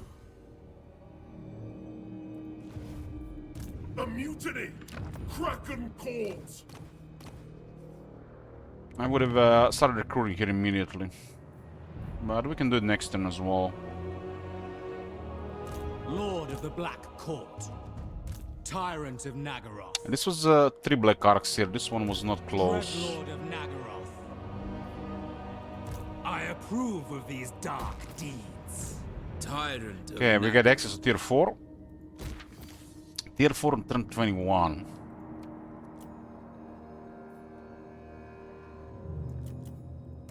Dread Lord of Nagaroth.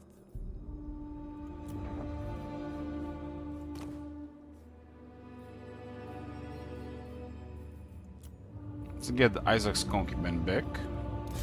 Supreme Sorceress of Grond.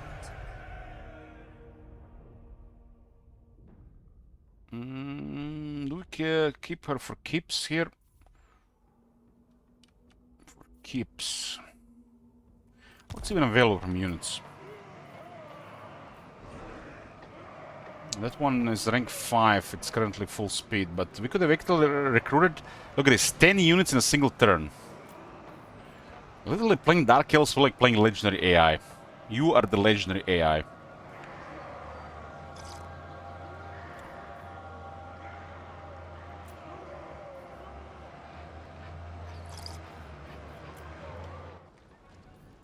Admiral of Kar's fleets. Supreme Sorceress of Grond.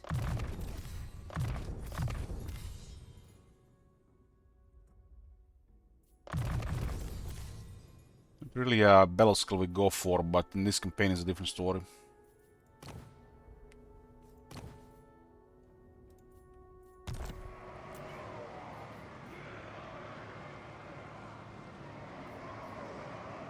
Can transfer the army from Isaac as well, but this will give me like the next stage of military here.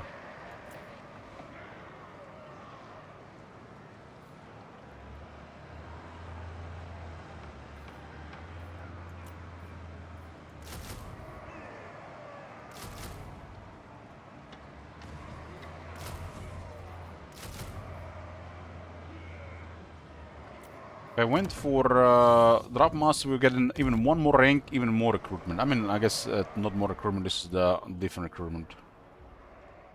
We can recruit 7 units. And one arc is currently not even active, so we can recruit literally entire army in 2 turns. Later on, we can recruit an entire army in a single turn. That's why you want to always keep 2+ arcs together. With Lokir, it's a normal thing. With other Dark Elves, it's more rare.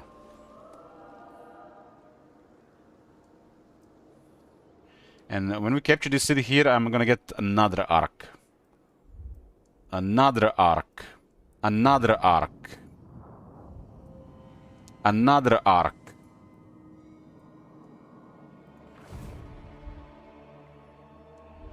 Most terrifying thing to do with Dark Elves, keep all the arcs together.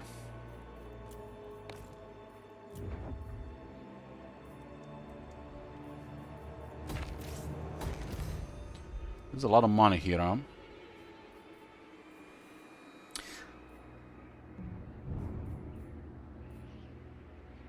Well, garrison this here.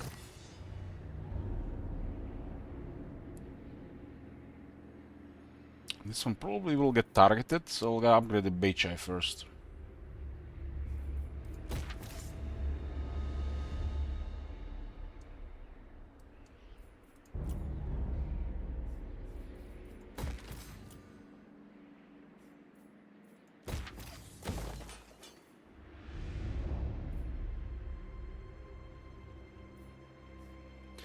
So in Legion, your arch enemies, well, you get so much resource and you send regular armies there.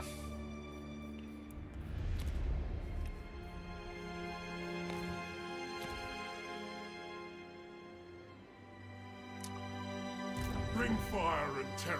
Like Loker is not a Black Ark. He's just a standard land army.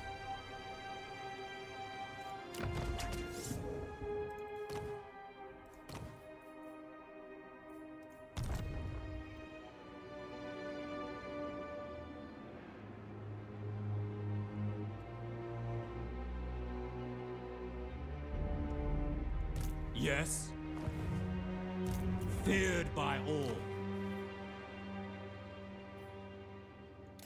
Supreme Sorceress of Grond.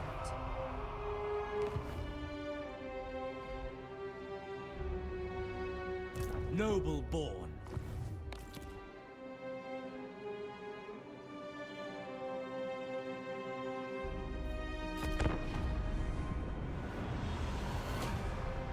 Iron Dragon is attacking Clanation, our ally, and we are attacking Iron Dragon. Mummying is in a gangbang against 3 factions. Oh, my friends! Damn, those 2 armies went poof. You have my attention. The question is, what will you do with it? That's it. Snitch has defeated 2 armies there. And under defense, which is unlikely, really. My friends! Hex! Clan Nation is such a menace. Just need a buffer, 3 to 5 provinces, and they are like your top attack dog.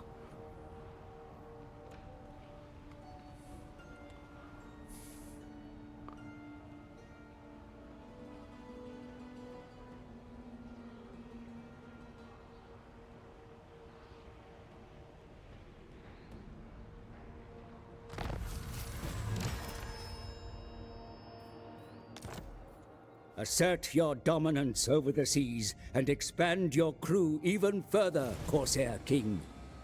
None can challenge your armada of Black Arks. Goddamn right. Helm the Kraken against the Skaven, you know.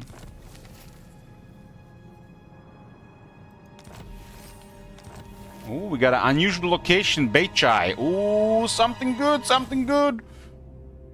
What was this thingy here? Where they're building the outpost. We got a first tier for Ark. Haichai. Okay, okay. I'll take it. Cease your provocations. Our first outpost. Beichai. It better not be Zinch. We got an unstable chaos portal. Oh man! Why here? Why not in Fuchao?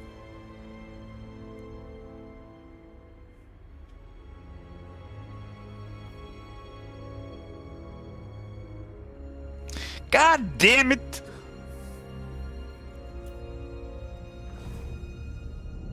Will be nice in Fuchao.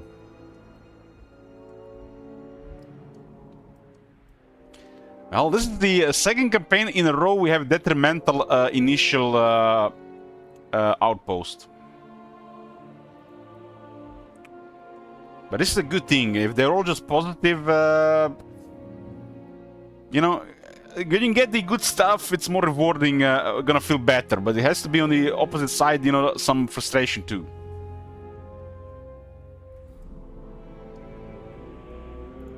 Sacrifices to Mathla. Such slaughter awaits.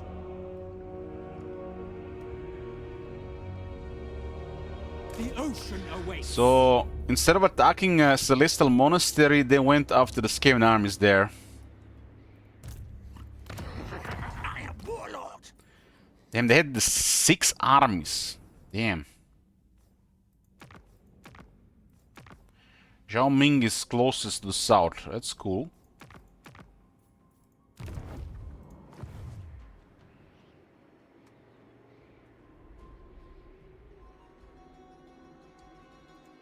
Aboard the Tower of Blessed Dread.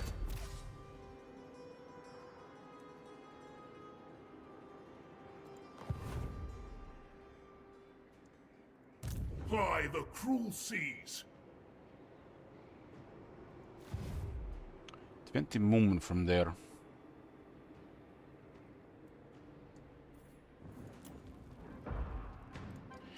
Okay, see what we're gonna do here. Check diplomacy here first. Miao Ying. Miao Ying has been pretty much military destroyed. That faction is circling the drain at this point.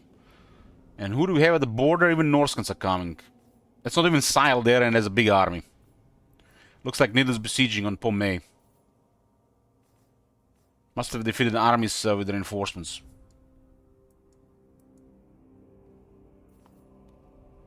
Beyond mind and matter.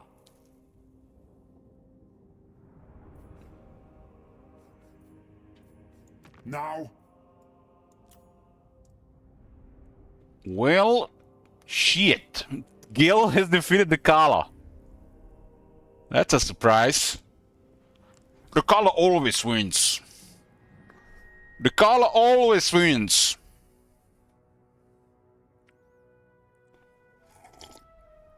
Well, with Gran Kate is struggling here, at least it'll be more interesting in the south.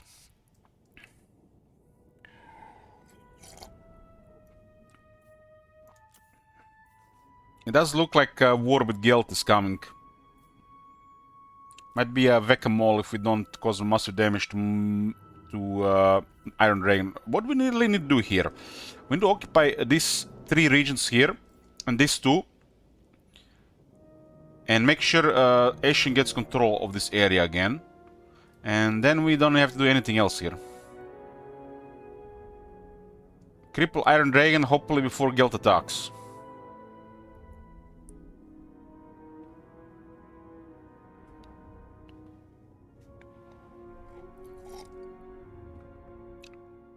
And Ashen will handle everything on the other side, and then we just handle Gelt and sail west.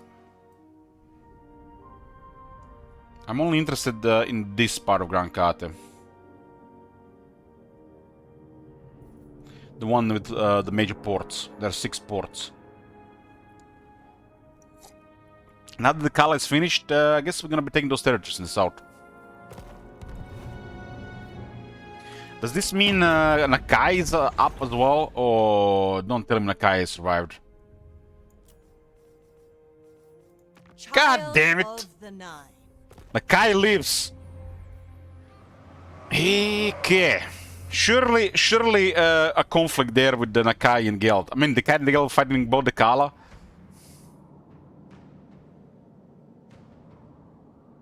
So there's Geld and Nakai in the south. Now, the Kala was keeping them busy, but she lost in the end.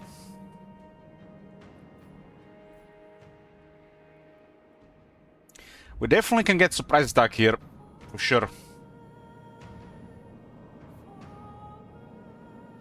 But I'm very close to stabilizing this area. Just need to cripple Iron Dragon a bit.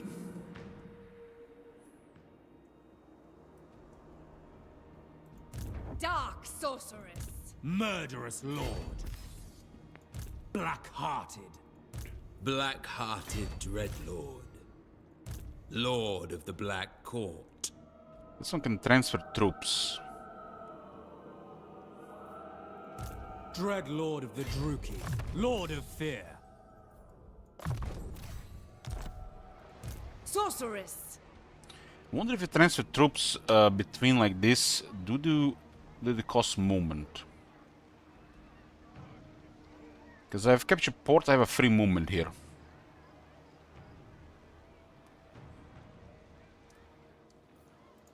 Bring fire and terror.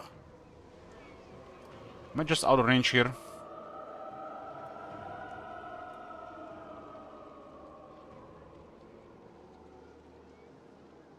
With no mercy.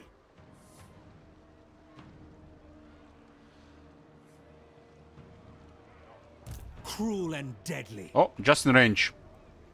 Sometimes the zone of control is a little bit off. This is one of those cases. Tyrant of Naggaroth. Peerless. Feel my power. So we have to use an arc to occupy a city. We should retain movement here, so we have an option with the other army in the water. Dreadlord.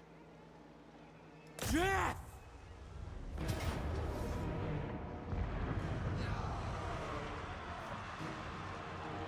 Slaughter calls It's a little bit bizarre damage, but it is what it is. I don't think our dragon is gonna move towards us. Unity endures, no matter what. Dreadlord of Nagaroth. Okay, so leave the city. Set the sails. A vile plan. Replenishment is very high in this area because they have so many black arcs.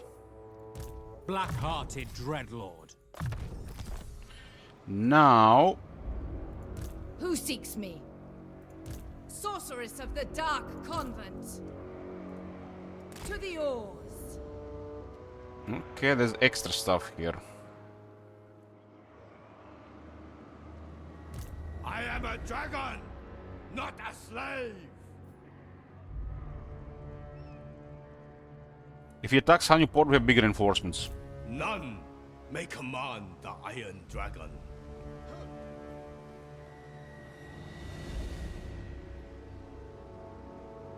Man, Jade Amulet is crazy! Interference will cost you dearly.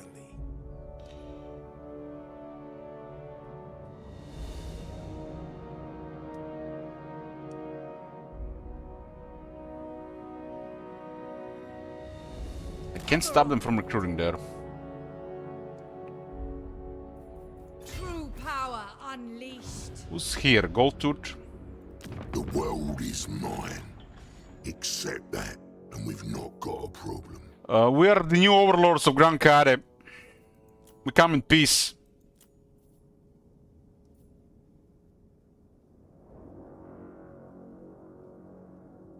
So, the Dark Elves and the Ogres have no aversion. Damn, like, what the hell, man? Dark Elves have such convenient diplomacy all over the place. You don't even see how convenient this season to play Locker. And then you get an Envoy, and they even like you. We're on the gravy train. They don't even care that we are wrecking their trade body. Whatever I decide. But non-aggression Clan Rictus and trade agreement with them, they're all neutral, huh?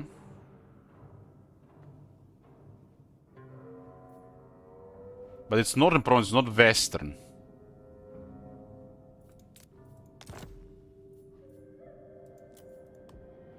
Okay, they don't want to cancel that one. Without incentive. The rest is fine here. Imrik is around as well. Goldtooth is the perfect buffer in the west, if he's successful. We get juicy trade for whatever we are producing here. And we don't have to go west. West is terrible. It's all red.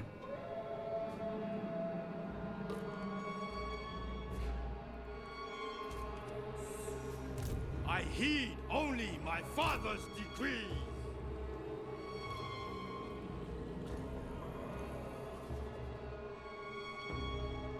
I am a dragon. I have an additional military here. We don't even need this thing here, huh? We have a deal. Lord of Fear. We have a deal. One moment.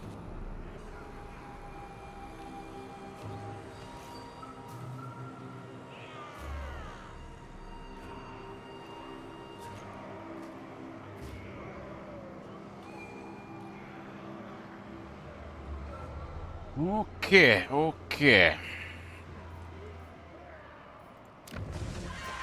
Everywhere ruin.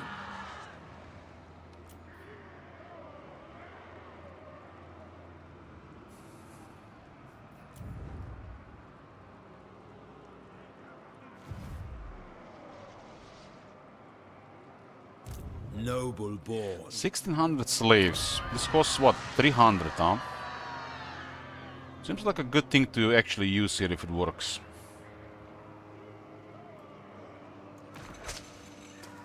Druki Lord. I admire It your works. darkness. And Loker can give another 5 here, and technologies can. We can have. Loker has really crazy growth potential for the Black Arcs. And we also get 20 local, so this is a good time for that. We have 3 Black Arcs here and about to get another Black Arc. Dreadlord of Nagara. What do you seek? I think I'm sending Isaac Concubine towards this place here. We don't need it to deal with what is north. I expect the attack here. Even if they don't attack, we can just wait in the city and we'll capture this first. But Gelt is plotting in the meantime. I'll keep us busy.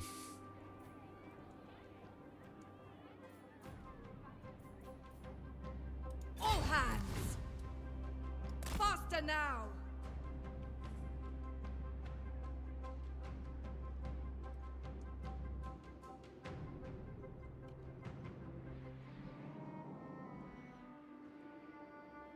If he attacks Honeyport, it's gonna be amazing. Black-hearted Dreadlord. Always when you're playing something like this, double check and confirm that Ark is actually docked. Always do this, cause sometimes it can seem like it's gonna be outside, or you think it's docked and it's not. So this one is garrisoned. Confirmed. None may command the Iron Dragon. We're gonna be dealing with this. They need more troops here. Attacking Honeyport is suicide. I heed only my father's decree. We are a little bit diminished in this area because of auto-resolve, so they might attack.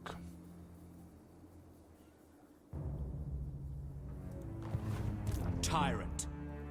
All-powerful sorceress. Okay. Putting on the pain on Iron Dragon. Clan Nation has actually repelled the initial extra military here. And defeated the Mummy Ying military. And that happened under the Alliance. If they had the Wei Jin, this would be perfection here. Ashen hears all. Ashen will listen.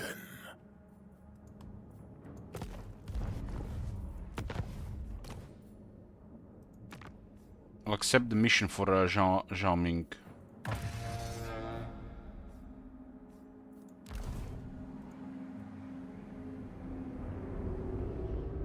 The weak are crushed. Rebellion here, huh? It's because of corruption, but it's going down.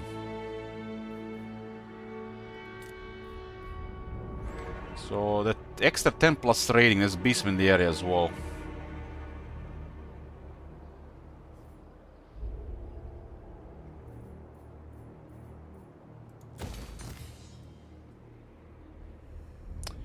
We're gonna have to ignore this for the moment.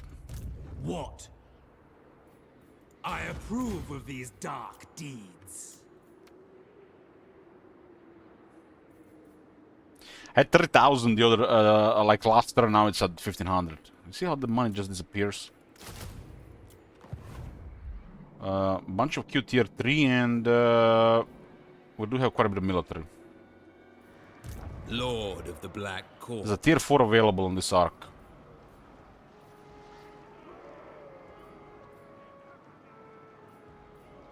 So we have access to the Dreadmans and Monster Holds. It does require population though. But we also have access to upgrade the special deck.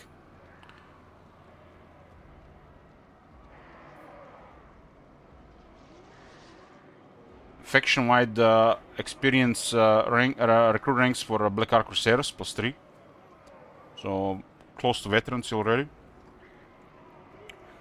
Even more captives and a sec income bonus.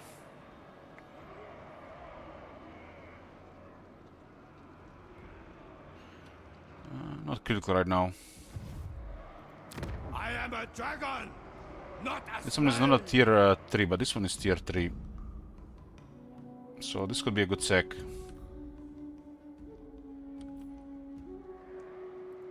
Yes. Got one tier 3 here, one Fear tier my 1, malice. and one tier 2. Inflation is available, just need more shekels. I guess we should upgrade the tower, why not? If I do this next turn, I get 500 more, right? So we lose 1,000.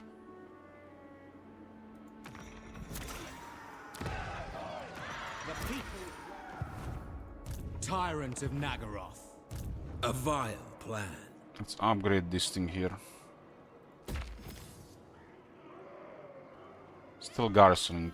Cain honors me. And the research is at 110 now. Xiaomi has a good defeat rate, so hoping to get that one. We attacks Honeyport, we'll definitely get it.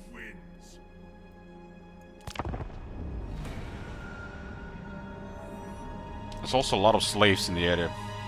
Potential slaves, right? If Gel attacks war immediately, it's really bad. That's a okay move, but the Black Arcs will reinforce no matter what.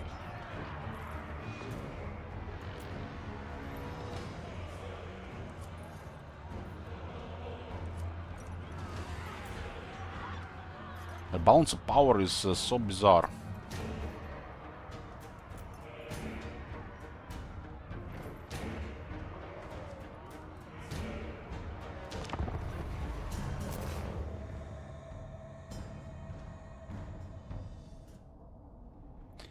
I don't think he would have attacked if he didn't have a shit result in auto-resolve.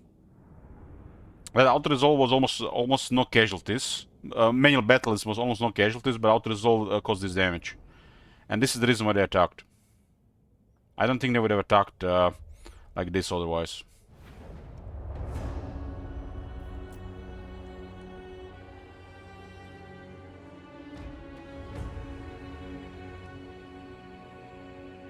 I actually like this battlefield quite a bit.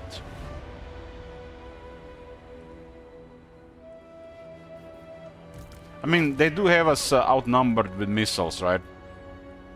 And my army is damaged. You have to keep in mind that Black Ark Crusader main issue with their auto-resolve is they don't have good health. So this is not really like a proper unit. It's almost a proper unit. Like, Bleak Swords and Dread Spears are more proper unit than the Black Ark Crusaders. Doesn't make any sense. So, if they're damaged, the balance power is worse.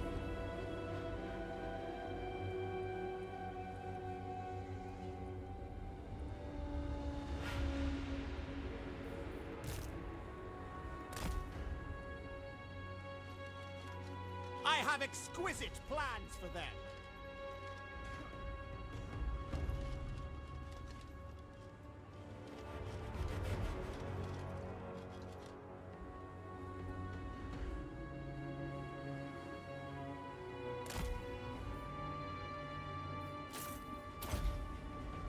We have time for reinforcements to arrive here.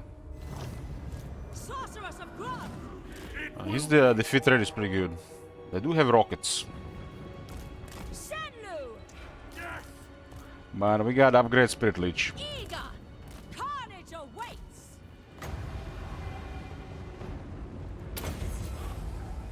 Sarathan! Meaning long range. It will counter artillery.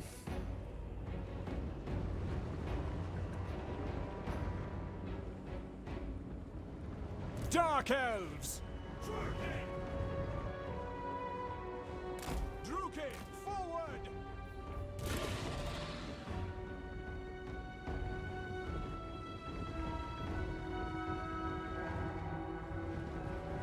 I thirst! Dread Spears! Dealers in death! To destruction! Sorceress! Sorceress of Grund!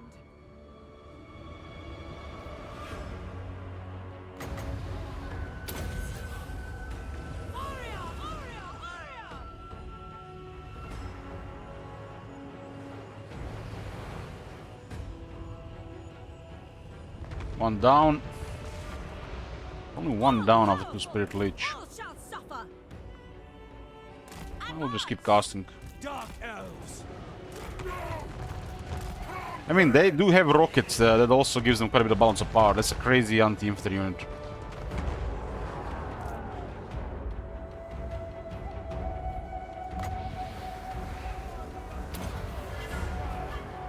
Sorceress of Grund! Sister of the Dark Pundit!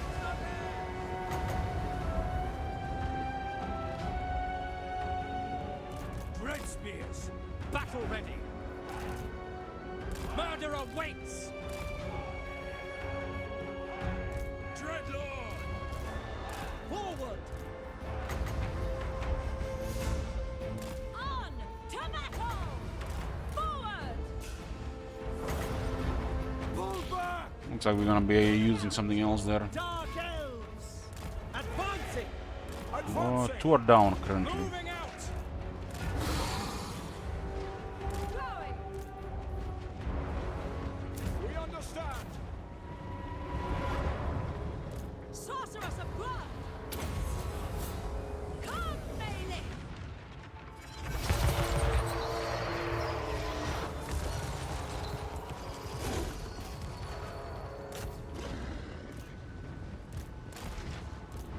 Advancing. Nagorothy. Kill them. Taruki. Orders understood. You can definitely notice the magic there. Make them bleed. Understood. We are ready. Merciless warriors. Striking out! They shall know fear! Dread spears. Eager for battle. Onward. No mercy! At once! Dark shards. Bloody murder. And there. Battle calls. No mercy. Dealers in death. Back. Eager for battle. Forward. Orders understood.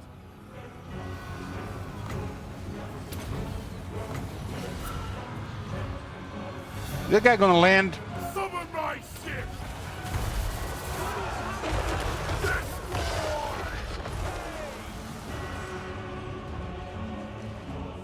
Dark shards.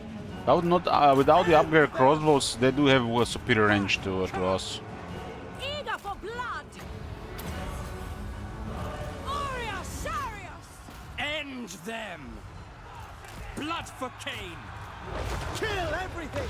Onwards to murder. Dread spears. Cold-blooded killers. Advance, Druki. Sorceress of Grund! Yeah, Dark Shards counter these dragons really easy. They're so easy to hit. Destroy. Elfry and Aha! It's healing! Where's it coming from? Damn, it's a kind of big heal. Dark shards. Corsairs, slay! Eager for battle. End them.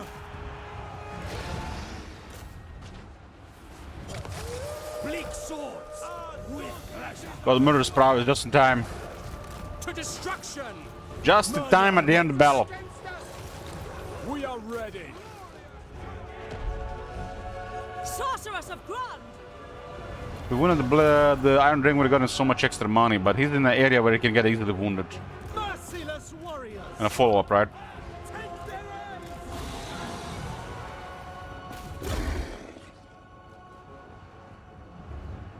Battle ready. On to slaughter.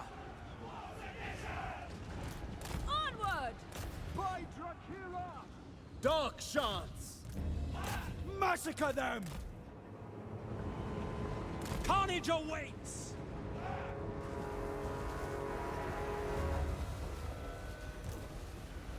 Forward with pleasure.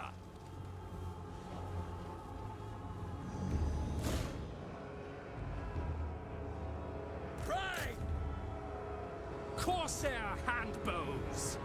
Onward! We kill all the elite guys. Did we focusing pretty hard? To destruction! By Cain!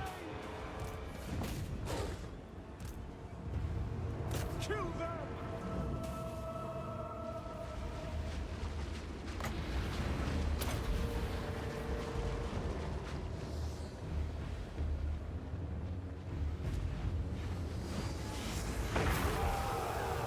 Dread spears!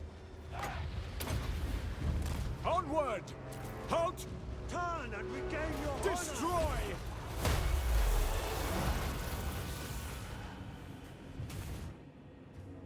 Corsair handbows! Death is coming! Forward! Cold-blooded killers! Advancing! Advance! Druki! By your word! Druki! Druki! Forward!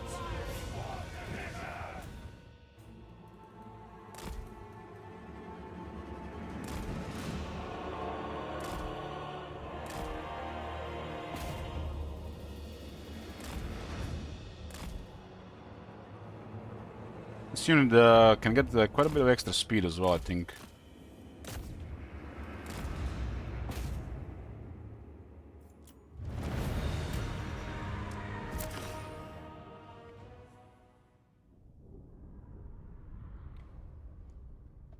I have quite a bit of replenishment in the area, so any damage doesn't really matter unless they got another army waiting for us.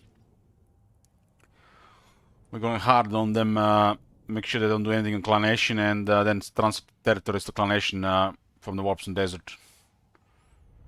And then switch everything on Gelt. Half the stuff Gelt has is close to the coast, so he's doomed too.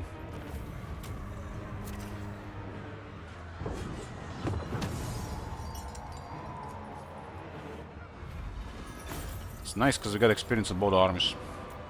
5,000 battle loot without wounding a legend lord.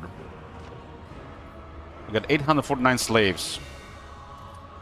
That is 7,000 gold. Slaves are the real plunder.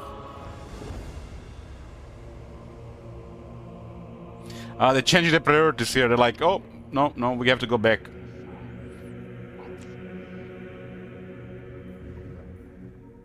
Defeating Zhao Ming, we get +5 armor for the army and 10 magic item drop chance. It's pretty nice. So the base goes to 30%. I am the Kraken, scion of Mathlan, master of the seas. You'd best bow. Threaten.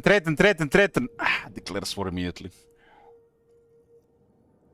Oh, this is definitely a clusterfuck because he immediately acted.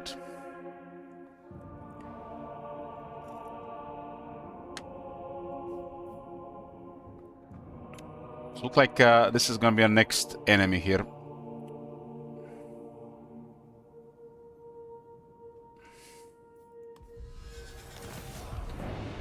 But it's been too easy so far. Something has to go bad.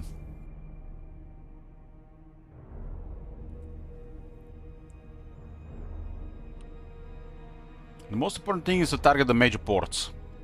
If they're close to major ports, they're dead. So they have to flee inland.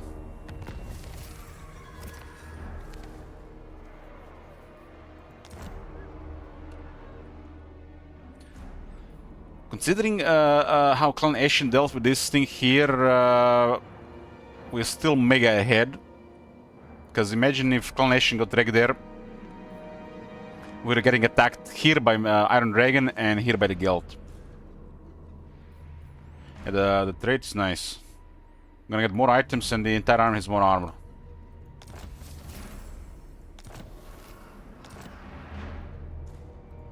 Supreme sorceress of Graft.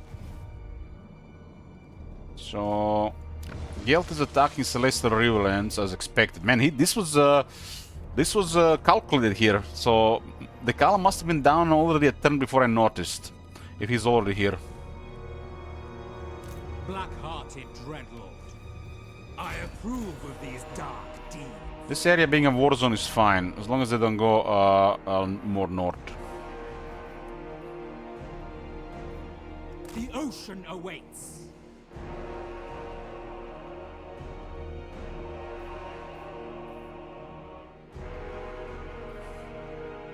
I admire your darkness.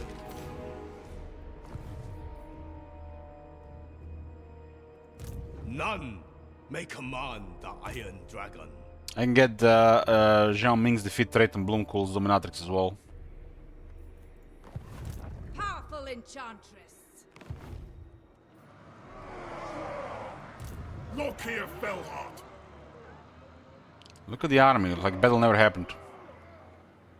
Enslave after battle cause replenishment and start return replenish everybody.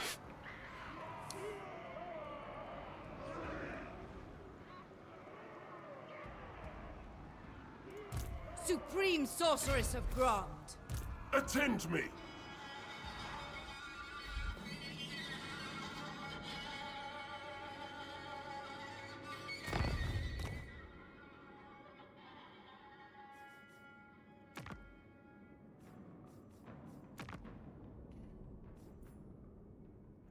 Accept the mission here. Chosen of Hecate. So thrilling.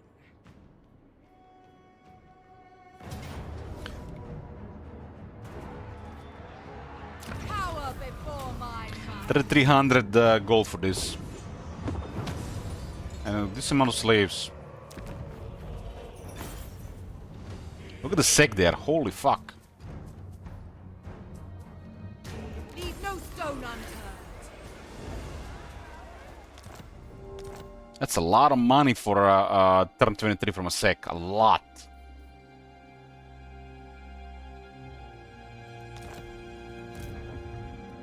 I want them dead. I demand loyalty. Okay, this is our westernmost territory here. Does Guild have an army nearby? Doesn't look like anybody's close. I will not forsake my ancestors.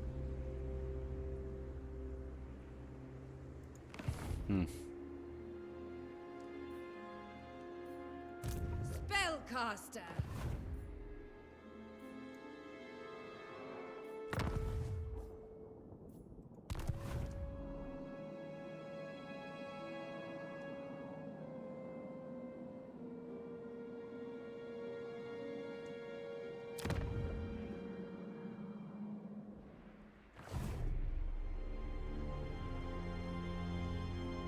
Should probably send the largest Black Ark already towards Guild. Lord of the Black But Horde. gotta sort this thing here. This one is not tier 3, so I guess I don't have to stay with here. And we cannot reach the rest of the Black Ark, so the Black Arks here have done their job. We can keep one for support and send the rest elsewhere. Your desire? A mutiny. Who seeks me? Setting forth. Bring fire and terror.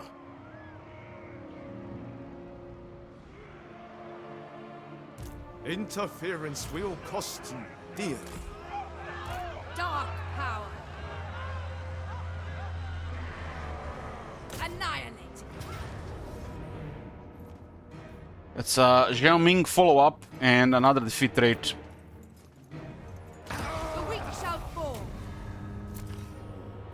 You are utterly without use. That's convenient when that happens, right? So we get his trade twice on this, on pretty much in 2 turns.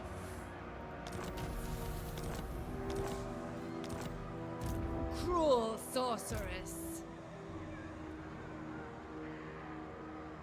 Onwards, crew. Limitless power. See what extra piece does, and you get to build for a future general as well. We have lives to end. This was your destiny. Look at the shekels, man! Look at the money! What the hell? has presence. After just sacking, what, 2 tier 3 cities?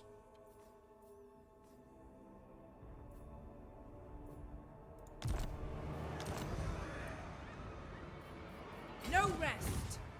Okay, Bloomcool's Dominatrix done what I wanted here from her. Praise be to But the if we're gonna go up there follow up, we might use this as well still. We can reach the city within 2 turns. And their army is transitioning. This joke lacks humor.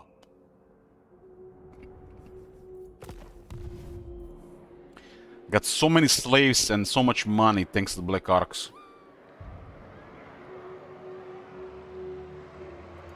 It is time.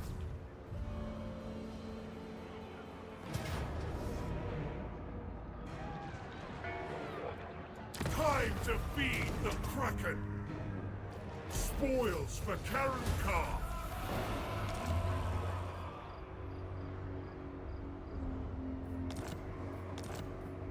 Aboard the Tower of Blessed Dread. This is the last province I want here on the west side of things. This area here will go to Clanation. I'm not interested in this area. This is the former capital of Clanation. They're about to retake it. They were successful against the attack from Iron Dragon, actually, without our help. And this province here is the last thing Iron Dragon has to survive. So go hard here. Anything we capture, we transfer to Clanation. We have an alliance. Also, then be the end of Iron Dragon. Mami Ying is circling the drain, and we switch everything to the south. Gelt, Wood Elves, and we might need to fight. Wood Elves, maybe. We actually have 40 versions with Wood Elves.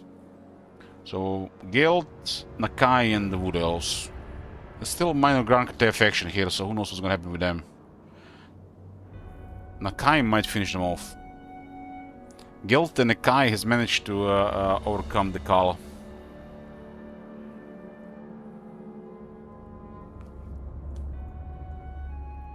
What is your dark? There's been quite efficient progress for a Grand Kate territories. But this buffer here and this conflict with the Kala, that's a new thing. This is just a disaster here for Grand Kate. Like, Mami Ying area is horrible. Without Iron Dragon, she has no chance. And we dealt with Iron Dragon. Powerful enchantress. Considering money here, I think I might keep her. Foul But sorcery. like this army right now, look at this. I can literally recruit the second half of the army and already go towards Guild. And she's already okay on her own. Unless Guild sends extra stuff. I have sacrifice to Kane for Dark Conduit another 8 turns. A bloody victory. And it didn't even do that much against Iron Dragon. Other than filling up the treasury, of course. This is why we're getting so much money. Druki sorcery. If there's nobody in range here, this army will get stacked and we can immediately start attacking this area here. Which means they have to switch some military here, not just go into the middle. This one has their uses.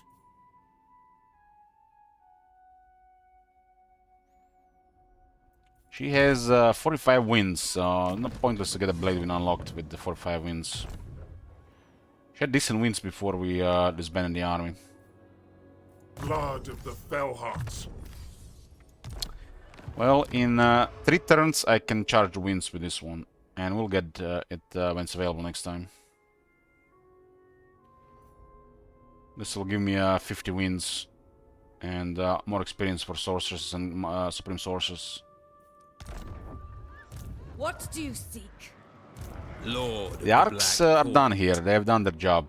This is the end of the line for them. We have a deal. My plans End must of the line.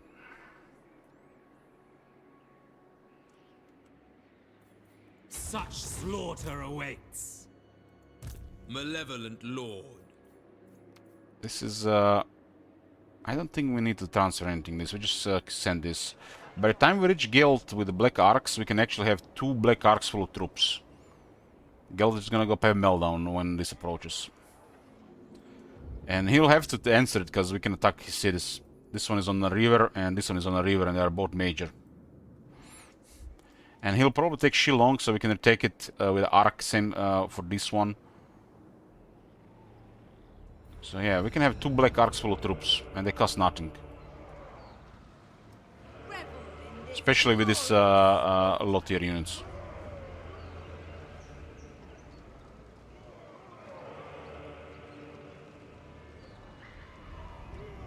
Anchors away.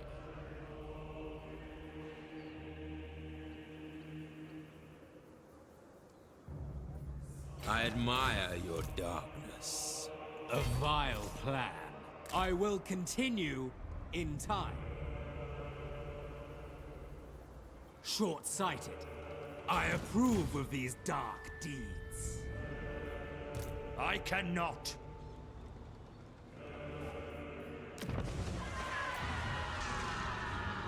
Black Arc number 5.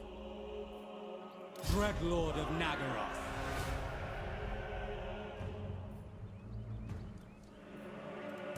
By the cruel seas. Dreadlord of the Druki. I admire your darkness.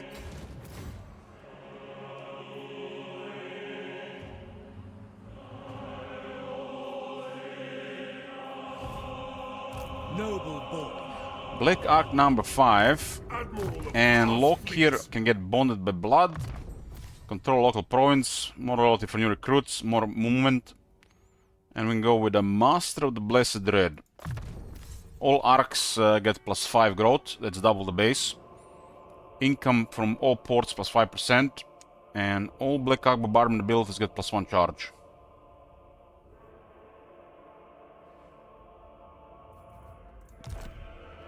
Now the Black Arc is gonna get up even faster. And it's kinda slow to build up Black Arcs until we get this and this. But now, even without this and this, tier 3 is gonna be in a decent time. Feel my power. Black-hearted Dreadlord.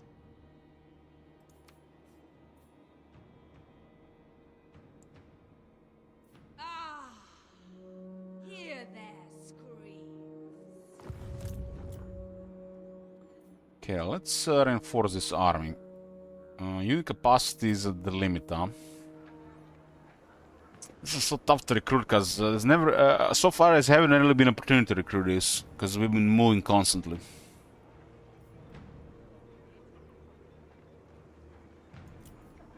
The Red Spear is getting a little bit better, and we do have the Battle skill for 6 defense and 6 attack.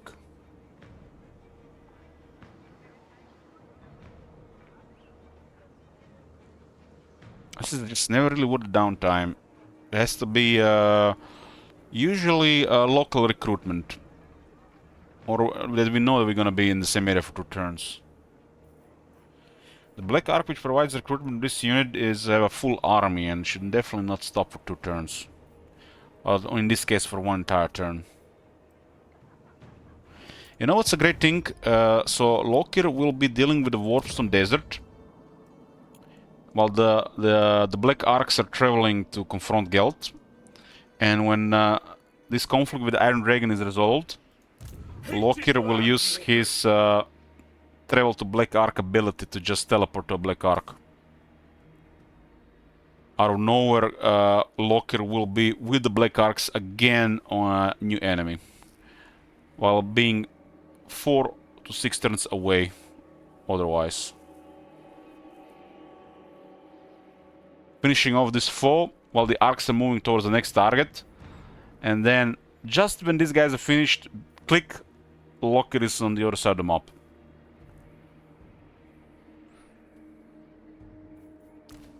That is amazing, right? Martial Name of Power, let's see what we get. Get a Soul Blaze, that's okay. And a Hydra Blood. Regeneration or armor fires instant flaming attacks.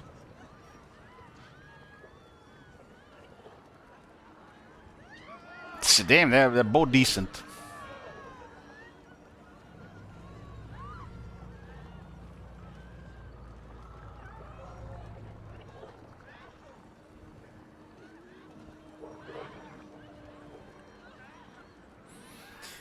It's really get like two good options here. I'm gonna go with the Soul Blaze here. Armor, flaming attacks, and 50 fire resist. If any of the enemies have fire attacks, then I'll be able to harm this guy. How much will that armor be useful on Dark Pegasus? Ooh, it's actually useful.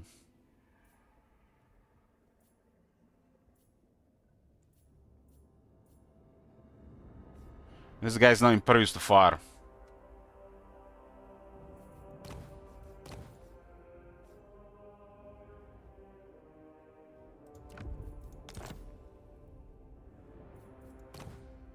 It's currently in a cold one.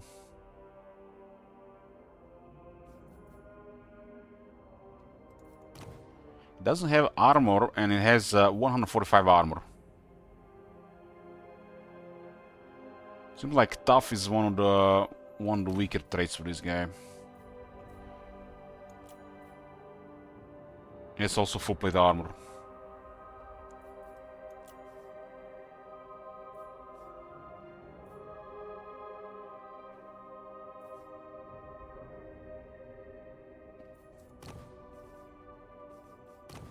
I mean, it feels like you get a lot from tough, but you don't really get a lot. He also has good defense. Has very good armor. A little bit more health. It's not a big deal. He actually doesn't have that good health base. It's better to increase attack and or defense than getting a tough.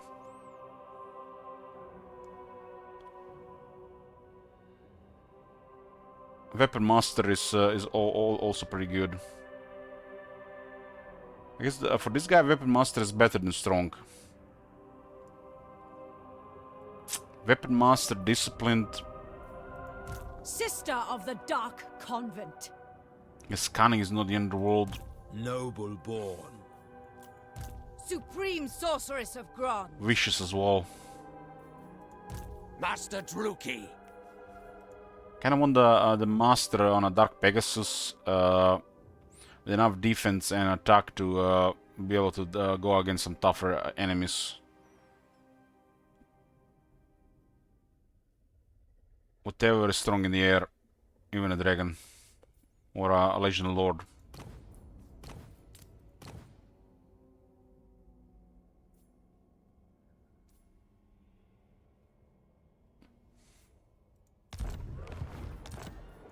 Speak!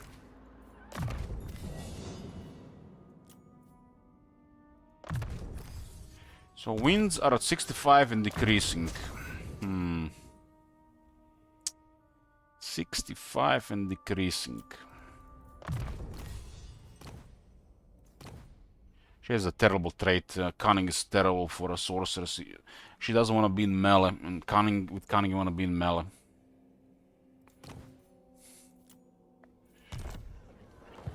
Ready! I don't have a supervisor here. You will march. Feared by all. So Bloomcool's Dominatrix don't need to do anything really here. Unless you wanna reinforce something here on the other side. I don't have the troops. This area being contested is not the end of the world. So it's a nice province, but we already gained so much elsewhere.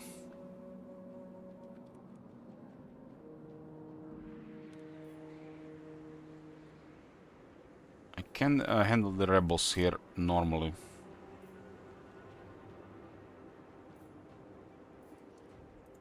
Calling the wind. I can get 5 Dread Spears. Maybe we have 2 turns downtime. All-powerful sorceress. We'll see. Greetings, servants.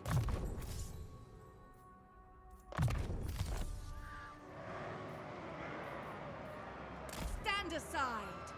She has a defeat rate from Zhao Ming.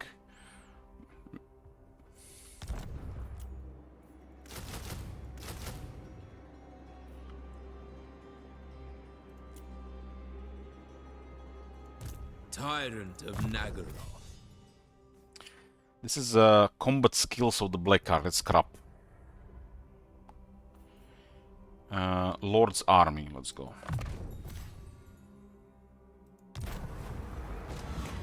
There's a Vradbringer and Barbstorm. Vradbringer is crap. It's a mega area, but when attacking. Barbstorm, look at this. Holy shit, that's the wet dream of a Dark Elf. 40% more ammo for the army, 55% more range for the army, and plus 10% missile strength for the army.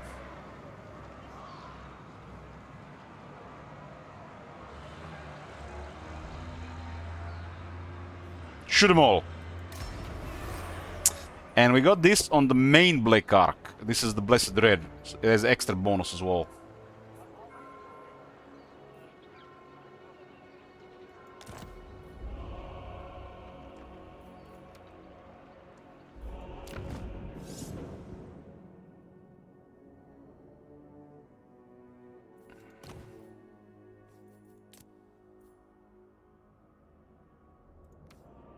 Keep the High Elf slaves. I'm gonna be hunting Aeston later. Okay, economy is more than amazing. More than amazing.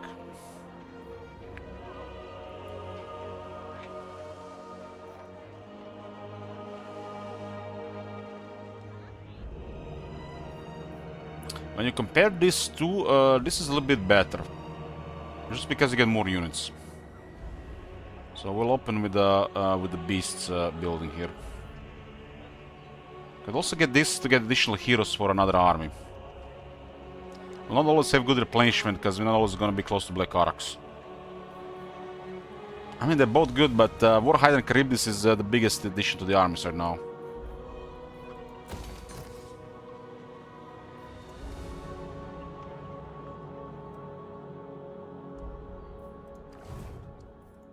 Sorceress of the Dark Convent.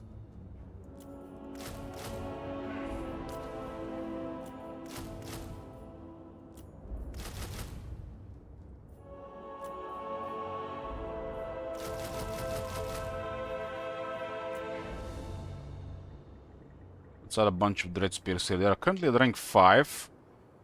We'll have rank 9 available as well at 54 defense, huh? They have a battle skill. This gives them speed. I'm gonna send Isaac's concubine to attack the Broken Lands. Start harassing Geld here. He's harassing us, so we can harass him from this side.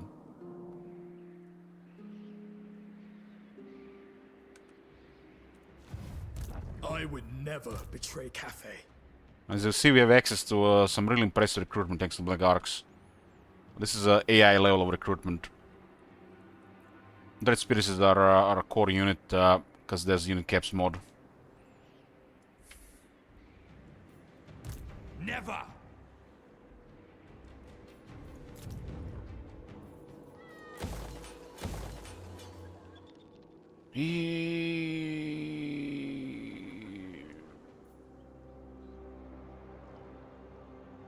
This area might actually rebel. We might need to get this first, actually. I command.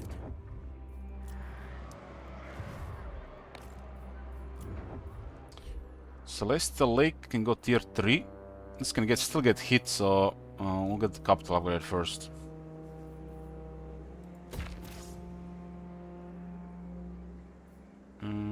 Control is looking okay here because of the wine, so I can switch this to something else.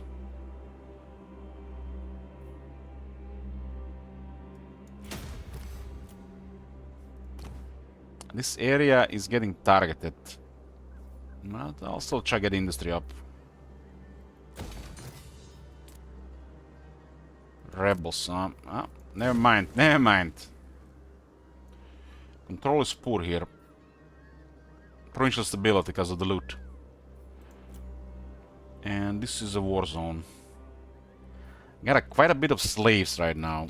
Like a lot of slaves. And we just unlocked an arc number 5. Well, it's the used naval markets. Should be 33,800.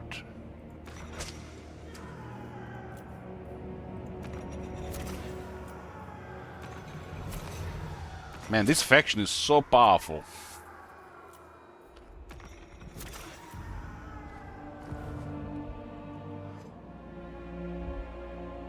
We have a military to contest everybody in the area, and I got 5,000 the bank, another 4,400. This feels like a proper Dark Elf faction, but they're all really good Dark Elf factions. Malos is just different.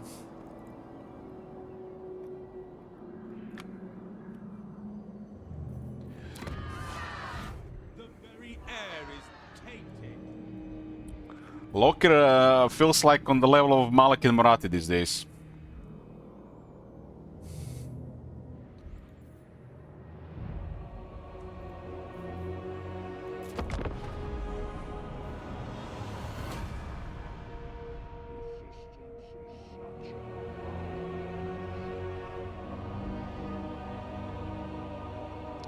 Scorn says I'm special. Of course, Scorn, you're a special boy.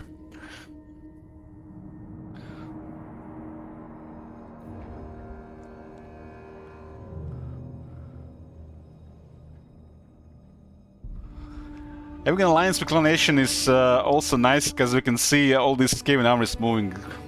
They're a menace. Royal has redeemed as Google AI about Warhammer 3. Oh, I gotta ask a question. What will I ask?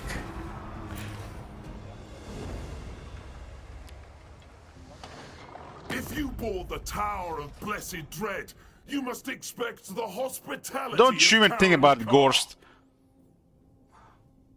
We have a treaties with Goldtooth, so good luck. Goldtooth is gonna be the buffer in the west. Ogres are greedy, so trade is easy, and we have no penalties with Ogres as Dark Elves.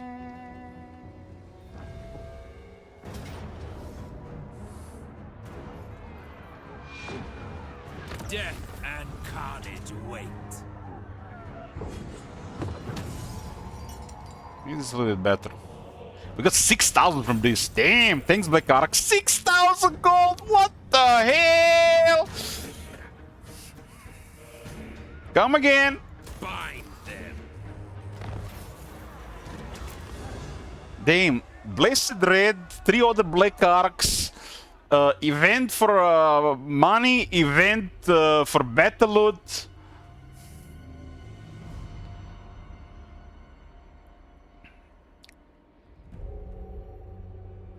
I mean, they had a couple of quality units, so it's on their base value.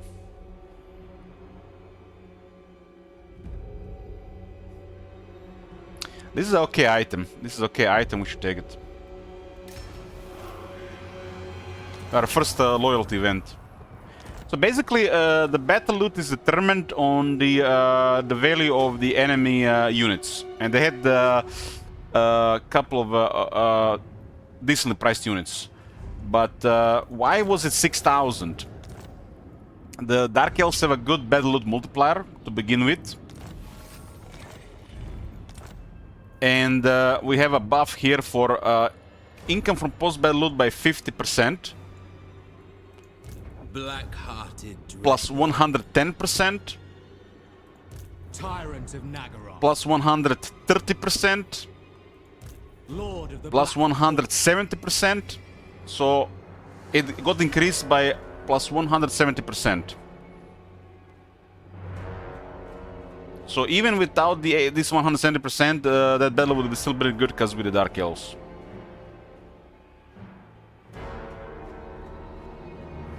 The Dark Elves have really a lot of get a lot of money from battles. You know, get slaves for the slave mechanic, and which you can use to generate money.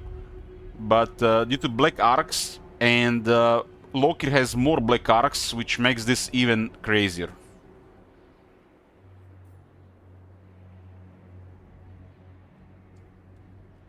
I mean, she went from 10 to 5 loyalty.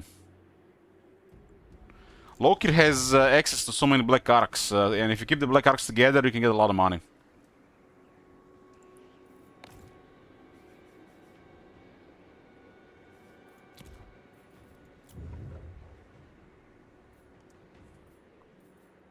Okay, what do we got here? There was a Redeem Scorn the Special. Is it for the Admiral? I guess it's for the Admiral, right? Such slaughter awaits.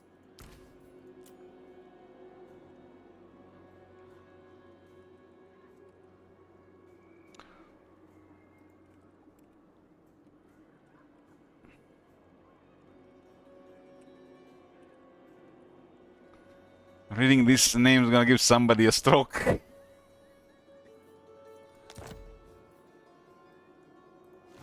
He's special, okay? Minus loyalty was on this lord, and it's only -5. Doesn't really do anything. We had 10. She defeated the Legend Lord just a bit ago.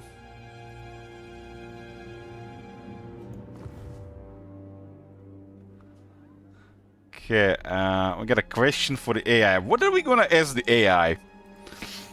Oh man. We're gonna make some generic or boring or something else.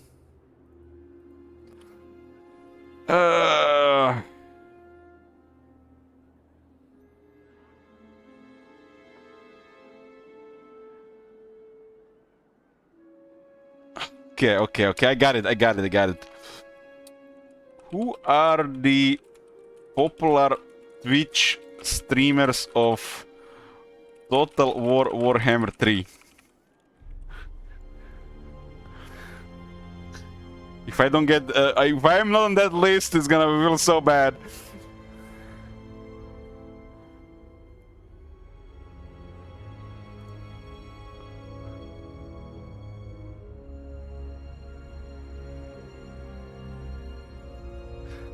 Okay. Popular Twitch streamers for Total War Warhammer 3 include a mix of competitive multiplayer specialists. Damn, there's esports, campaign strategists, and lore experts. Top active streamers February 2026. According to current Twitch metrics and stream charts data, these are the most popular channels. Turin RTS, widely considered the premier destination for competitive multiplayer, is famous for hosting large-scale tournaments and providing high-energy, knowledgeable commentary on high-level PvP battles.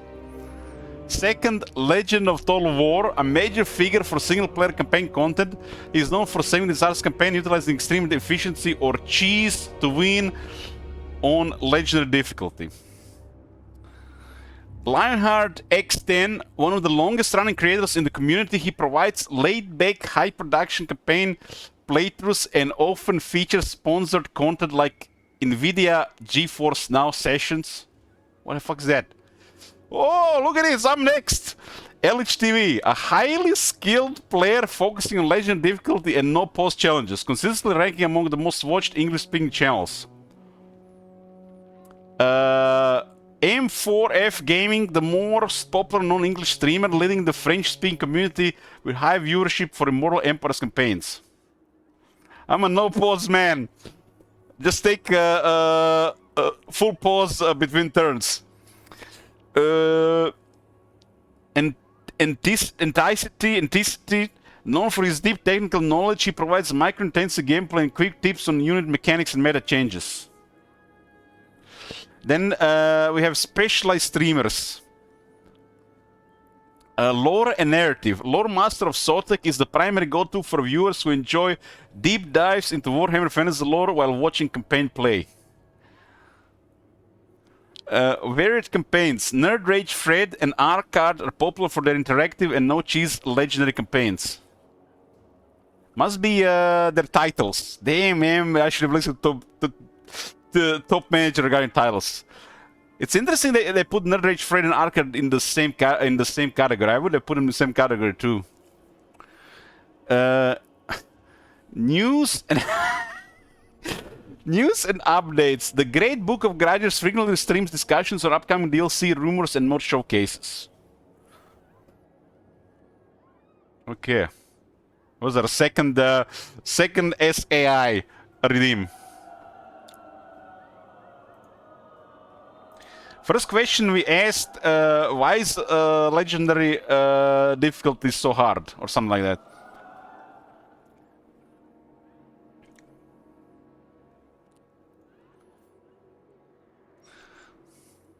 Unparalleled.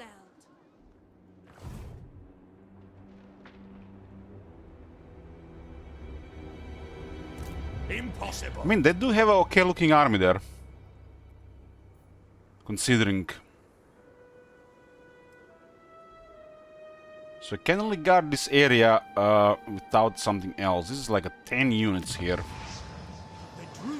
The garrison is on tier 3. Garrison is supposed to be on tier 2 though.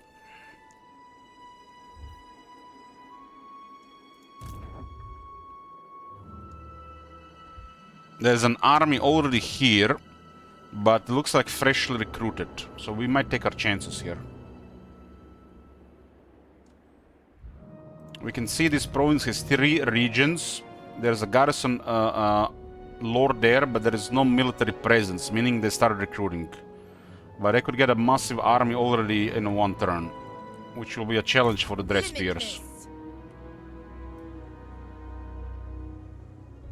Especially going down to 35 power. Supreme sorceress of Grant. I refuse. If they don't recruit too much armor, should be fine. Supreme. Cloaked and hooded. We do have a Black Ark nearby. Temple of Elemental Winds is a tier 3. That's juicy as a landmark, so good sec. Yes? A vile plan. We have a deal. This is the Great River. We have an active dictate for Black Ark growth.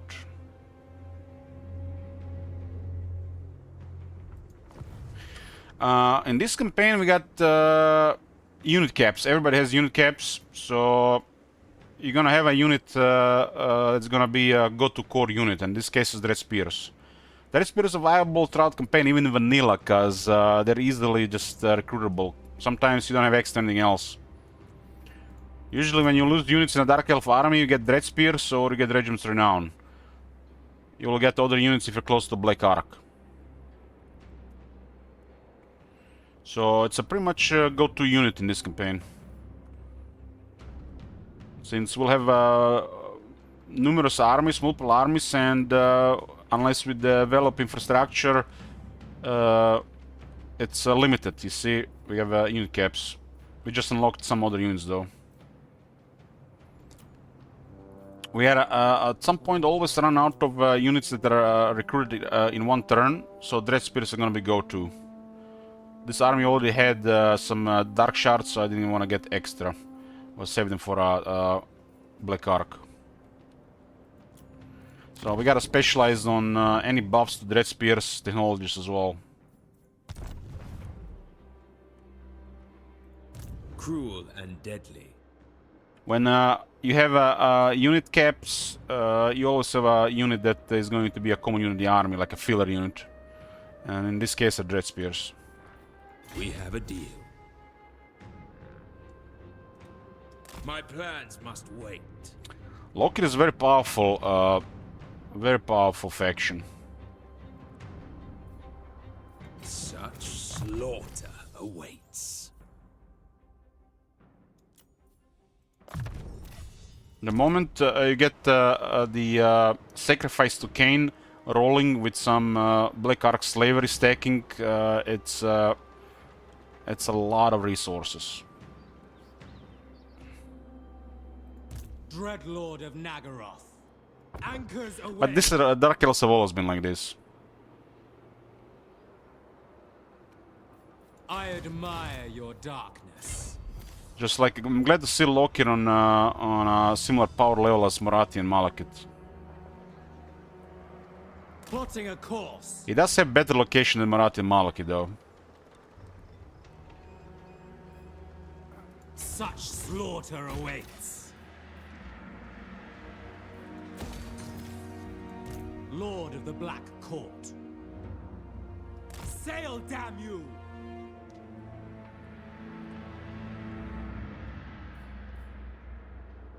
I approve of these dark deeds. Black-hearted. Dreadlord of Nagaroth.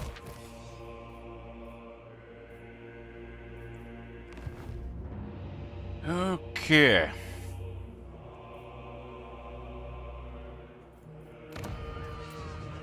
I mean, considering this faction bonuses, your best bet is just always target major ports. Create buffer areas and target more major ports. Black Arcs are one of the strongest things about the Dark Elves, and this faction specializes in Black Arcs, which makes them very powerful.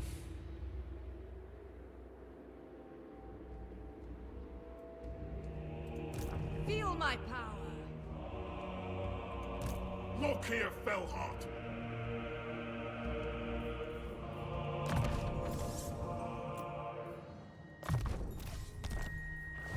Bring fire and terror.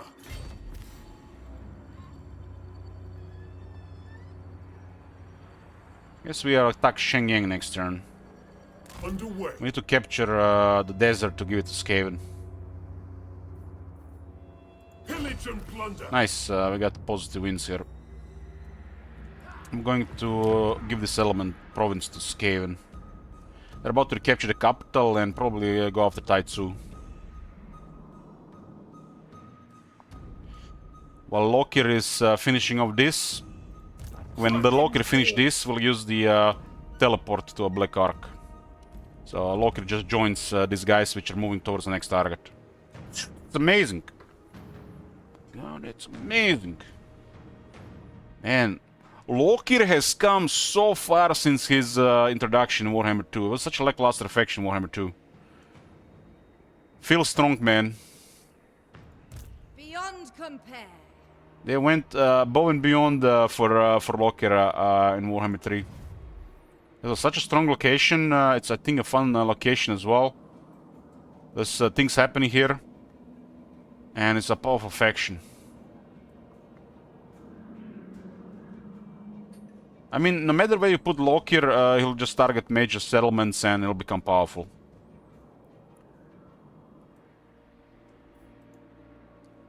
Major ports, where I mean. What is your dark purpose?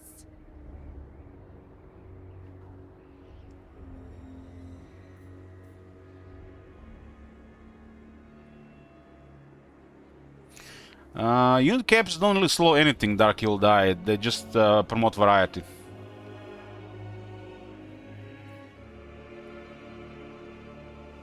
They don't really do anything regarding slowing.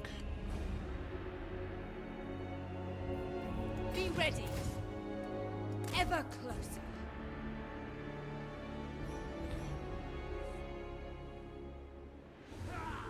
Especially because both the player and the AI have the unit caps. What now? But just look at this. This unit costs 46 in a Black Arc. This unit costs 65. Even if we can't use higher quality units, which are way more expensive, we just get another army. Numbers beat quality. Quality is just easier to handle. So even if you have more variety, you have bigger numbers.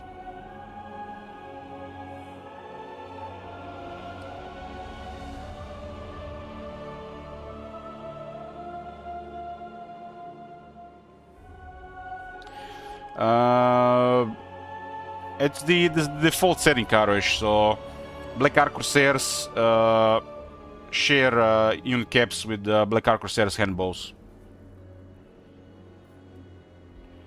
I played a lot of Tomb Kings, and when playing Tomb Kings, you learn that your units might not be quality units. You have unit caps, but you still have numbers. Numbers beat quality. Players tend to have one elite army, and they don't really tend to go with numbers, but numbers are also a thing to go for. And it's usually it's even more effective. Just you have to manage more stuff.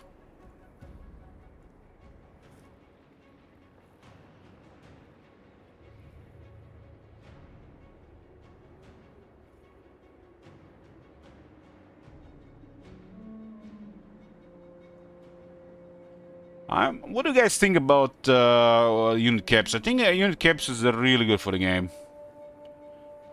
And considering, you know, my experience in the game and how the campaigns play out, I think it's also good for watching. Because we get to see more stuff, right?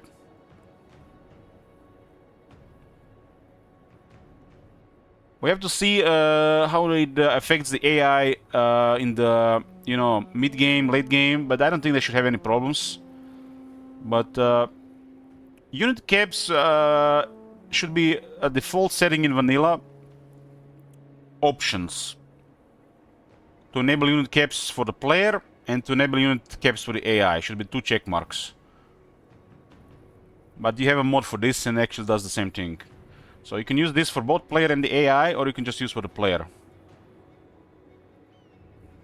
So I'm a fan of this, so we'll definitely see more of this unit caps on the campaigns.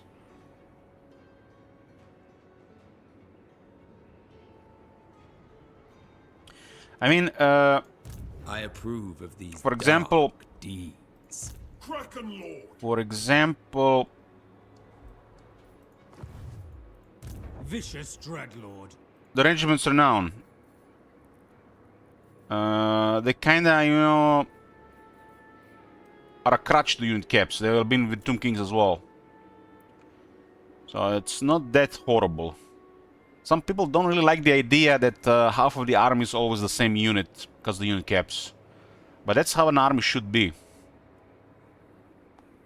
Every military should have like the same core unit, which is easily accessible, most of your manpower. But we turn out, like in these games, literally we use elite regiments as the core unit, which usually it's like, let's say dwarves. Ironbreakers are like the elite of the elite. They are very few in number. They're literally like the like a space marine regiment of the dwarves. But in the game, you recruit Ironbreakers like it's the common unit. And wherever the Ironbreakers are invested in the battlefield, they'll make the difference. And they'll also make them feel better, special that way. And not like a generic unit, like just an upgrade for the Dwarf Warriors and Longbeards.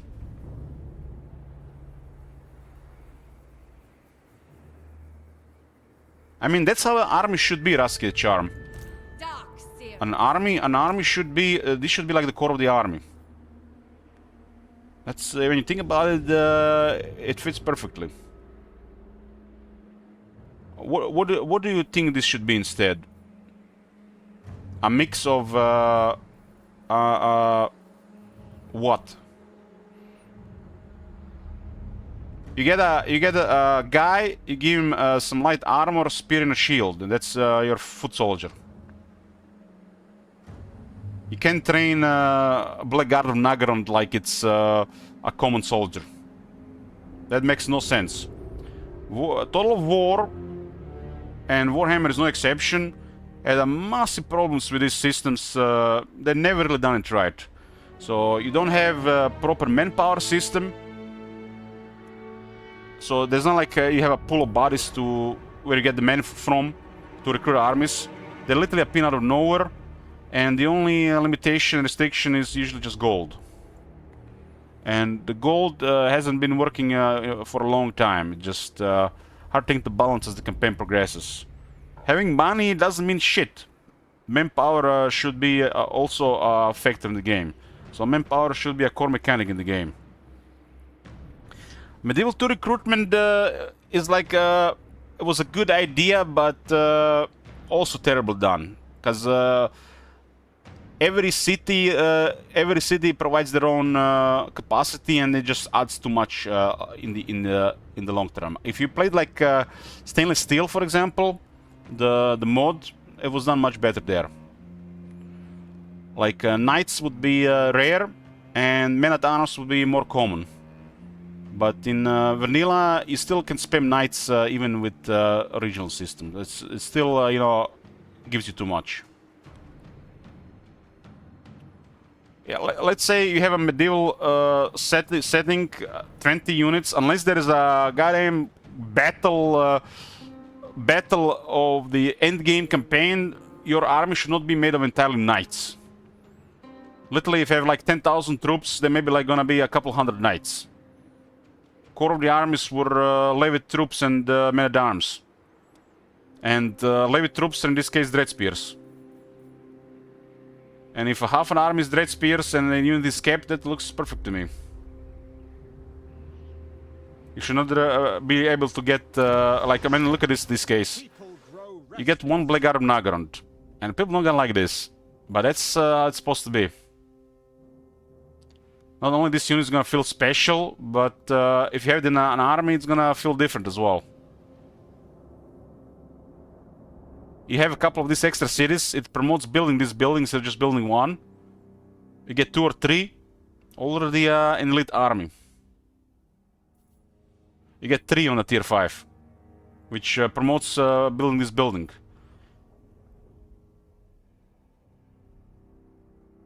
So makes tier 5 more desirable, and it balances buildings around. I mean, look at this.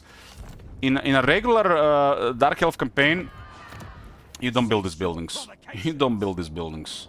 And here, this is one of your core buildings. Who cares about masters? Masters don't really do anything. So you don't even build these buildings. So you completely ignore them, build everything else. You get your military from the arcs. These buildings here, well, they're a little bit more useful heroes than masters.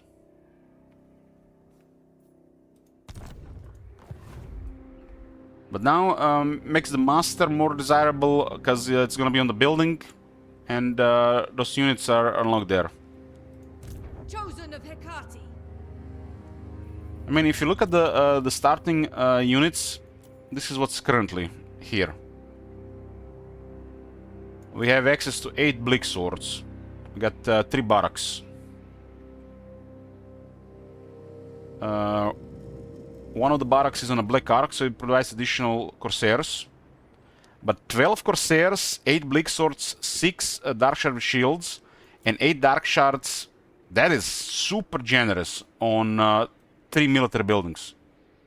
We do have 6 extra Black Arc Corsairs being Blessed Red.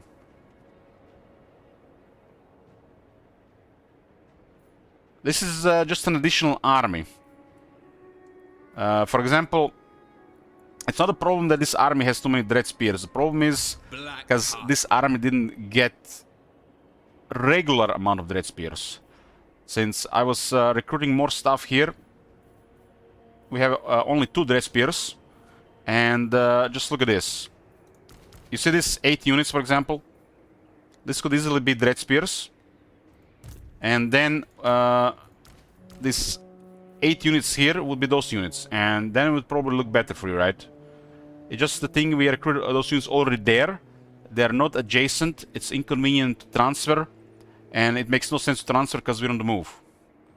But if I totally bit this better, these 8 units would be a mix of those non-Dreadspears units, and this army would have these Dreadspears instead. Which would have been way better, because I want more Dreadspears on the arcs and less in the land armies. So just do a little bit more planning ahead. But I don't really need much in this army, except make sure they have enough numbers. So the Dark Shards and the Sorcerers will do the rest with the abilities. So they're basically just bodies, so we have enough for the battle to go our way. And there's another story here as well. There's battle skills as well. So this army actually has stronger dread spears. So it's not just gonna be cannon fodder. They might actually even live longer against regular troops because it has a battle skill.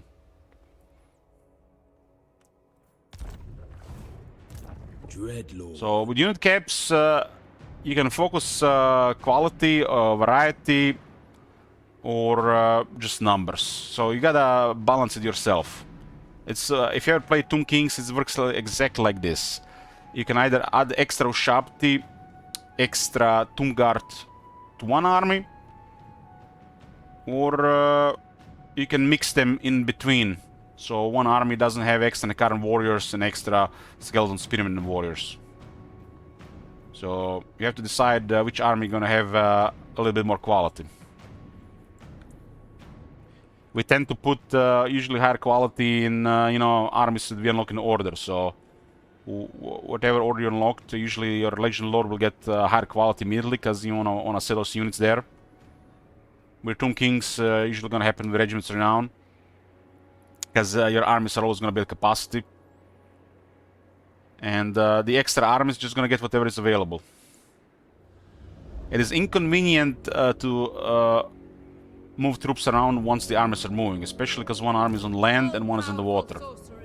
Even if it makes sense to shift units around. It's like spending a turn or two to do this,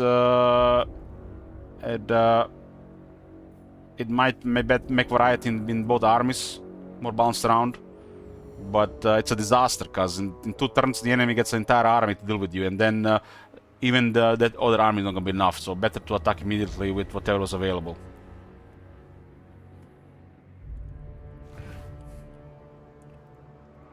Feared by all. If this doesn't work, well, we'll send something else. Tyrant of Nagaroth.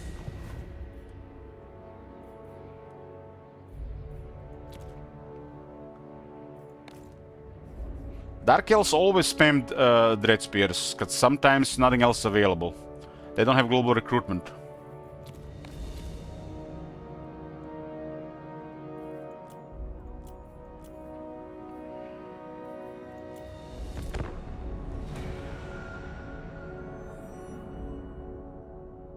It's definitely a negative for the AI. The global recruitment is very good for the AI. For the player, it's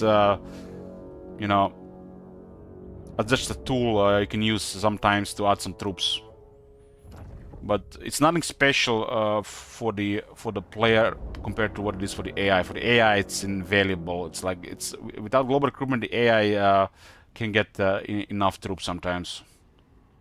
And part of the difficulty is the AI get really good global recruitment. They not only have more capacity, but have reduced recruitment times, and it's much cheaper. For the player, it's completely opposite, which is never really worth using unless you're playing an army ahead of time.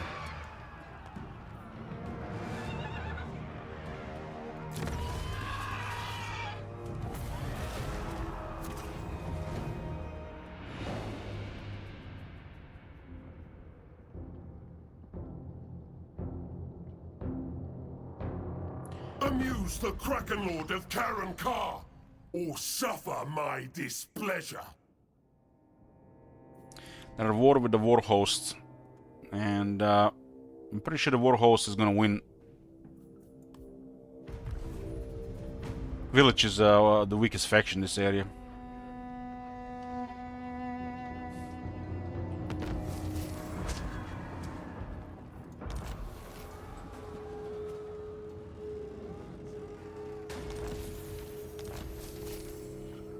Got a buff to trade on.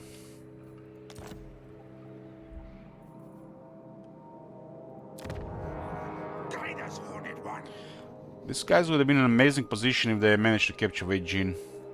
What now?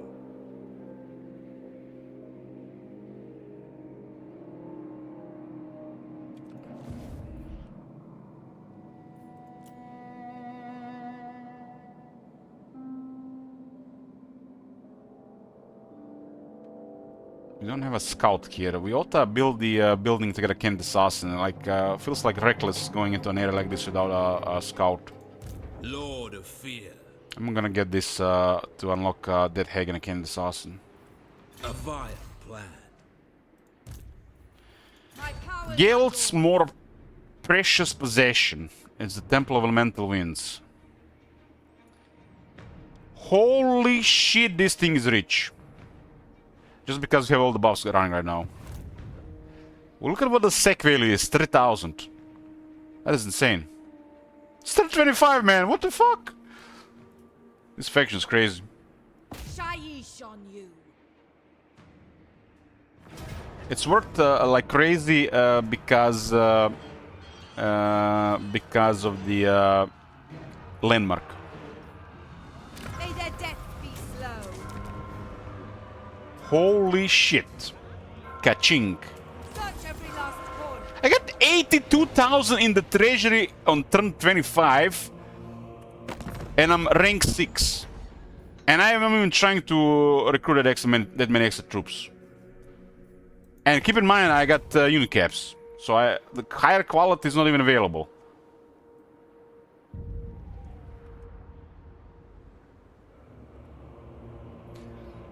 Black Arcs are crazy, and Lokir has the craziest version. Your desire? Front calls. Seize this place.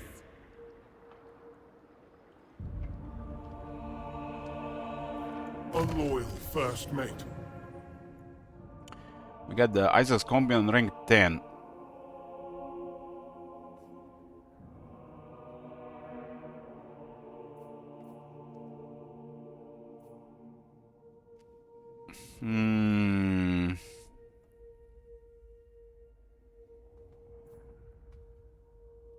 This one is crazy. Vigor loss reduction minus 50%. Damn! This is one of the best abilities of this kind. Hearts of Iron is 15%, by the way.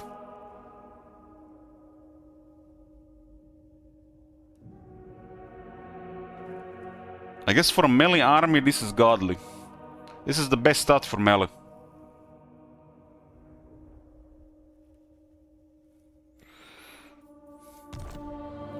Part of the crew. Get a lower cooldown to spells, so you get a Smoke Monster. Smoke Monster seems weaker in Warhammer 3 compared to Warhammer 2.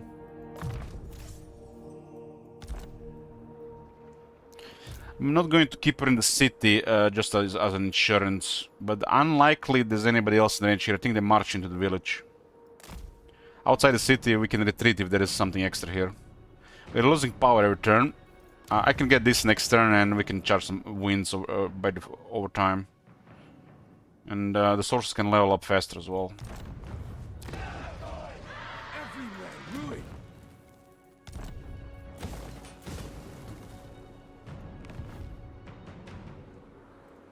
Vicious Dreadlord. A brief interlude. The Black Arcs are sailing east to deal with Gelt, and we'll have Lokir teleport to the Black Arcs when he's done with the Iron Dragon. We are currently using their expansion because we're gonna get more military on the Black Arcs. We have a deal. Dreadlord of the Druki. With more growth and good income, we have access to more buildings on the Black Arcs, which means we can level their admirals faster. When you build buildings, they actually get experience, and rank 10 is the first big goal. So we get that research on the as well. It's one of the first things to get big research on the Dark Elves, especially in Lokir. A vile plan. You can definitely notice the Blessed Red has a lot more movement than the other Black Arcs. You can see it's getting away. I admire your darkness. The landmark provides 30 movement.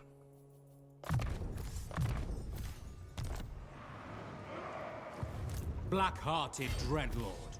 I will continue later. This is Great River. I approve of these dark deeds. Get tier 2 here first, actually. It's taking growth right now. This will rebel unless I get the other thing, yeah. I guess it'll be fine like this. What? Okay, so what's available here now?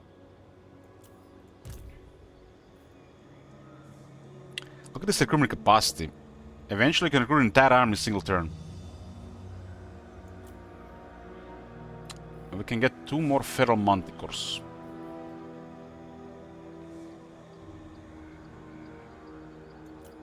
These guys are behind, and if I start queuing this, this army won't be able to move. But this army has extra movement, which is ideal for third turn recruitment. We have a deal.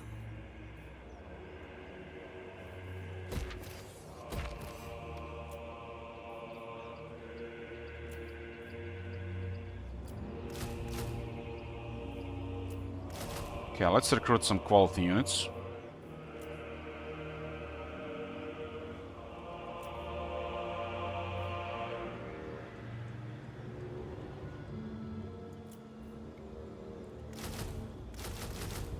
We'll mix dread spears around the other Black Ark.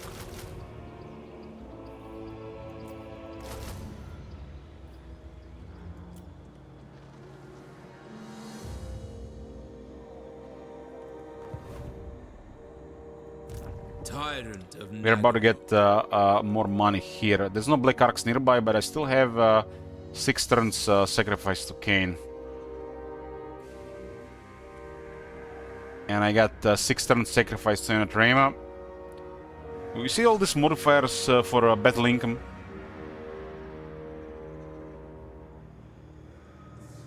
And Dark Hell's just crazy that way. This faction, one of the crazier ones. Mother of the Dark Convent. Guild said an army attacking here. It's a decent one. It's just a low character.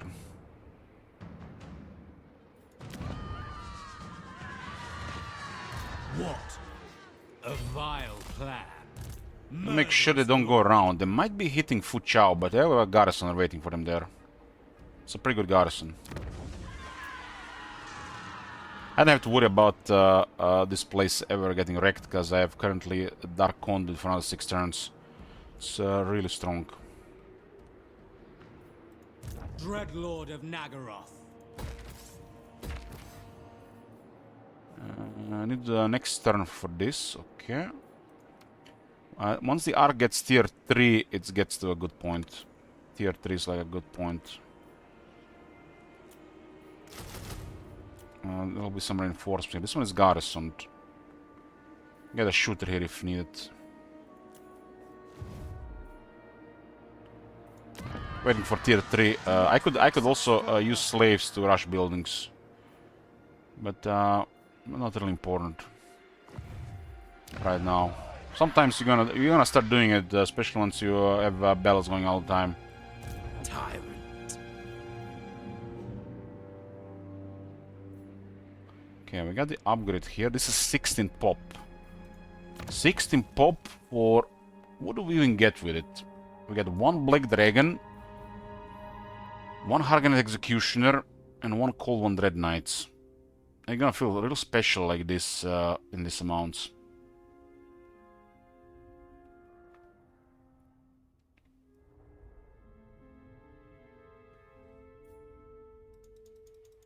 Alternative is... I mean, there's no alternative here. I gotta get those extra heroes. I need this one to spy for me, so there's no surprises. And this will provide replenishment and armor that's so far away from arcs.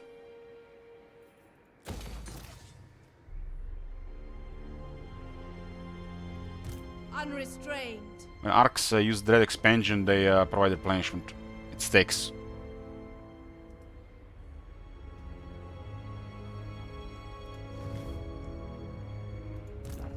sorceress of the Dark Convent. So it looks like this guy's in a terrible position here. Terrible position.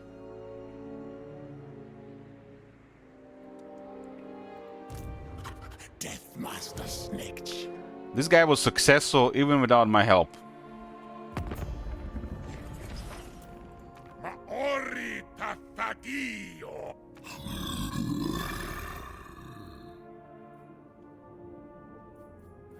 Look at these subversions, man. It's like dark elves, man. Even Nurgle likes me. Even Nurgle likes me. My bruise bubble must face. Sit down. Grab a hornshoe, son. Let's talk business. They do like trade agreements. They'll not live long.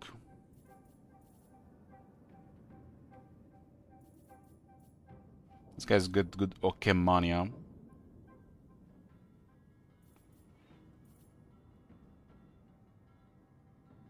They like Gelt and they like Western provinces here. It's the usual stuff. I got only one envoy and this diplomacy looks so convenient. A fool's action. Gelt is the biggest enemy we have right now.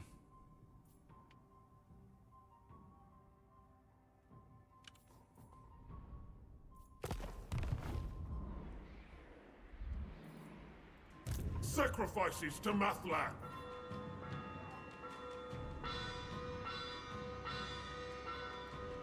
Of course.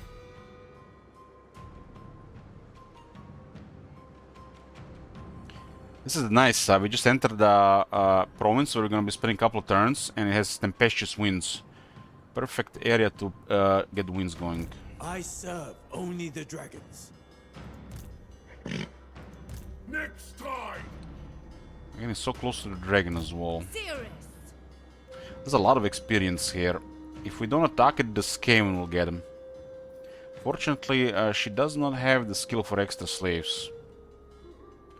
We don't know if there's anything else in this area. This is a downside of not having vision from like a Kennedy assassin. The Dark Convent.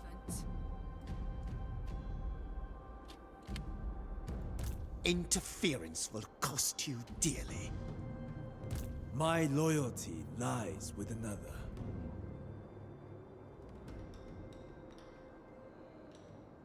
They got ogres in the army. Fellheart ready. Our army is definitely gonna take a lot of casualties in that fight. A lot. We're gonna second occupy Shenyang instead. Dark magic. Which puts Boomcool's Dominatrix in a terrible spot here. Dark sorceress. Who seeks me? Meaning we're gonna have to disband this force.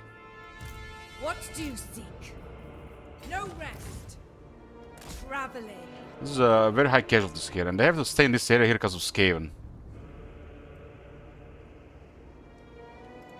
You are without sense or honor. I have only 3 lords right now, huh?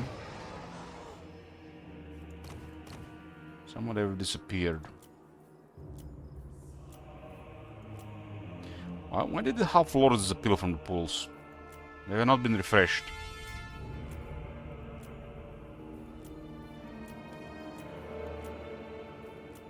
Damn, we haven't seen a single intensity for the sorceress. You would think of all the factions, Dark Elves and the Vampire Council have the most generic intensity, considering they're using the most evil magics. All-powerful sorceress.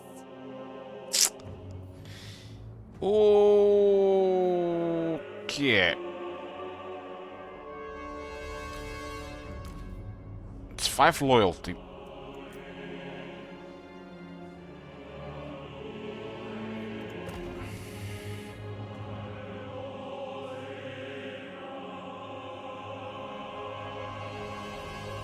I think 5 is safe in this case.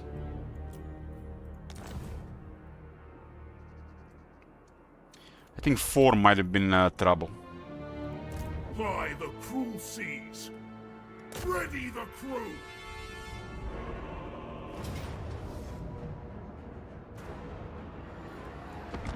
Rare battle without the black arcs for Loker, but we are away in the on the mainland now, away from the sea, in the rivers.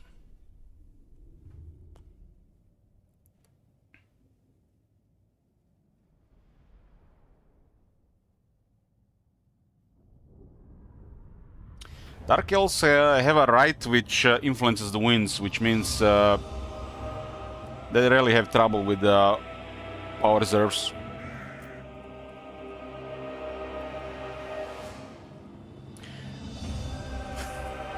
I feel like we've been here before today, guys. Why is every city we attack the same? CA, what the fuck? Hanyuport, Shenyang, Mambo Jumbo, every city is the same. The one for the Emperor's Control, the one before that, the one before that, every the same. It's like one was those bridge area, and every city was like this.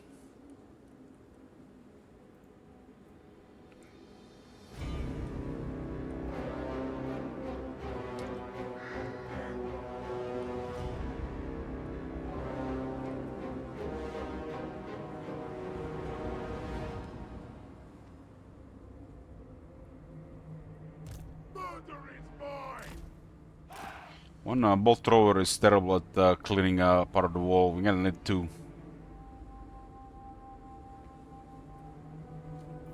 It is so! Master Druki!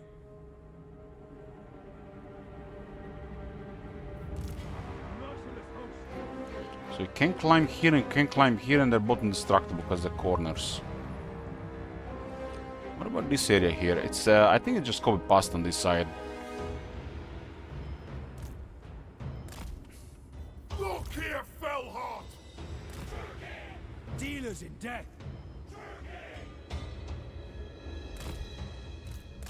Dark shards!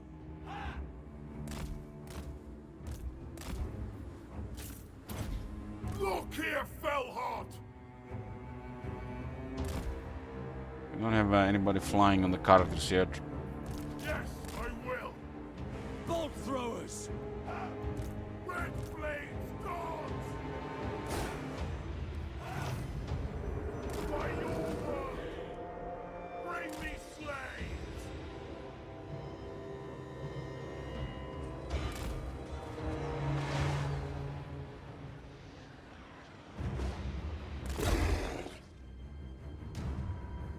Dark elves! Without Not question! sure what you mean like the battle prowess. Loki has access to a black dragon. He's a legendary lord. Fighter. His faction got a little bit more since the Aislan DLC.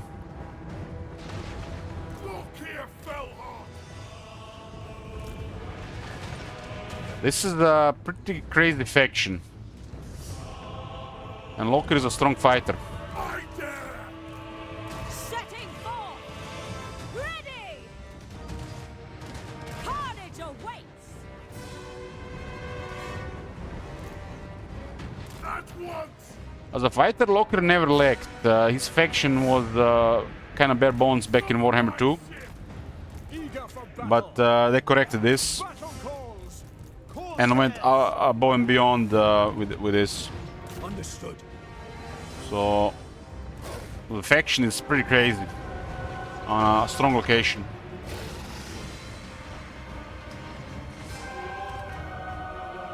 Dark shards! Dealers in death!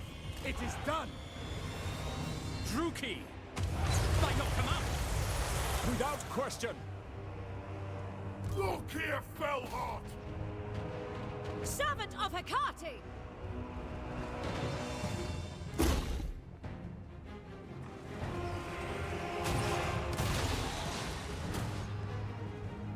The merciless host! Kill them! Shoot those pole arms. At once! Corsairs! Carnage awaits!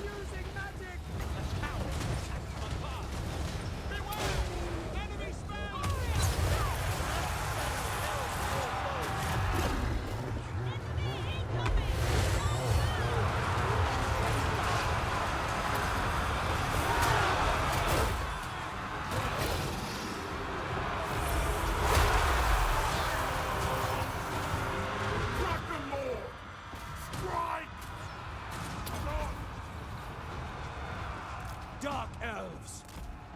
Who the hell is casting this spell? That one there?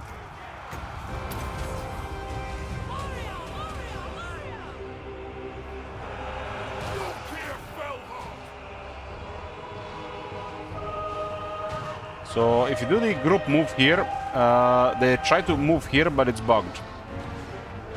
So they're just perma-stuck. Eager for battle.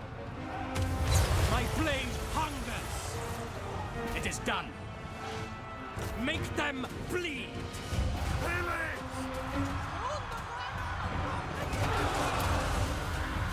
Come, Melee!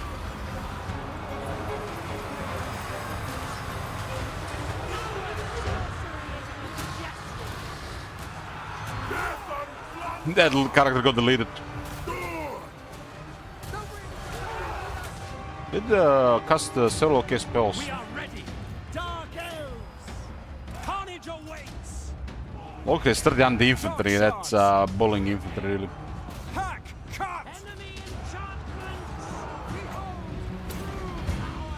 Sarathan! Cave is a thirsty god. Our sorceresses are at work. Cave. Corsairs. Slay them! End them! Destruction comes! All powerful! Look here, Fellheart! Eager for battle. Yes! Corsairs, slay! Still haven't taken a skill which make the Black Ark Corsairs have higher attack. And I don't have a battle skill either.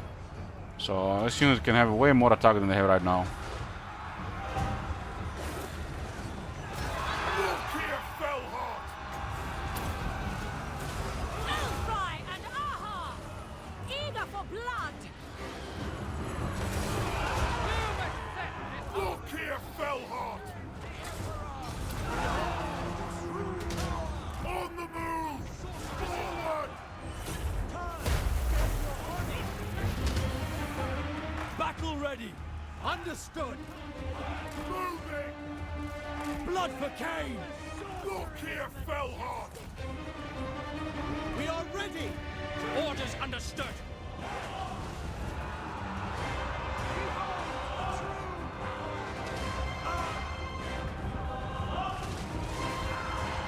Look here, Fellheart! Corsairs. Harmony! On to slaughter. Nagarothi. For the king. No mercy! For Mathlan!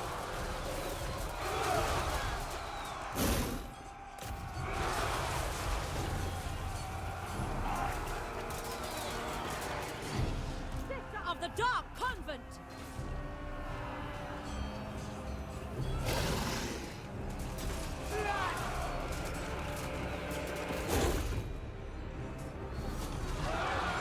For Karen Carr! Ogre has Hex around him for leadership. They're more susceptible to terror.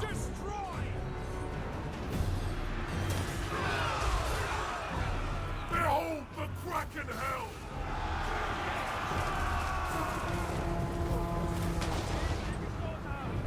Battle ready. Agreed!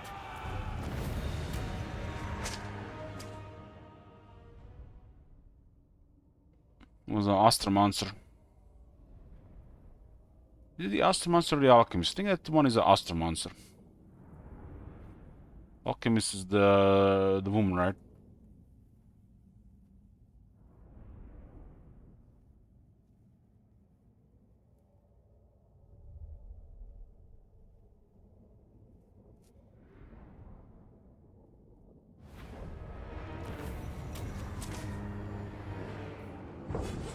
Yeah, when you're using a wall breaker unit to destroy the wall or destroy wall with artillery, you should be careful at keeping some distance from the rest of your units. Wall breaker unit will be immune to it if it's targeting the wall, but nearby units might get destroyed. Second!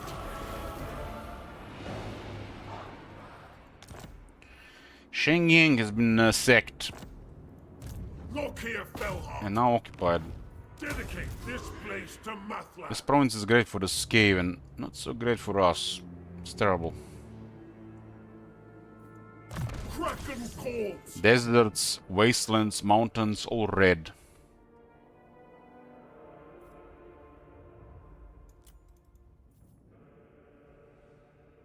This gives quite a big buff to the Corsairs, huh?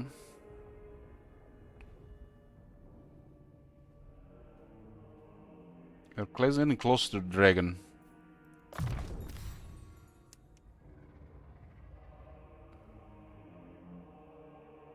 Thinking if we didn't have the unit capped, I'd probably ignore this skill.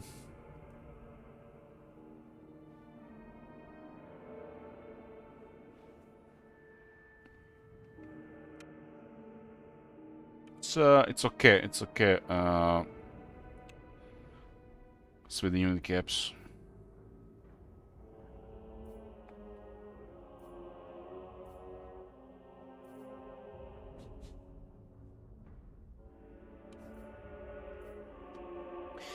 Paulus, the traits limit has been increased to 80. It's extremely difficult to reach trade limit now. It's possible, but extremely difficult.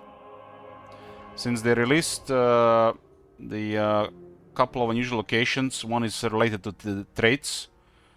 They increased the cap on the traits available to the Lord, to the character, which makes for a fun campaign with some factions to just hunt down the Lords.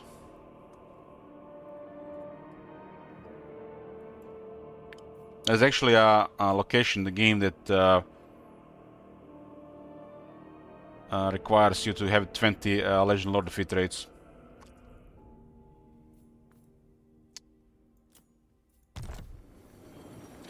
This puts these guys now to 55 attack.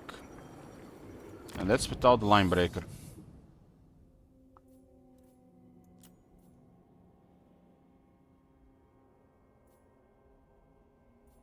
Looks like they're still missing one part of the veteran battle skill. It's supposed to have 3 buffs. They only have 2, because they put this it's on the range in there are 2 versions of the unit. This would have been really nice if Kala Unworthy was also applying to the Corsairs.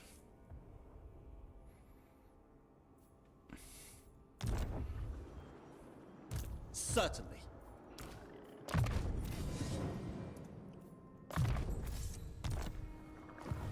Ply the cruel seas. Corsairs to me. So supervisor not here yet. You will march. Let's have the last forces here, and we can hit that one first.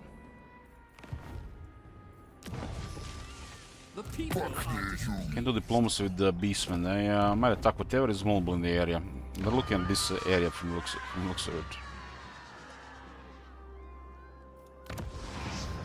We are displeased. You are here. We are here. Yes. Speak then. Yes, yes. You'll get Warpstone Desert, snitch.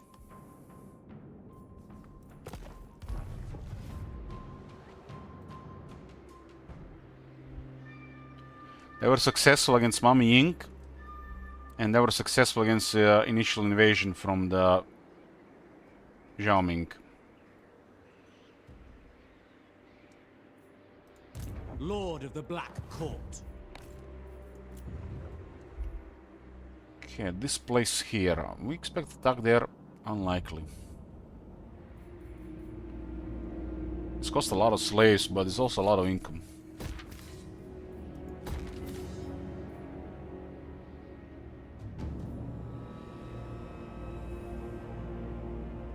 This one is 4 population. It'll be a while before we get 4 population here, or even higher. This is 55 growth. Let's go get that. Cease your provocations. Can't really use anything else other than control commandment here. The only reason why this place is not building into rebellions constantly is because we use this occasionally. We don't have vanilla rebels are not really a thing. This is a AI mode. It has stronger rebels. So it can happen where if you don't have a garrison building, that the rebels might be too much for the garrison, and even with the garrison building sometimes. I did build a garrison here because this one is most exposed to a surprise from either Gelt or Nakai.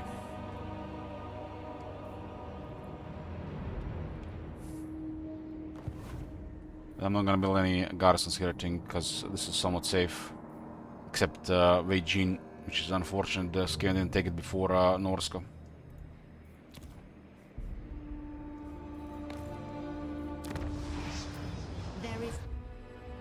So the next Black Ark is here, and the next after that is here. So we got still 2 more Black Arks to unlock in Grand Khat. It's crazy. When you look at it for the pacing of the campaign and what these Black Arks do and how the economy works,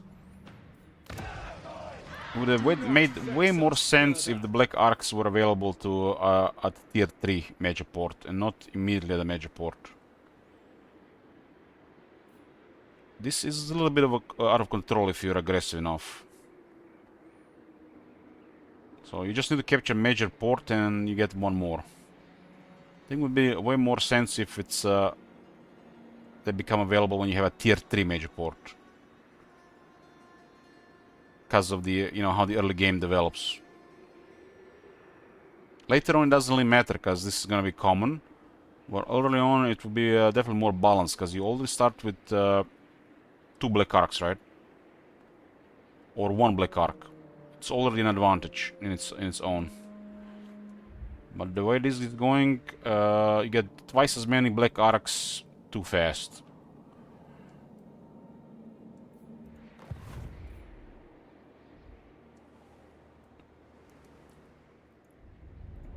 Black-hearted. It only is so effective because if you're successful. I guess in their minds, they didn't expect people to be this aggressive and successful with just going in with recruitment. As sometimes they see something available, you know, to be saved, not immediately unlocked, right? But it makes no sense to save because the growth starts the moment you're a recruit. It doesn't work before. Supreme Sorceress of Grant. Dreadlord of Nagaroth.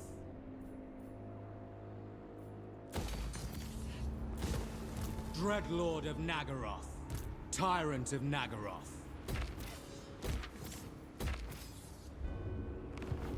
We have a deal. Black-hearted Dreadlord. Well, with this growth, the buildings are coming in, and buildings coming in, experience is coming in, and the arcs are getting higher rank. This was changed with Ogre's rework, because camps do more experience. Black Arks also get more experience with buildings. Building buildings and Black Arks is noticeable experience gain, which they were lacking before. Vicious Dreadlord.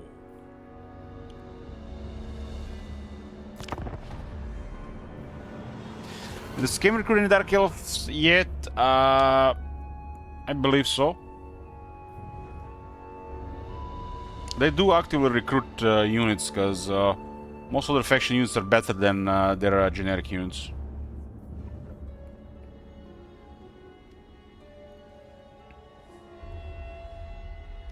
Snitch is very successful this campaign, which also make this part of the world, or this part of the campaign, also way easier. If Snitch was not successful against that early attack from Zhao Ming, they would have been attacking my settlements on the my settlements that matter. I am much more than a mere.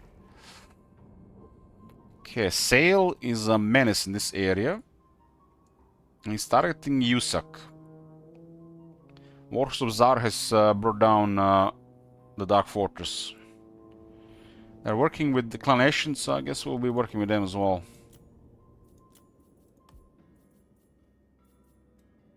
I knew you would see reason. We have no penalty with Norska, with just one envoy.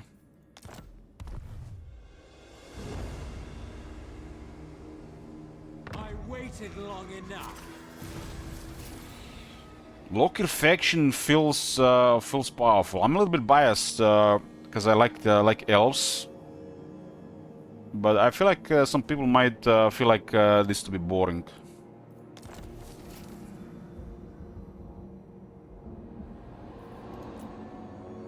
It's currently in the pool, anyways.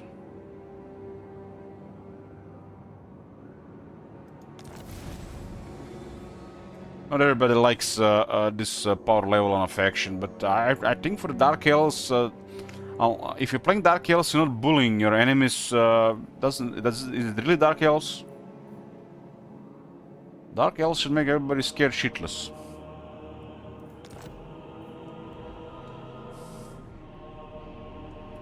They are the big bully, the boogeyman.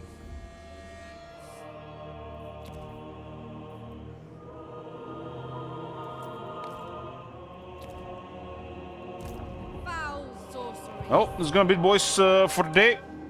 Part 2 of this campaign finished. We'll have Lokir for probably 4 to 5 streams. Dealing with Guild next. Finishing off Iron Dragon.